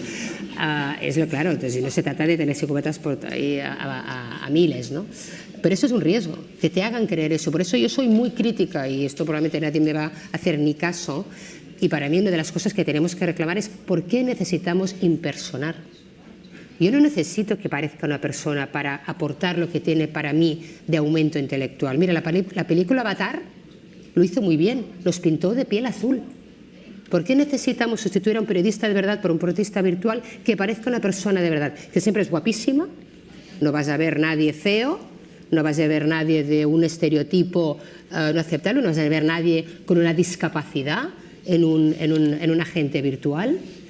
Todas las mujeres son sumisas. Claro, o sea, ¿qué son los estereotipos que estamos replicando con esta impersonación de la inteligencia artificial? No me hace falta escuchar una voz de una mujer sumisa para ayudarme a guiarme. Entonces yo creo que ahí también nosotros podemos decidir socialmente qué límites podemos. Y mira, todo lo que se genere con inteligencia artificial de entrada, y lo dice la ley europea, tiene que estar marcado que se ha hecho por inteligencia artificial. Seguramente no me importa que haya un periódico hecho solo con inteligencia artificial, porque probablemente estará súper adaptado a mis intereses, súper personalizado, y yo lo entenderé perfectamente, pero tengo que saber que detrás no hay una persona, porque esto es la base de toda confianza, y una sociedad avanza a la velocidad de su confianza. Y yo creo que esto es la parte muy importante, y por eso ahí la clave de las industrias creativas es eso, cómo mantenemos esa originalidad humana, ¿no? Sí, añadiendo lo que decía Carmen, y además con esa referencia, digamos, ese mundo de los sentimientos, el hecho educativo y el hecho cultural se produce siempre asociado a las emociones. A la emoción, digamos, de alguien que está viviendo un proceso educativo como docente, como alumno, y siempre hay una parte, digamos, que es emocional puramente. Hay una parte instructiva, mecánica, digamos, que es importante, pero hay una base emocional muy fuerte, y en el mundo cultural igual. La creación artística y el arte transmite emociones, y si no transmite emociones, al final no se vive directamente. El tema de la propiedad intelectual es un tema que es de lo más preocupante en este ámbito. Nosotros en la OI estamos trabajando, hemos creado una cátedra específica sobre creación cultural digital y propiedad intelectual. Porque si había, digamos, una situación de expolio de patrimonio creativo fuerte en la región, con, digamos, patrimonio físico y real, que ha sido un problema grave económico de la región, histórico, además, históricamente, en este momento encontramos con que había una situación de expolio de una producción artística que tiene autores, hay gente que ha trabajado, que vive de eso directamente, vive de eso, que eran desprotegidos por completo. Entonces estamos trabajando, hemos creado una cátedra sobre creación cultural digital y propiedad intelectual que trabaja para asesorar a los gobiernos básicamente en ese tema, que es muy importante, digamos, porque forma parte de la riqueza de la región directamente. Pues tenemos casi que dejarlo ya, pero sí me gustaría, porque escuchándolo a mí me da como una mezcla de fascinación y temor a partes iguales, ¿no? Muy brevemente, ¿qué es lo que les genera, así en un par de palabras, la inteligencia artificial? Lo que tú acabas de decir, fascinación y temor, junto una cosa con la otra, ¿verdad? Que es depositar una gran esperanza en algo que pueda estudiar a resolver muchos problemas. Mira, eso hace una referencia, digamos, de paso al carácter predictivo, a la utilización predictiva de la inteligencia artificial. Es significar que llegas a un colegio, el colegio en Sao Paulo, en Arequipa o en Barcelona, y decir al docente, este niño de esta clase tiene, digamos, todos los síntomas, todo un seguimiento para que va a abandonar el colegio dentro de 2 meses por su patrón de comportamiento. Bueno, es que es tremendo, es muy bueno eso realmente, porque se puede reaccionar para evitar esa deserción escolar. Es un ejemplo. La segunda parte es la apropiación del proceso educativo sin que el sistema educativo, sin que los docentes o los artistas o los científicos tengan capacidad de control y modificación de eso. Yo creo que es una gran tecnología que genera muchísimas oportunidades y por eso precisamente necesitamos poder controlar, poner los límites, pedir responsabilidades, transparencia, monitorización de sus riesgos y algo muy claro, nada de lo que nos cuenten es inevitable. No es una tecnología inevitable. El futuro no está escrito, lo estamos decidiendo nosotros hoy con las decisiones y con las acciones que tomemos. Por lo tanto, tenemos que mantener al hombre bajo el control, al ser humano bajo el control de la tecnología para realmente hacer que esto trabaje por el bien de la humanidad. Bueno, pues muchísimas gracias. Muchas gracias.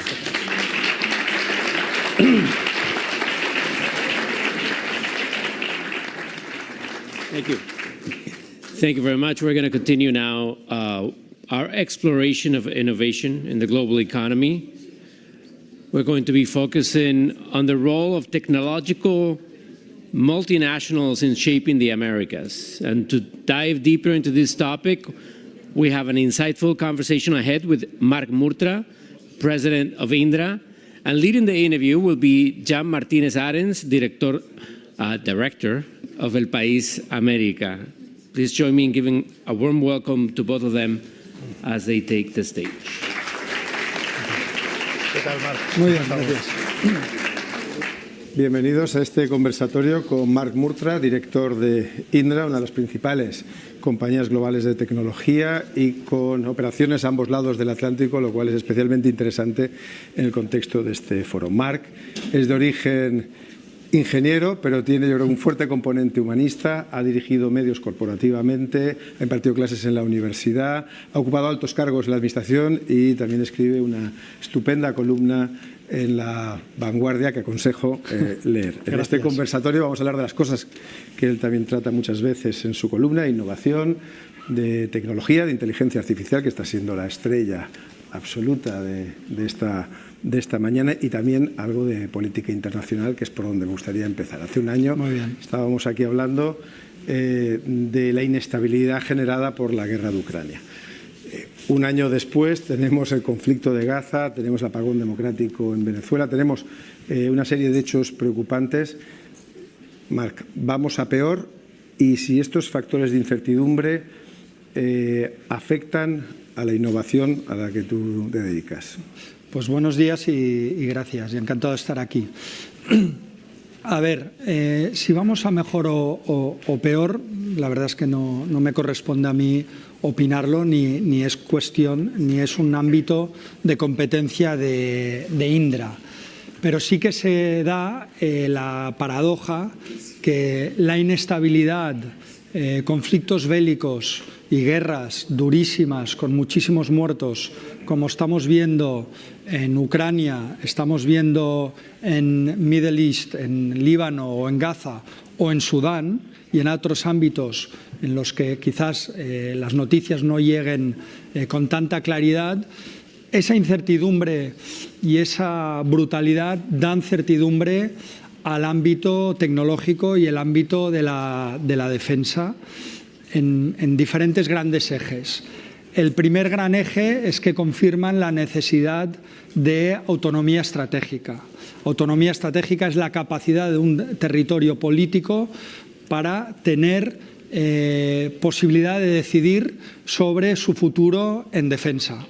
Y hemos visto que varias de las tesis que ya existían el año pasado se consolidan, que esas incluyen tener un perímetro de control sobre las cadenas de suministro. Y las cadenas de suministro se han tocado y se han analizado mucho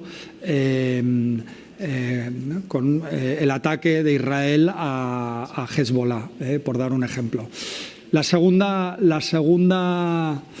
certidumbre que genera la incertidumbre es que el futuro es tecnológico. Estamos viendo ataques tecnológicos que son desgraciadamente más productivos y más precisos. Y lo que nosotros vemos que eso va a llevar a mayor inversión en tecnología y a mayor inversión en defensa, y con una claridad más específica de dónde se va a invertir.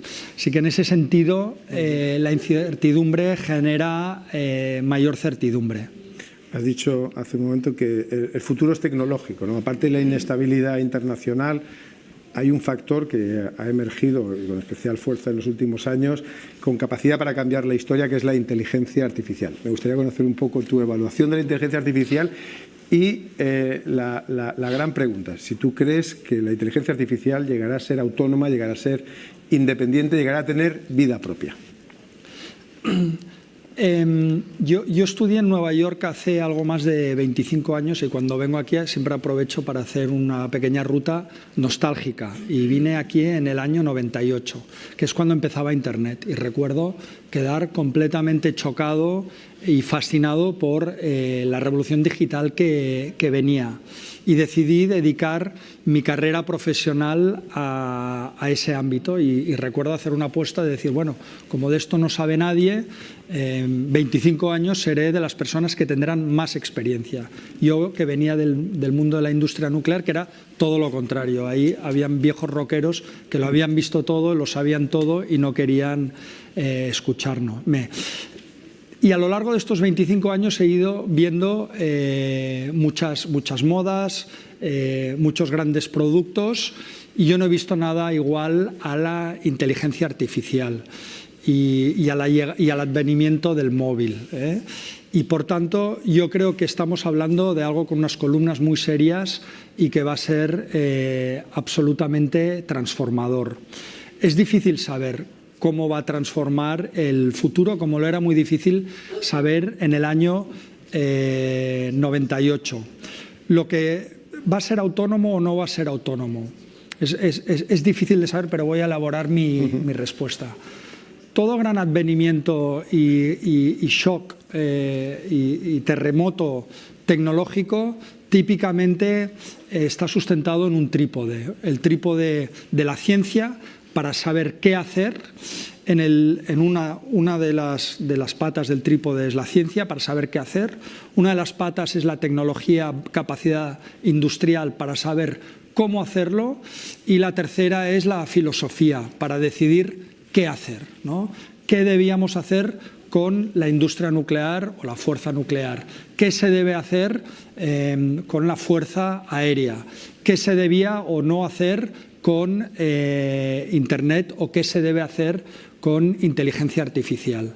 Y yo creo que empieza a haber los primeros grandes debates al respecto.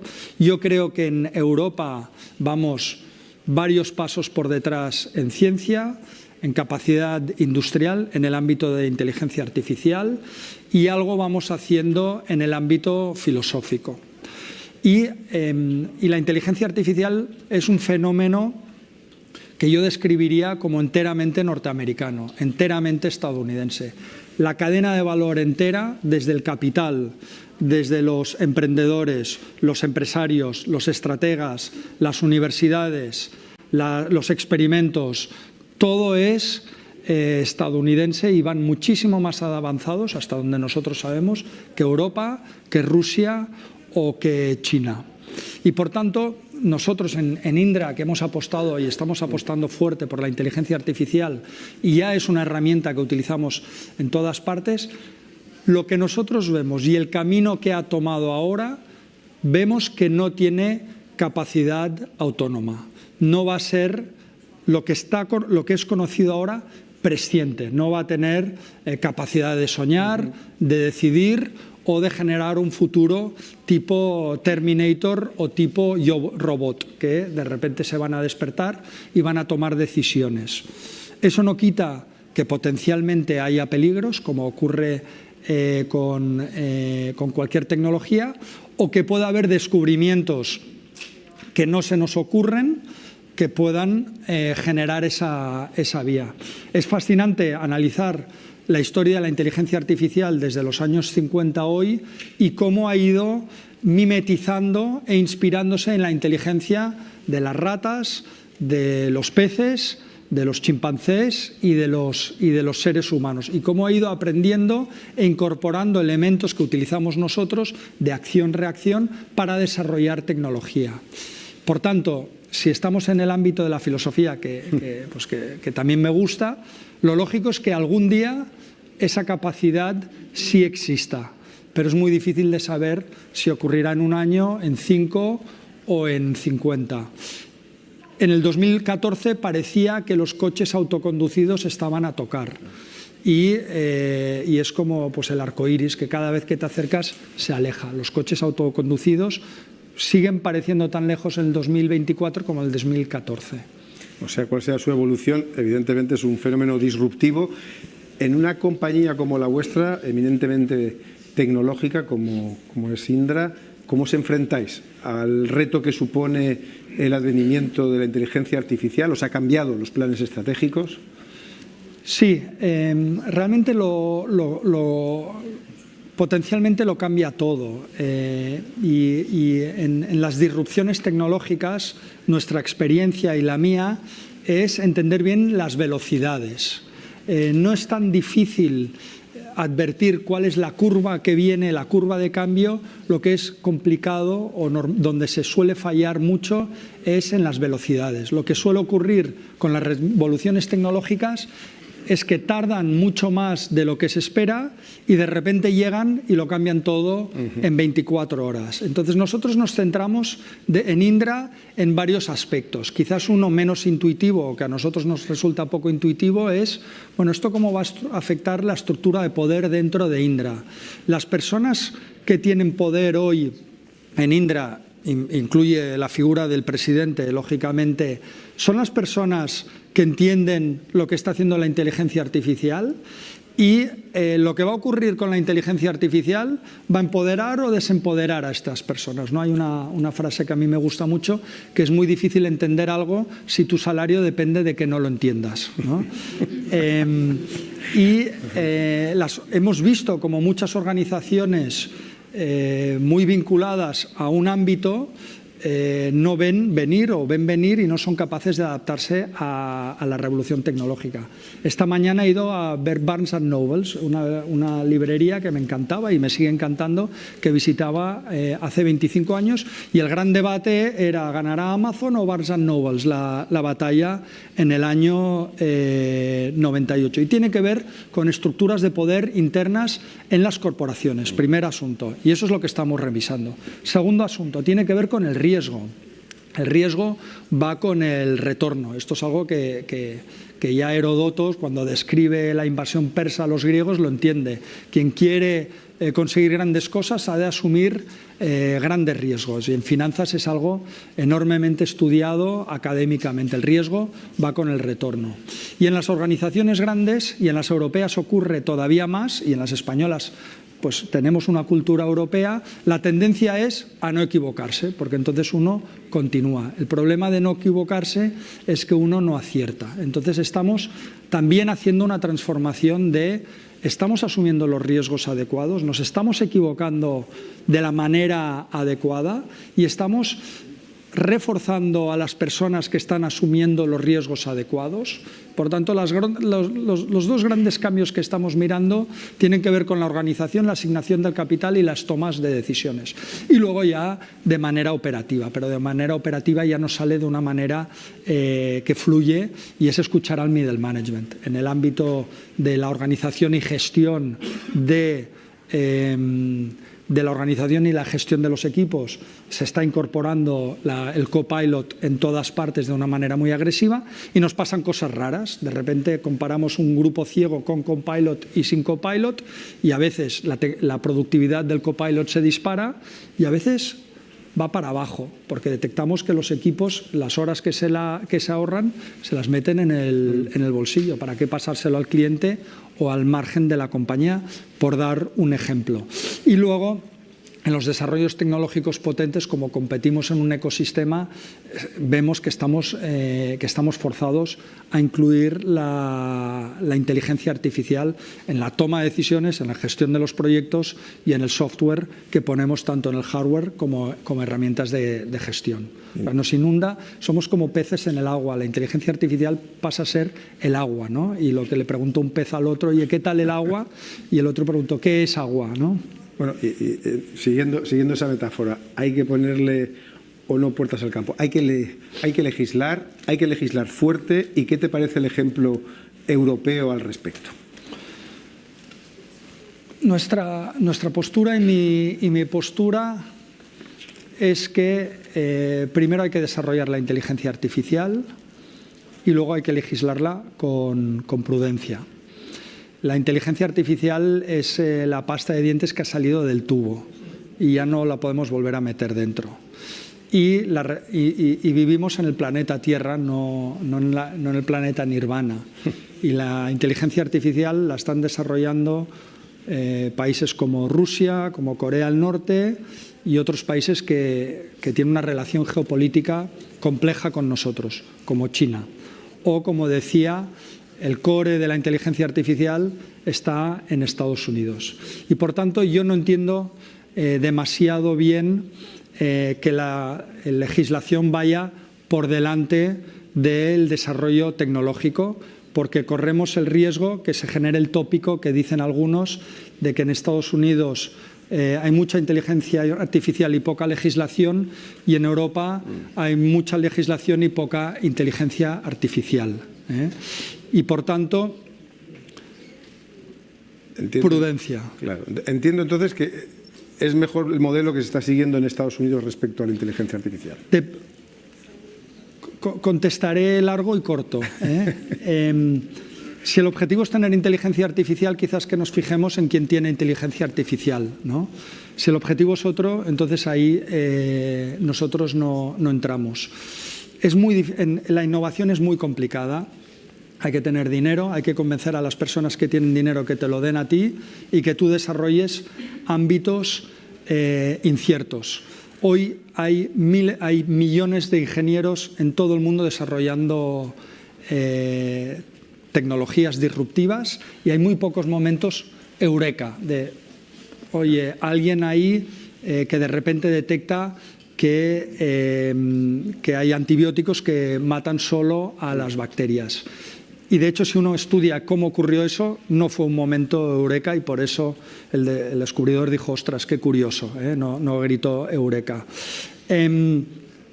Nos hemos de fijar, lo que yo siempre abogo es, como todo esto es muy difícil y nunca sabes exactamente qué partes del ecosistema han creado que algo funcione, nosotros abogamos por replicar las cosas que funcionan y ser muy humildes,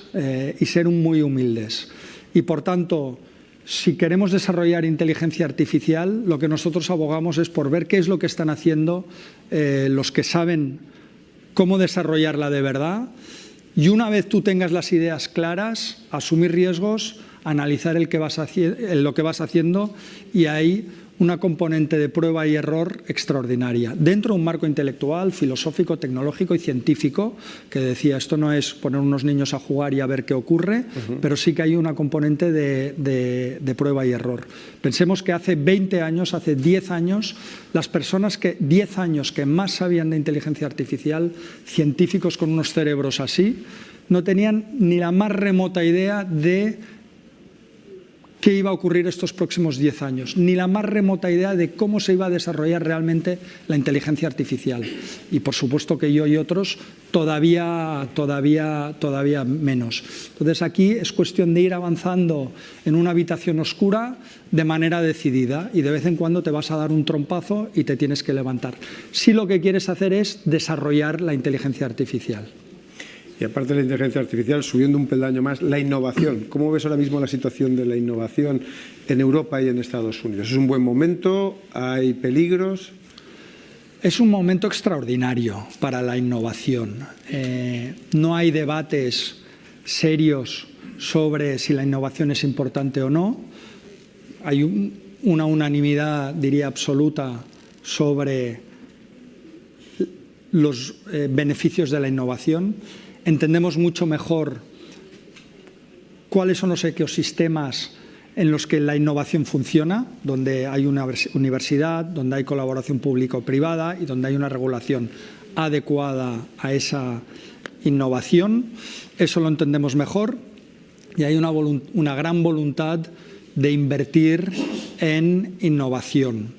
Y en ese sentido es muy positivo. Y también hay un mayor entendimiento de qué ocurre con las disrupciones innovadoras, que tienen un punto yo creo que aquí jugábamos todos, ¿no?, de pequeños al juego de la silla, tienen un punto de eso, donde estamos todos corriendo alrededor de la silla y de repente se para la silla, ¿no? El que criaba caballos a finales del siglo XIX era gente honesta, que pagaban impuestos, que hacían un gran trabajo. Aparece una disrupción innovadora y todo eso queda fuera. El que gestionaba hospitales contra infecciones que desaparecen con la penicilina, de repente tienen inversiones gigantescas, y de repente su modus vivendi acaba. Y hay un mayor entendimiento de cómo ocurre eso y, por tanto, hay mayores facilidades para la innovación. ¿Cómo estamos en Europa en el ámbito innovador? Yo creo que tenemos una postura más positiva, más optimista de lo que a veces se dice en los medios. Y diría que depende de los ámbitos. En el ámbito digital en el que nos movemos nosotros, claramente vamos una generación por detrás de la innovación en Estados Unidos. Y solo hay que ver el tamaño de las empresas tecnológicas en Estados Unidos hoy a cómo eran hace 10 años o hace 20 respecto las europeas. Solo hay que ver cómo las grandes innovaciones digitales han surgido prácticamente todas desde los Estados Unidos. Y en ese sentido, pues vamos una generación por detrás de los Estados Unidos, aunque quizás igualados o más avanzados que el resto del mundo. Simplifico con los riesgos de decir estupideces en las simplificaciones, pero hay otros ámbitos en los que en Europa se innova mucho y bien, por ejemplo, en todo lo que tiene que ver con la biomedicina, y lo vimos en COVID. Simplificando mucho, las mejores vacunas y las más rápidas salieron desde Europa, cuando al principio de los debates se decía que si el modelo chino, que si aquí, que si allá. Entonces hay ámbitos en los que se innova mucho y bien en Europa. En el ámbito aeronáutico, en el ámbito civil, estamos viendo cómo Europa es una superpotencia que compite extraordinariamente bien. Pero en el ámbito digital estamos bien, pero no tan bien como otros. Un aspecto del ámbito digital es el de la ciberseguridad. Y estamos llegando ya al final del coloquio, que está pasando muy rápido. Hubo hace poco un gran apagón informático y hay un miedo creciente a una hiperdependencia respecto a la tecnología. ¿Somos más vulnerables desde ese punto de vista ahora que hace 10 o 20 años? En el ámbito de la ciberseguridad, que es uno de los dominios en los que operamos desde Indra desde hace muchísimos años y conocemos bien, el veneno siempre es la dosis. Y casi se podría hacer un debate filosófico de qué significa preocuparse o no preocuparse, o fragilidad o no fragilidad. La realidad es que hubo un gran apagón tecnológico repentino por una actualización en una empresa privada de un país concreto, y eso afectó a todo el mundo. Afectó a todo el mundo. Y eso pues, explica alguna de las fragilidades del sistema. Un error de una empresa privada que reside en otro país paraliza parte de los aeropuertos del mundo y genera un gran apagón. Ahora, los sistemas también tienen la característica de la antifragilidad. Es un concepto que crea Nicolás Nassim Taleb y es un libro, Antifragilidad, que es muy, vamos, que recomiendo. Y son sistemas que contra más lo golpeas, más fuertes se hacen, ¿no? Entonces, ese apagón no volverá a ocurrir. Podrán ocurrir otros. Y se resolvió en 24 horas. Pero el coste potencial es gigantesco. Y también estamos viendo las fragilidades de los sistemas tecnológicos con el ataque a los walkie-talkies y a los buscas. Eso es una fragilidad extraordinaria. Entonces, la fragilidad existe. ¿Nos hemos de preocupar? Sí que nos hemos de preocupar en la medida justa, ¿no? Alguien puede estar hablando oye, los sistemas de gas natural son seguros, y tal cual lo dice y explica todas las estadísticas, hay una explosión a 200 metros y hay una desgracia. Entonces, todo esto se tiene que hacer con prudencia.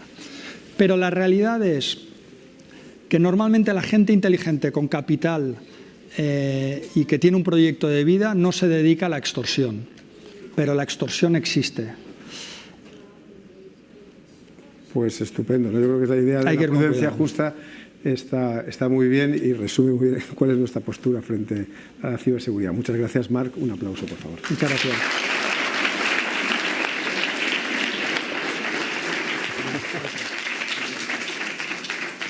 Thank you. Thank you very much. I'm going to ask everybody to please stay in your seats while President Pedro Sánchez comes in and takes his seat so we can continue with our program.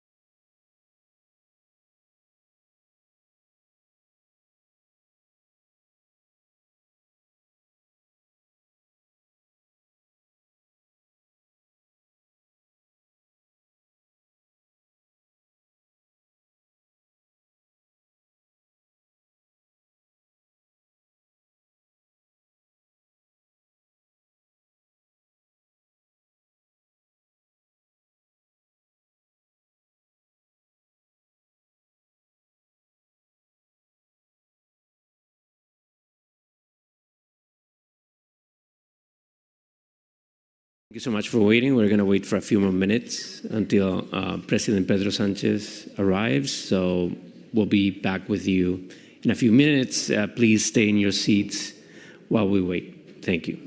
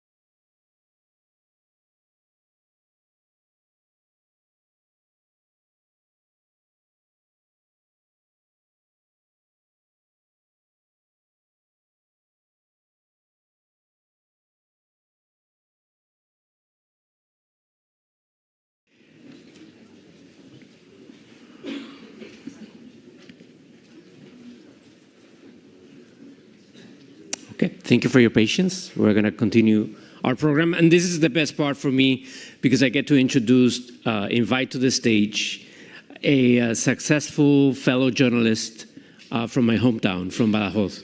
Pepa Bueno, she is editor-in-chief of El País.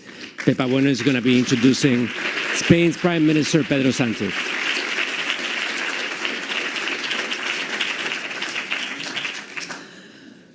Muchas gracias. El mejor presentador de un evento de mi ciudad, Juan Manuel Benítez. Muchas gracias. Muy buenas tardes y muchas gracias a todos por habernos acompañado a lo largo de toda la semana, de toda la mañana. En el país estamos muy orgullosos de compartir un año más esta jornada con la Cámara de Comercio de España-Estados Unidos y de escuchar cosas tan inteligentes como ese recordatorio que hacía el presidente de la Cámara, Marco, a primera hora de la mañana, de que el cambio es la nueva normalidad. Eso que afecta a todos los órdenes de la vida y a todos los sectores económicos, como pueden imaginar, impregna absolutamente la vida de un medio de comunicación y de un periódico como es el País. Asumimos que estamos en transformación permanente, sin dramatismo, con naturalidad, con curiosidad, incluso dispuestos a averiguar cómo quieren nuestros lectores recibir la información, sin miedo a probar las nuevas herramientas, la inteligencia artificial, todo lo que nos garantice hacer mejor nuestro trabajo, teniendo muy claro que al final y al principio de ese proceso habrá siempre un periodista del país. Y digo periodista sin adjetivo, porque no hace falta decir periodista humano. Si es periodista, no será una maquinita por muy inteligente que sea. Eso nos da mucha tranquilidad y estamos dispuestos a explorar, a transformar, a buscar cómo nos acercamos de verdad a los intereses de nuestros lectores. En segundo lugar, este año es muy satisfactorio para mí estar aquí porque venimos con novedad. Ya que hablamos de cambio, acabamos de estrenar una nueva edición del País en América, una edición que tiene mucho que ver con esta ciudad porque se hace aquí en Nueva York, es la edición US, que se dirige a la comunidad latina en Estados Unidos que elige y se comunica en español. Tenemos muchas esperanzas puestas en esa nueva edición que dirige Inés Santaeulalia, la acaban de ver, coordinando una mesa esta mañana. Tenemos muchas expectativas de que la comunidad latina encuentre en nosotros la información relevante que busca y que necesita. Con ella son 7 las ediciones que hacemos ya en América. La edición América, la edición en Chile, en Argentina, en Colombia, en México y 2 en Estados Unidos en inglés desde Washington y ahora en español desde Nueva York. Seguimos creciendo, seguimos pensando cómo encontrar nuevos lectores, cómo ser útiles. Y una tercera consideración, es verdad que el cambio es la nueva normalidad, pero hay cosas que no cambian y que permanecen. Y una de ellas, que es una columna vertebral de este periódico, nos permite ejercerla aquí, este evento que hacemos con la Cámara de Comercio. Y es que un periódico como El País se concibe como un lugar donde los diferentes se encuentran. No abdicamos de esa responsabilidad que tenemos como periódico y que ejercemos cada día en las páginas de opinión de nuestro diario. Creo que es el mejor antídoto contra la polarización y la microfragmentación de grupos de opinión o de intereses, ¿no? Decirle a nuestros lectores que ahí fuera hay mucha otra gente que no piensa como piensa el periódico en su línea editorial y que conviene escucharlo porque vamos a vivir juntos el resto de nuestra vida. No abdicamos de eso y es lo que hemos visto aquí esta mañana a diferentes encontrándose y dialogando. Esta es la transformación en la que estamos en el periódico. Hay otras pendientes. Para terminar esta jornada, tenemos al presidente del Gobierno de España, Pedro Sánchez, a quien agradecemos muchísimo que esté aquí con nosotros en este momento. Lo hemos visto estos días en imágenes con otros líderes del mundo. Quiero pensar que tratando de reformar los organismos multilaterales, lo apuntaba esta mañana el ministro de Asuntos Exteriores en la inauguración de esta jornada, los organismos multilaterales para que sean algo más que el eco de su voz en el mundo, ¿no? Para que los medios que recogemos abundantemente la preocupación de la ONU, la preocupación de los mandatarios, podamos decir en algún momento que además de la preocupación, los organismos multilaterales son capaces, con el concierto de todos, de parar, por ejemplo, el ciclo de la guerra en el que estamos, las masacres de civiles en Gaza, ahora en Líbano, o que se considere la inmigración un asunto de derechos humanos y luego todas las derivadas, todas importantes, relevantes, complejas. Por ejemplo, la que apuntaba Joseph O'Gurlian esta mañana en la inauguración, la derivada económica, mirar no con una mirada colonial, sino realmente generosa, interesada a los países de donde salen los emigrantes, a todo su potencial económico y todo su potencial de talento. Y organismos multilaterales, presidente, que le recuerden al mundo que en medio de todo esto que nos está pasando, que es enorme, hay mujeres en Afganistán a las que les han quitado la voz por decreto. Esas son otras transformaciones que todavía estamos esperando. El periodismo, cuando se ejerce, se mira al mundo desde la altura exacta de los ojos de las sociedades a las que se dirigen. Y eso es aplicable en cualquier rincón, en cualquier país. Con el conocimiento acumulado de un periódico que lleva muchos años desplegado en el mundo entero, mirando la realidad desde la altura exacta, no más arriba ni desde arriba, no desde los laterales, desde la altura exacta de las sociedades a las que se dirigen, podemos concluir que no hay transformación digital, no hay desarrollo sostenible que garantice la prosperidad y la seguridad si no se respetan los derechos humanos y no se trata de cerrar alguna de las múltiples grietas de desigualdad que desangran al mundo. Presidente, cuando quiera.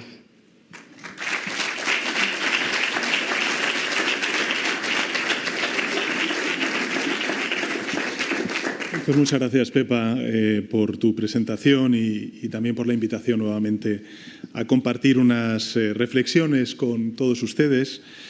Y, en primer lugar, quisiera agradecer a la Cámara de Comercio de España, Estados Unidos y al diario El País, al Grupo Prisa, la excelente labor en la organización de este encuentro. Se trata, sin duda, de una cita ineludible en esta semana de alto nivel en la Asamblea General de Naciones Unidas, una cita, además, que creo que es oportuna para reflexionar sobre el momento crucial que vive el mundo y, por tanto, también vive Europa y nuestro país. Yo creo que asistimos al final de un ciclo económico que nos ha marcado durante estos últimos años, desde la guerra de Putin en Ucrania, que es un ciclo económico marcado por las altas tasas de inflación y unos tipos de interés absolutamente inéditos que hemos visto tanto en la Reserva Federal estadounidense como también en el Banco Central Europeo. Yo creo que dejamos atrás, y esta es una gran noticia, la fase más crítica del choque inflacionario que ha vivido la empresa, también las economías y los hogares en España. Y ahora se abre un tiempo de impulso adicional a la reactivación económica con la decisión de recortar los tipos, de rebajar los tipos de interés por parte de los bancos centrales tanto en Estados Unidos como en Europa. Y aún así, pues cualquier escenario de futuro, yo no he estado esta mañana haciendo referencia, como hacía la directora del País, a esa nueva normalidad que es el cambio, pero efectivamente yo creo que el escenario futuro va a estar marcado por esa nueva normalidad que es el cambio, que es la transición, ¿no? Que es en definitiva también algo de incertidumbre. Y yo creo que esta es una lección que no tenemos que olvidar, sobre todo si volvemos la vista atrás y pensamos en lo que ha supuesto el inicio de esta década, ¿no? España sufrió, como el conjunto del mundo, un tremendo shock, un tremendo impacto por la pandemia de la COVID-19, probablemente como ningún otro país de nuestro entorno, quizá como Italia, que también tiene un sector del turismo tan importante como el español. Y hoy, apenas 4 años después, nadie podía imaginarlo, pero lideramos el crecimiento económico, la creación de empleo entre las grandes economías europeas. Y los ingresos reales de las familias españolas, es decir, la redistribución de esos frutos del crecimiento, pues crecen muy por encima de lo que lo han hecho en Alemania, en Francia o en Italia. Con los datos estadísticos actualizados, sabemos hoy, después de las revisiones que hemos visto del Instituto Nacional de Estadística, sabemos hoy que España creció en el año 2023 un 2,7% en tasa interanual, es decir, 6 veces más que la media europea. Y hoy mismo, en el Consejo de Ministros, pues se ha aprobado la actualización de las previsiones de crecimiento económico que tenemos para este año, para el siguiente y el siguiente, arrojando unas cifras de previsión de un 2,7% en el año 2024, del 2,4% en el año 2025 y del 2,1% en el año 2026. Es decir, que la previsión que tenemos es de un fuerte crecimiento en términos relativos respecto al resto de la Unión Europea en la economía española. Y además, la inflación, que ha sido digamos, el caballo de batalla como consecuencia de la crisis energética provocada por la guerra en Ucrania, de muchos hogares y de muchas empresas, se sitúa en tasas cercanas al objetivo del 2% marcado por el Banco Central Europeo. Y desde el inicio de este episodio de subida de precios, simplemente para que nos hagamos una idea de lo que ha supuesto y de lo que también ha significado la política económica que ha liderado significativamente la vicepresidenta tercera de Transición Ecológica, Teresa Rivera, la inflación acumulada en la Unión Europea es del 18,9%, vamos a decir un 19%. Es decir, casi 4,5 puntos más que en España. Es decir, somos el país que mejor ha contenido la crisis inflacionaria entre las grandes economías europeas. Y este diferencial se explica por muchas cuestiones, pero fundamentalmente se explica por el componente energético. Voy a dar algunos datos que me parecen lo suficientemente ilustrativos para saber exactamente qué beneficio ha tenido la transición verde que el Gobierno de España viene impulsando desde 2018 a esta parte. Pensemos que respecto al año 2021, mientras la electricidad es casi un 33% más cara de media en los países de la zona euro, en España es un 13,6% más barata que entonces. 33% de media en los países de la zona euro más cara, 13,6% más barata que en el año 2021, en el inicio de la guerra en Ucrania, que entonces. En definitiva, lo que quiero trasladar con esto es, en términos de crecimiento económico, en términos de creación de empleo, en términos de contención de los precios, España va por la buena dirección y la política económica del Gobierno yo creo que está funcionando y así lo están acreditando todos los datos. Una política económica con una hoja de ruta clara, que creo que además ha sido muy importante en el momento de la pandemia y también de la crisis energética, como es proteger las rentas de los empresarios, de los autónomos, también de las familias, de los hogares en nuestro país. Lo hemos hecho con reducciones impositivas que evidentemente, yo siempre pienso en la ministra de Hacienda, ¿no?, en la vicepresidenta primera, por un valor aproximado, se dice pronto, de 25.000 millones de euros. 25.000 millones de euros en rebajas fiscales y con cerca de 8.000 millones de euros en transferencias directas a los sectores empresariales directa o indirectamente afectados por las crisis sucesivas que hemos vivido desde el año 2020. Y hemos dado respuesta a lo inmediato, pero creo que lo bueno, y es lo que quiero reivindicar, es que lo urgente no ha estado reñido con lo importante. Desatender, en definitiva, la necesidad de afrontar reformas de calado en materias como la reconstrucción del Pacto de Toledo y, en consecuencia, la sostenibilidad presente y futura de nuestro sistema público de pensiones, el mercado laboral, que siempre tenía ese talón de Aquiles en la precariedad, en lo corto de los contratos, la temporalidad, en definitiva, de la contratación en nuestro país, la conciliación, ahora de nuevo puesta de moda, o nuevas prestaciones como, por ejemplo, la protección de renta a las capas más vulnerables, es decir, el ingreso mínimo vital. Todas ellas, por cierto, desde una premisa, y es una constante vocación de diálogo con los agentes sociales. La semana pasada, sin ir más lejos, lo cubrió también los distintos medios de comunicación en nuestro país, alcanzamos la cifra de 21 grandes acuerdos en el marco del diálogo social desde que tengo el honor de ser presidente del Gobierno de España. Un nuevo acuerdo, por cierto, en materia de pensiones. Es decir, creo que hemos hecho de la paz social, en contraste con otros países europeos, una seña de identidad con la que nuestro país, España, transmite confianza y certidumbre a los inversores. Y al mismo tiempo, creo que nuestro tejido productivo ha ganado y gana competitividad con ello. En buena medida, gracias a que hemos convertido una debilidad histórica, de nuevo vuelvo al precio de la electricidad, en una auténtica fortaleza, por ejemplo, para reindustrializar nuestro país.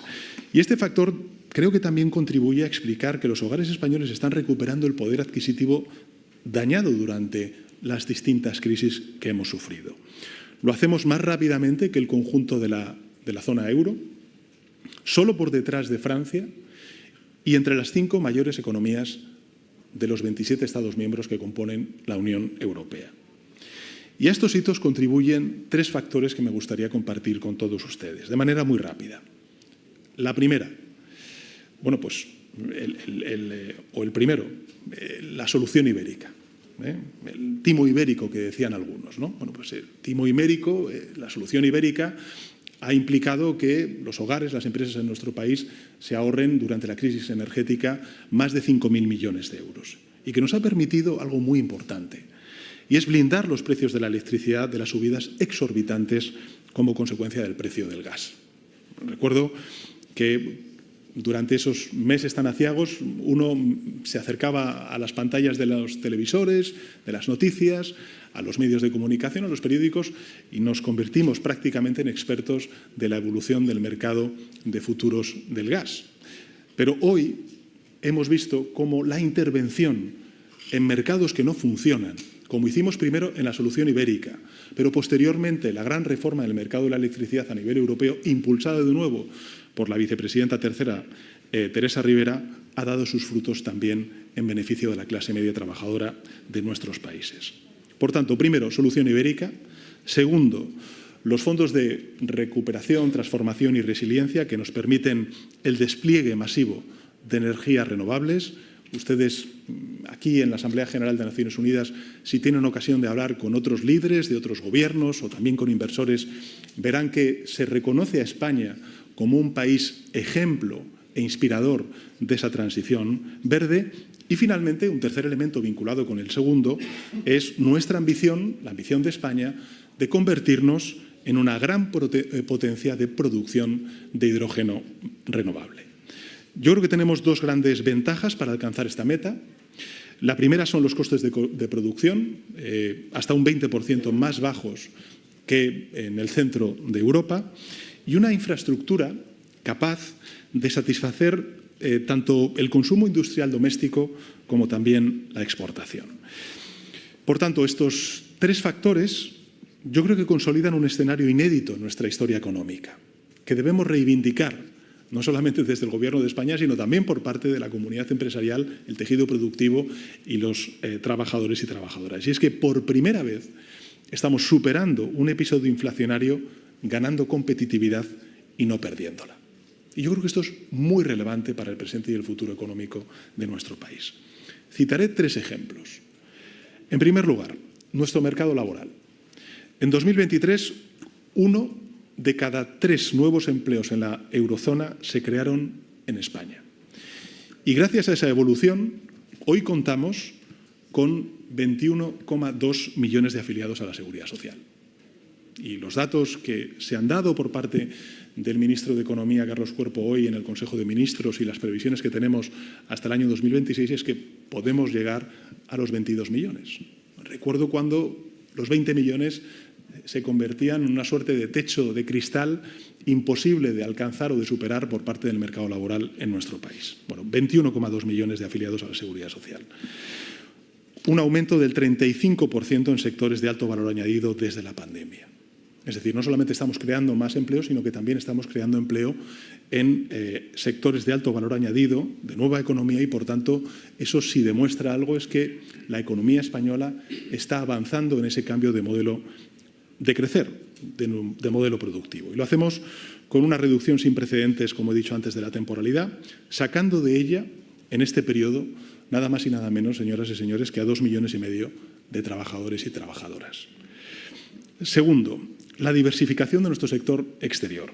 Hemos logrado sostener un superávit liderado por los servicios no turísticos. Y yo creo que esto es muy importante también recordarlo, porque este componente, el de los servicios no turísticos, supone ya el 53% de los ingresos de la balanza de servicios y va a alcanzar este año un récord histórico de 100.000 millones de euros.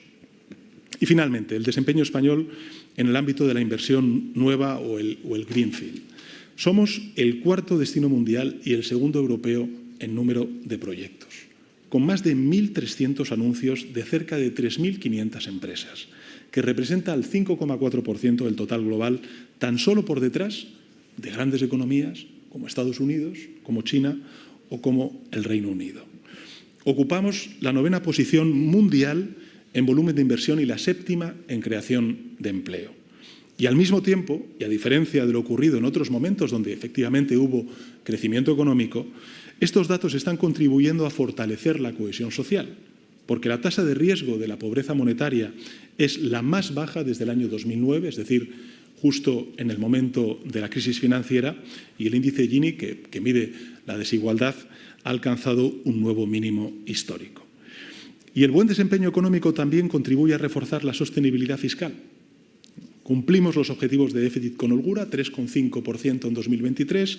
Vamos a estar con una previsión de alcanzar el 3% en el año 2024. Es decir, para que nos hagamos una idea del esfuerzo que estamos haciendo, 7 puntos menos respecto al máximo de la pandemia. Y en paralelo hemos reducido la ratio de deuda pública en 15 puntos en solo 4 años. ¿Y cuál es la consecuencia de todo ello? Bueno, pues que España, por primera vez en 15 años, se dice pronto, lo repito de nuevo, por primera vez en 15 años, pues sale del procedimiento de déficit excesivo marcado por la Comisión Europea y por el Pacto de Estabilidad y Crecimiento. Y no presentamos desequilibrios macroeconómicos excesivos. En definitiva, lo que quiero trasladar es que España vive uno de sus mejores momentos de las últimas décadas. Y eso con una pandemia, con crisis energéticas, con guerras en el flanco oriental, en Ucrania o también en Oriente Medio, pues evidentemente dice mucho del país, de sus empresarios, de sus empresarias, de los trabajadores, de las trabajadoras, de sus representantes, patronal y sindicatos, y también de las instituciones públicas y del Gobierno de España. Y como esto cuesta muchas veces decirlo, porque el carácter español es así, creo que, dado que estamos fuera de España, y es cuando solemos hablar bien de España, tenemos que hacerlo porque exactamente es lo que parece. Es un éxito de país del cual todos tendríamos que estar pues, muy orgullosos. En todo caso, hay que ser muy conscientes, como antes decíais, respecto a la nueva normalidad, de que el contexto internacional es muy complejo y, desgraciadamente, pues, estamos viendo lo que estamos sufriendo en el Líbano ahora, pero también en Gaza, en Cisjordania y en otras partes del mundo, ¿no? Y ante esta evidencia, pues yo creo que tenemos que elegir, como país, si tener un perfil bajo, como ha pasado en el pasado, o luchar por ganar un protagonismo, un liderazgo, por cierto, femenino, en puestos de responsabilidad máxima en la Unión Europea, en la OTAN y en la relación con el sur global desde la Unión Europea. Y yo creo que esta es la última de las opciones, es la senda que ha tomado el Gobierno, con resultados muy constatables. Hace una semana, Teresa Rivera fue designada vicepresidenta ejecutiva para la transición verde y justa y la competencia de la Comisión Europea. Cualquier persona que lidie con la Comisión Europea es consciente de lo que representa la política de la competencia en manos de una comisaria o de un comisario. Bueno, pues eso lo va a tener una española. No solamente eso, también la transición verde y la transición justa. Al igual que Nadia Calviño, que dirige desde enero el Banco Europeo de Inversiones. Cuando antes hablábamos de una reforma del sistema multilateral en Nueva York o en el mundo, pues evidentemente los bancos regionales de desarrollo van a tener un papel protagonista y el Banco Europeo de Inversiones evidentemente es una de sus piezas más importantes. En fin, 2 mujeres españolas, que es lo que quería decir, en el cuadro de mandos de la Unión Europea. Algo así pues no ocurre por casualidad. Hoy España cuenta, es respetada, marca el paso y lo es fundamentalmente por algo que creo que es reconocible y reconocido por los interlocutores y es por nuestra coherencia, porque decimos y defendemos lo mismo en Ucrania, en Palestina o ahora también, desgraciadamente, con lo que está sucediendo en el Líbano.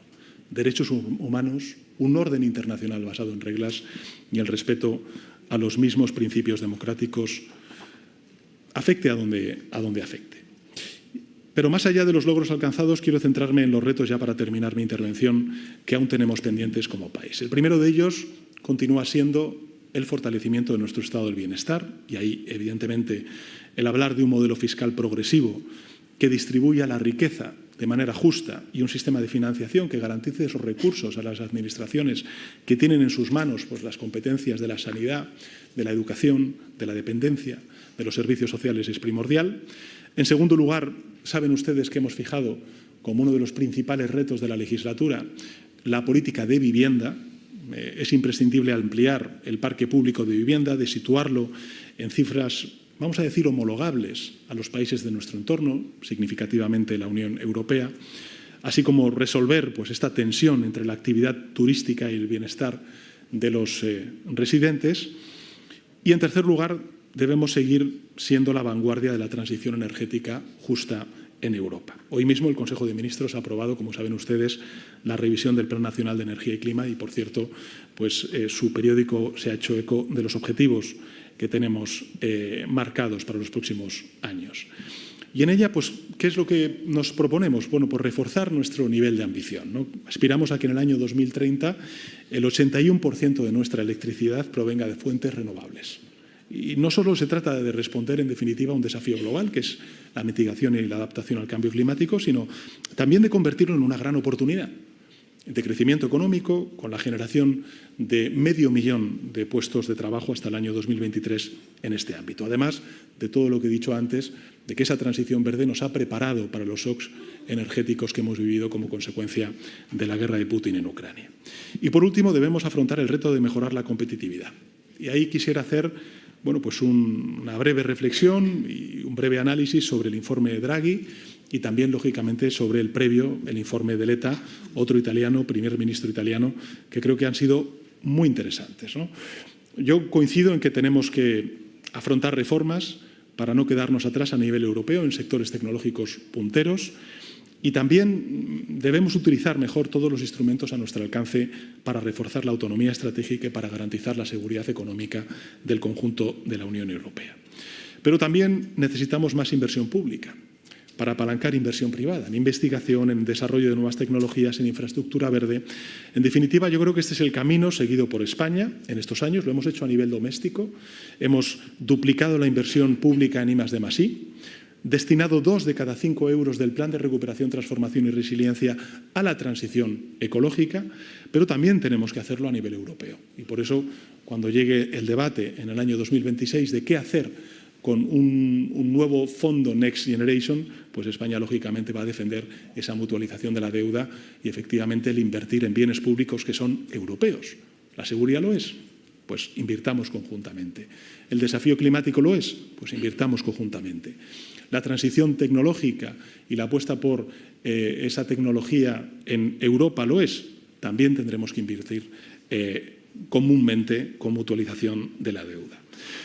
Yo tengo muy claro que nuestro país pagó un altísimo precio bajo el dogma neoliberal de la austeridad, de dificultad de los jóvenes y no tan jóvenes, de familias de clase media en nuestro país para hacer frente y poder llegar a fin de mes.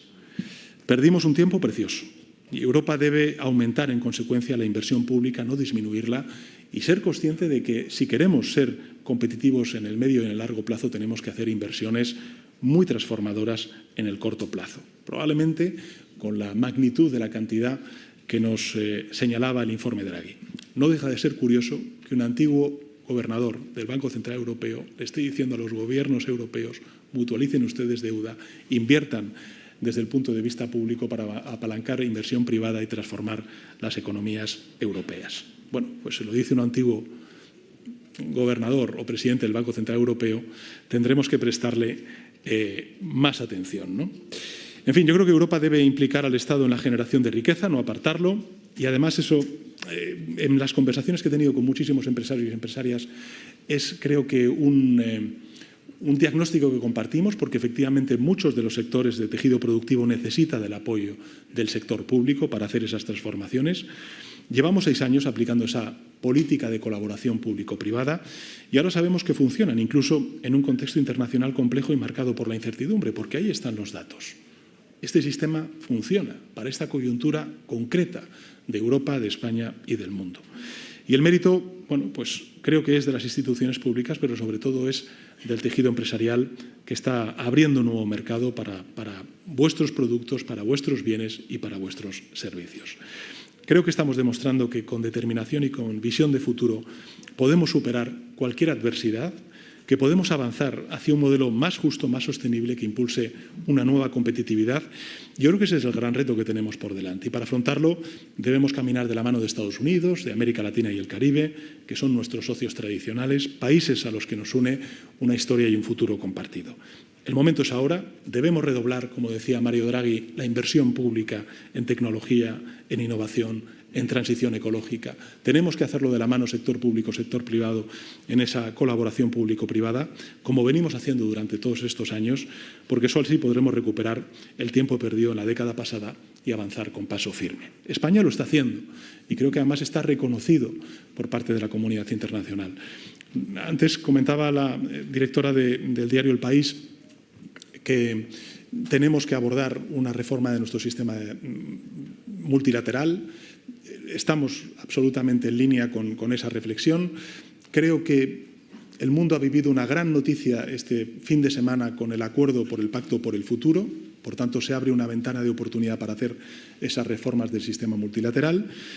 Saben que en junio del próximo año España va a tener el honor, el inmenso honor, de albergar en la ciudad de Sevilla la conferencia sobre la financiación para el desarrollo sostenible, que es efectivamente hablar de lo que importa, de los recursos económicos para hacer realidad esos desafíos que tenemos por delante, la Agenda 2030, el cumplimiento de los ODS, también la transición energética, y España, evidentemente, va a hacer una gran conferencia de financiación para el desarrollo. Nos estamos implicando. Estamos hablando con muchos de los países del G77 precisamente para que no haya un debate entre el norte y el sur, sino que todos nos unamos en torno a la necesidad de reformar nuestro sistema de financiación internacional, y creo que España puede ser, de nuevo, si no un país protagonista, sí un país que colidere, junto con otros muchos, esa gran reforma que necesita el mundo y que necesitan países de la solidaridad de los países más desarrollados, como es el caso de España. Nosotros lo vamos a hacer, por nosotros no va a quedar, y espero y deseo que efectivamente los medios de comunicación y, por supuesto, el diario El País pues sean también testigos de esos avances que protagonice España, en este caso en la ciudad de Sevilla, el próximo mes de junio del año 2025. Nada más y muchas gracias.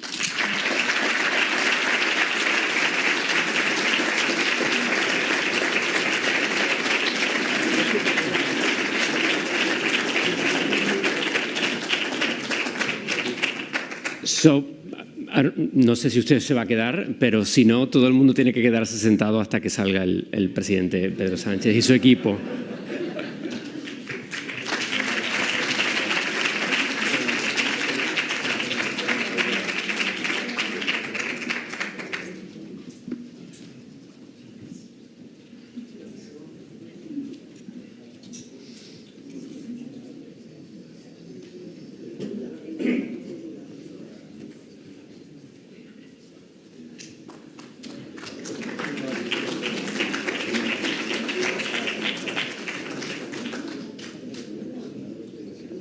Okay, so with that, we're going to finish today's forum. Thank you, everyone, for joining us here in person and also via our live stream.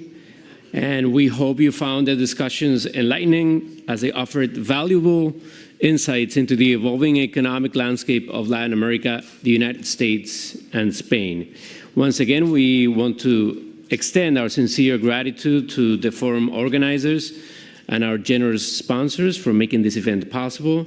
We now invite you all to join us upstairs for a networking luncheon.